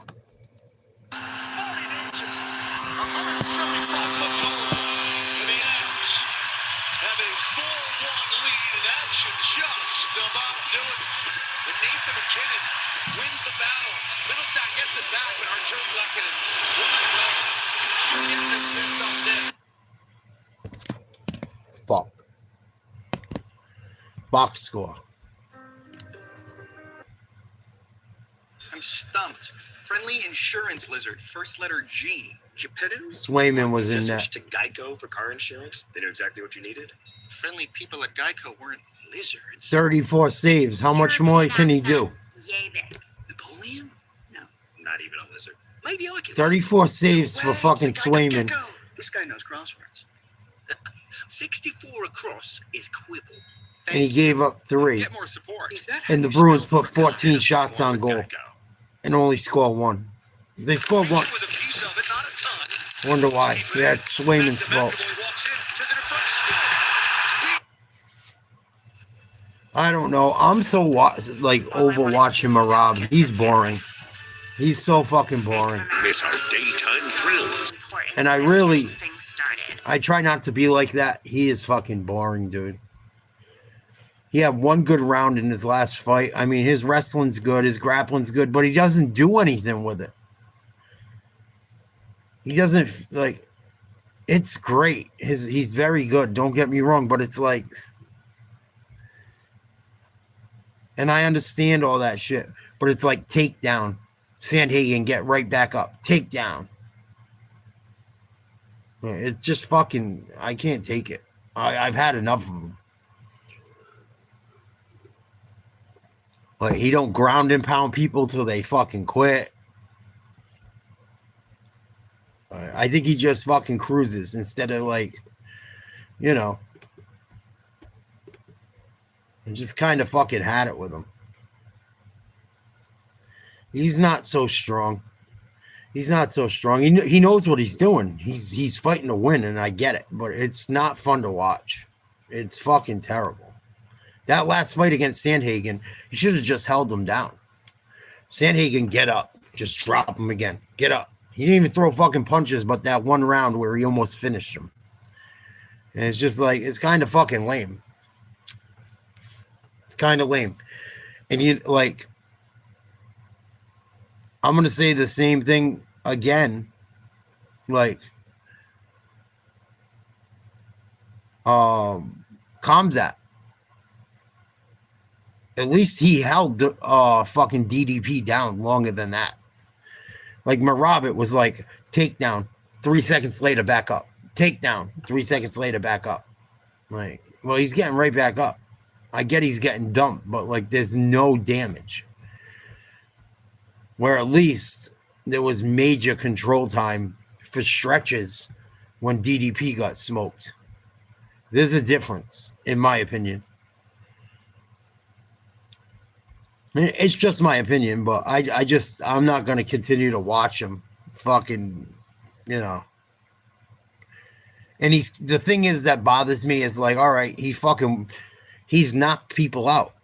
So come on, dude, you got him down. Just fucking end it. End it. End it. I think he's fighting Jan next.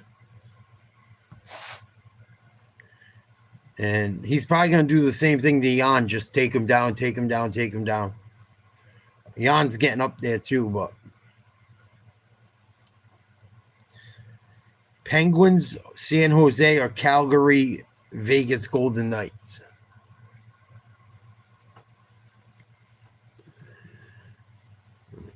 At least Kamzat, he gets you down. He keeps you down for the most part. Like the Marab shit is just like, and Sandhagen's good. I love Sandhagen. I put money on him. I won. I did all right the last UFC event before tonight. I did pretty well. When Pereira and them fought, but I think Sandhagen's always gonna fall short. And he's super good, but like he just fucking, I don't know.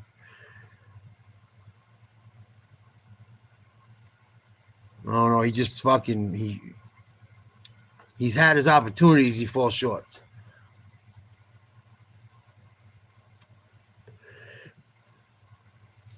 I was starting to get worried about Diego Lopez too, a little bit, because he was timid against Volk. He was timid. He didn't let it go like he usually did. And then against Silver, he fucking butchered him. I think if Lopez fights against Volk like he fights against fucking everyone else, he will beat him. And it could be because I'm a fanboy. It could be, but he's my favorite fighter probably right now. That's like, I've liked him since probably 4 years ago. I took him as my up-and-comer.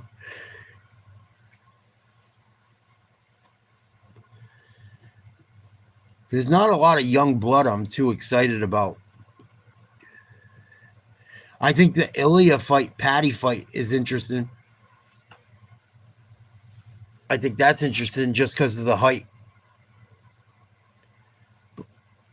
A Scouser might get knocked out that night.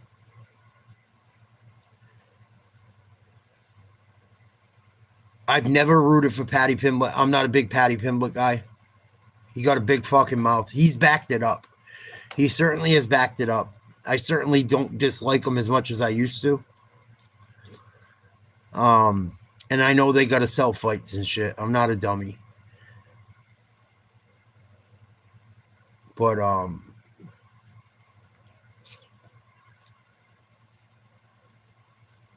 that one's going to be hard to fucking... I don't like either of them guys. I can't believe I got to pick someone between them two. Patty's good, man. Patty's good. He is definitely good. But he's fought a lot of guys smaller than him.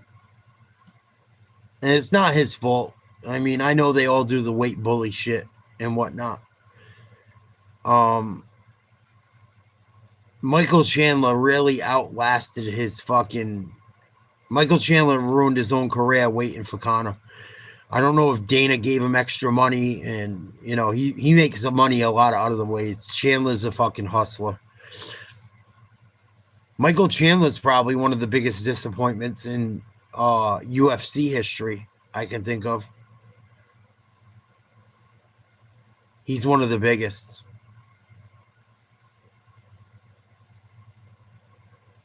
He's just too small for that weight. He's way too short. For what he has left in the tank.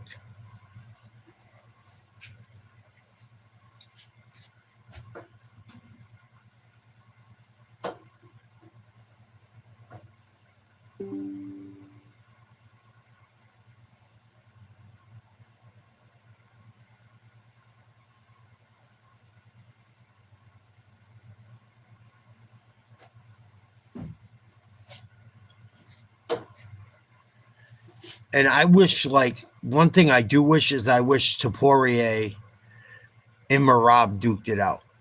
I think that was the fight. Not Ilya Kamza. Not Ilya. I'm having a fucking brain fart. Too many foreigners' names. Khabib's boy. I know he wants to go chase Khabib's boy, Islam Makhachev, but Merab is going to come up at some point, I think. I think Merab's got to come up at some point for people to really be like, all right. Because that's what most of the GOATs, that's what they do, right? They work their way up in weight. Right. And Merab's just staying there, playing it safe, in my opinion. At least right now. And I know he fights guys bigger than him. Like O'Malley tries to be a weight bully. All these guys are weight bullies. A lot of them. You know, they shrink down so fucking low. For me to be at a healthy weight, that would still probably be trouble. At like 5'9", 5'10", I'd have to fight 185. I would have had to fight Allen or fucking Dritter tonight. Guys are 6'2" and 6'4".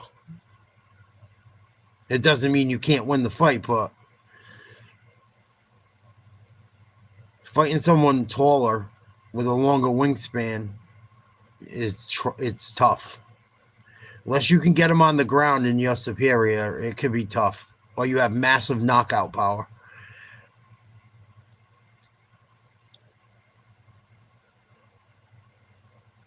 At least that's I mean, it's common sense. I mean, you know. Like Dritter, you really think Dritter or Izzy should be at fucking 185? Even Kevin Holland, 6'3". John Jones. Why do you think John Jones had no issues going up? You say what you want about him. He fought at fucking what, 205 or 185 and 205 and then heavyweight, or 205 and then heavyweight. I think John Jones got like a 78-inch reach. I wish him and Aspinall ran into each other much earlier. If John Jones ever fights again and really takes it serious, I want to see him beat the brakes off Tom Aspinall. I really think he would.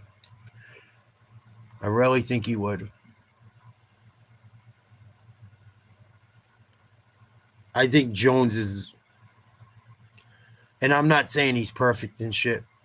I'll always put an asterisk next to him because we don't know if he did roids or not. We know he does. He potties and shit. I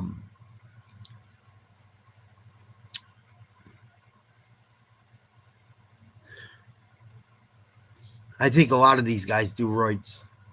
I don't know. It's hard to say, man. But I think John Jones beats up a lot of fucking people. I really do. Maybe I'm a fucking moron, but I don't think John Jones ever fucking... If it was like a fight to the death, I don't think he would lose. He's fucking huge, man. Huge.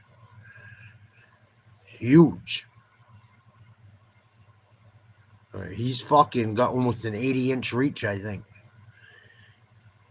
And he's nasty. He's fucking nasty. You know, look at how he lives his life, supposedly. He's not fucking... He's not George St. Pierre trying to be a good guy and shit. I'm not saying it's right or not. I don't think John Jones is ducking fucking Tom Aspinall. I don't. I really don't. People get so mad when I say it. I don't give a fuck. I really don't. I think Tom Aspinall is the most overrated person I've ever seen in my life. Just because we don't know. We don't fucking know. He's fought a few guys in the top 10? A couple? He got Curtis Blades. Curtis Blades isn't the greatest. So, I don't know. I think John Jones, John Jones is way older now. Also, I still don't think he would fucking lose. I still don't.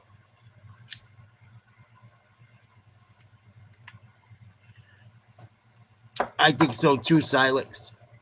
It's unfortunate Kane got beat up when he could have still had some more time left.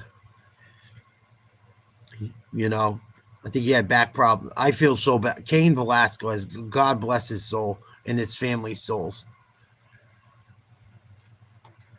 I have fucking, if I ever came across money, I would do everything I could to get him out of jail. The shit that happened to that poor guy and his fucking family. I don't blame him. I would have shot until fucking everyone that was involved with that motherfucker was on the ground. Awful what happened to his, I believe it was his daughter or his son or something. I don't want to say it. And that motherfucker was doing shit. I don't think he would have just done it because of that.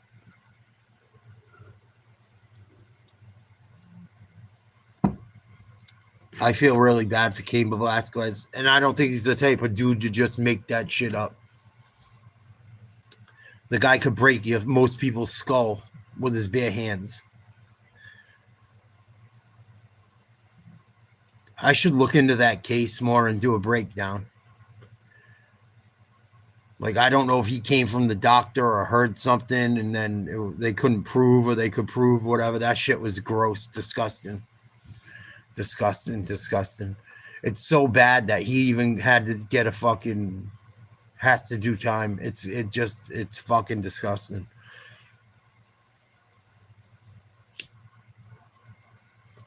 Probably in California, I'm sure.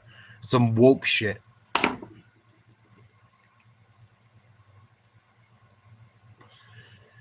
I do too, dude.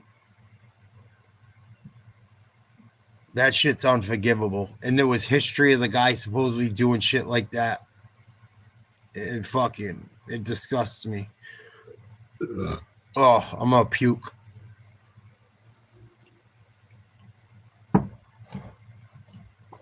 Could you imagine getting joy out of that shit?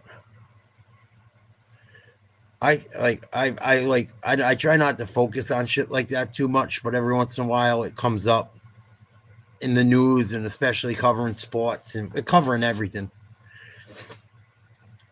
And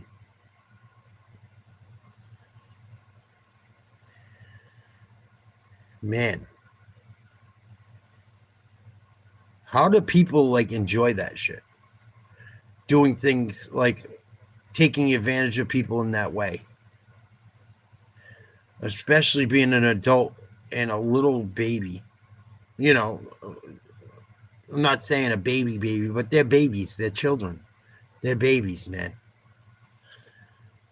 I don't get it. I think they should be put in front of a firing squad. If they can prove it. If they can fucking prove it. I know it's a hard thing to prove, but if there's anything close to proof.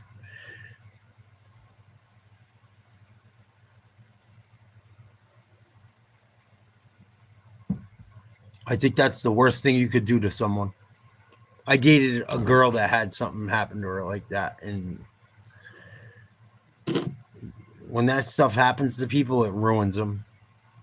She was pretty fucking cool, man, but someone did that to her, and even if it happens to you as a young adult or an adult, whenever something like that happens to someone, it's fucking horrible. I don't understand how someone could do that. I don't.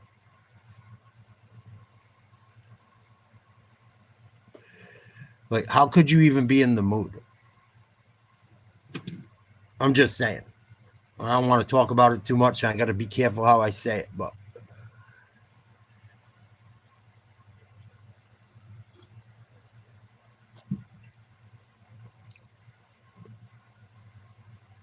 I don't know. It's the most deplorable thing in my opinion.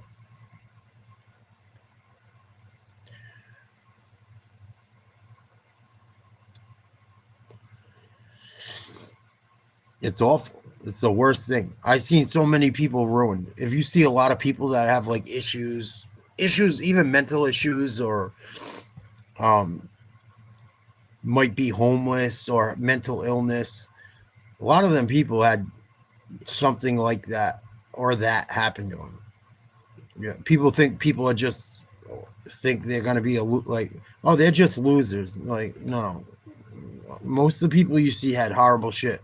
Most people that aren't doing well, majority of them had horrible shit happen to them.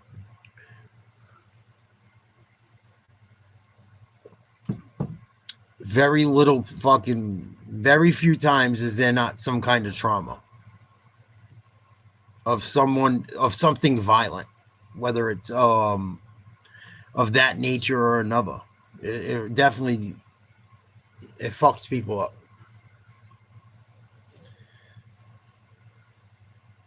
It messes people up.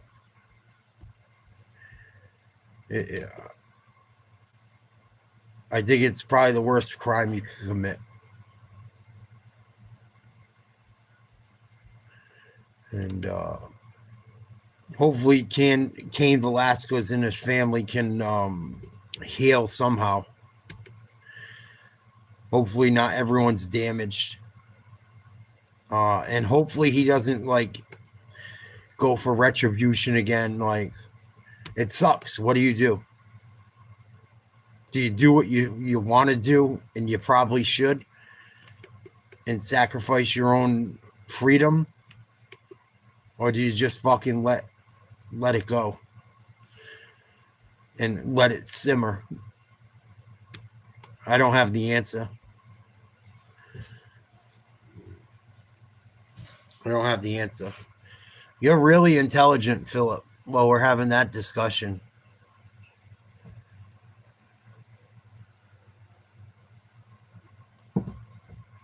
So I think Monday night we're going to do members only NFL or Game 7.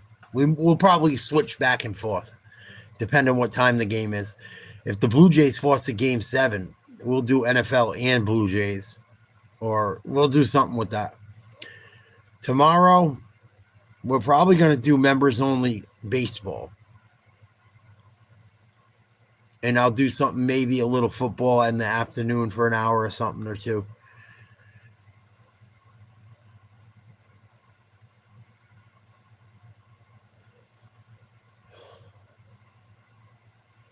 I can't even be bothered.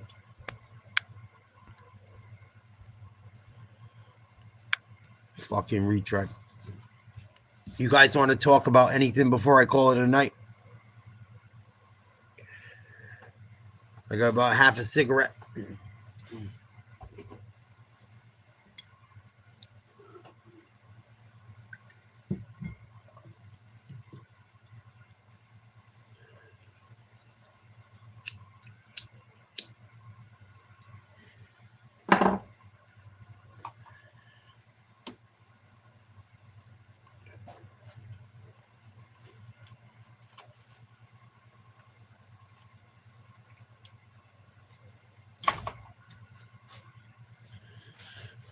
Good.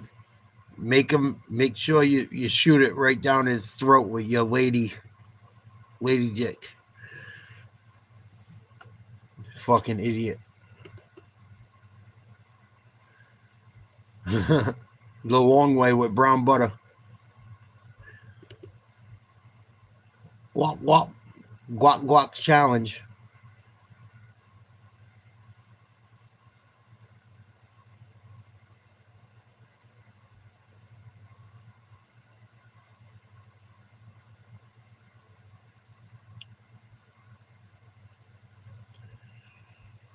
Sports are over for the night. That's all she wrote.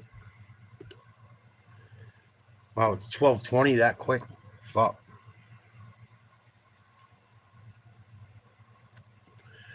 More than likely, homies. More than likely. So yeah, we got baseball tomorrow. We got some NFL. Notre Dame with a big win. I believe Bama won. Some good fights. Like, share, subscribe. Thank you everyone that's gotten a membership. Thank you for all the gifted memberships to everyone. If you are fortunate enough to be gifted one, please consider returning the favor.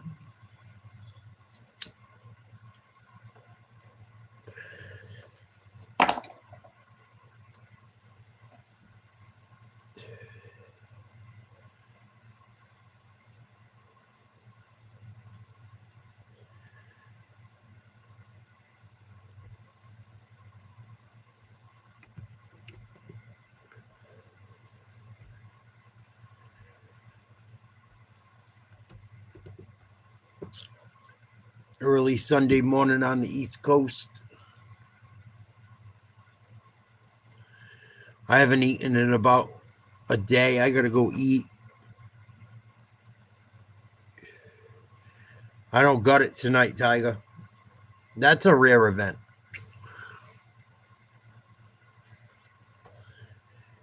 When I break, I got 30 more pounds to lose to hit 100 pounds lost. When I hit 100 pounds lost, I will rip my shirt off for you again.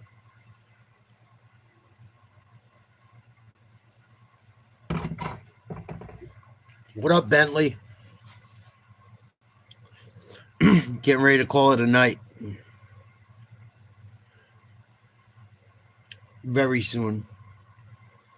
Checked out the UFC. Checked out Bama, Tennessee. Checked out Notre Dame, USC. Tomorrow we'll be doing members only for Game 6 of the ALCS.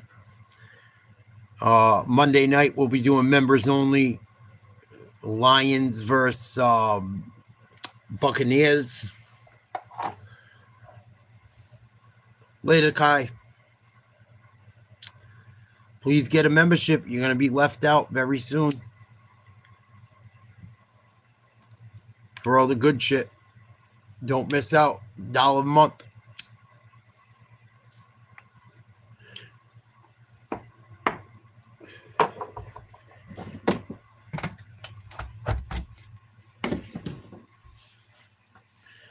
Bruins.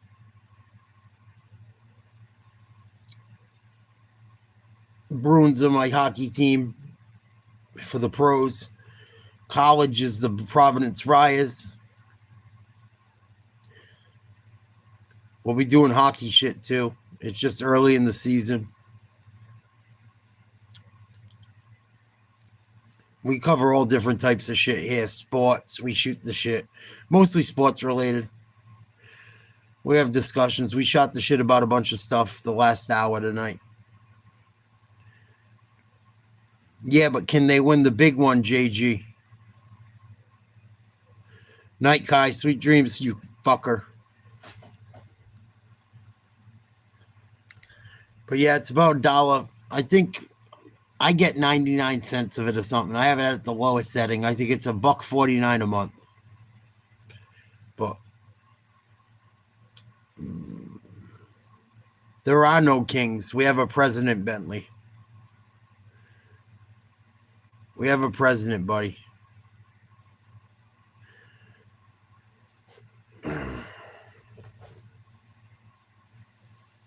Yeah, I've been hearing it forever, JG. I took them last year against the Panthers. I wanted them to win. They fucking choked.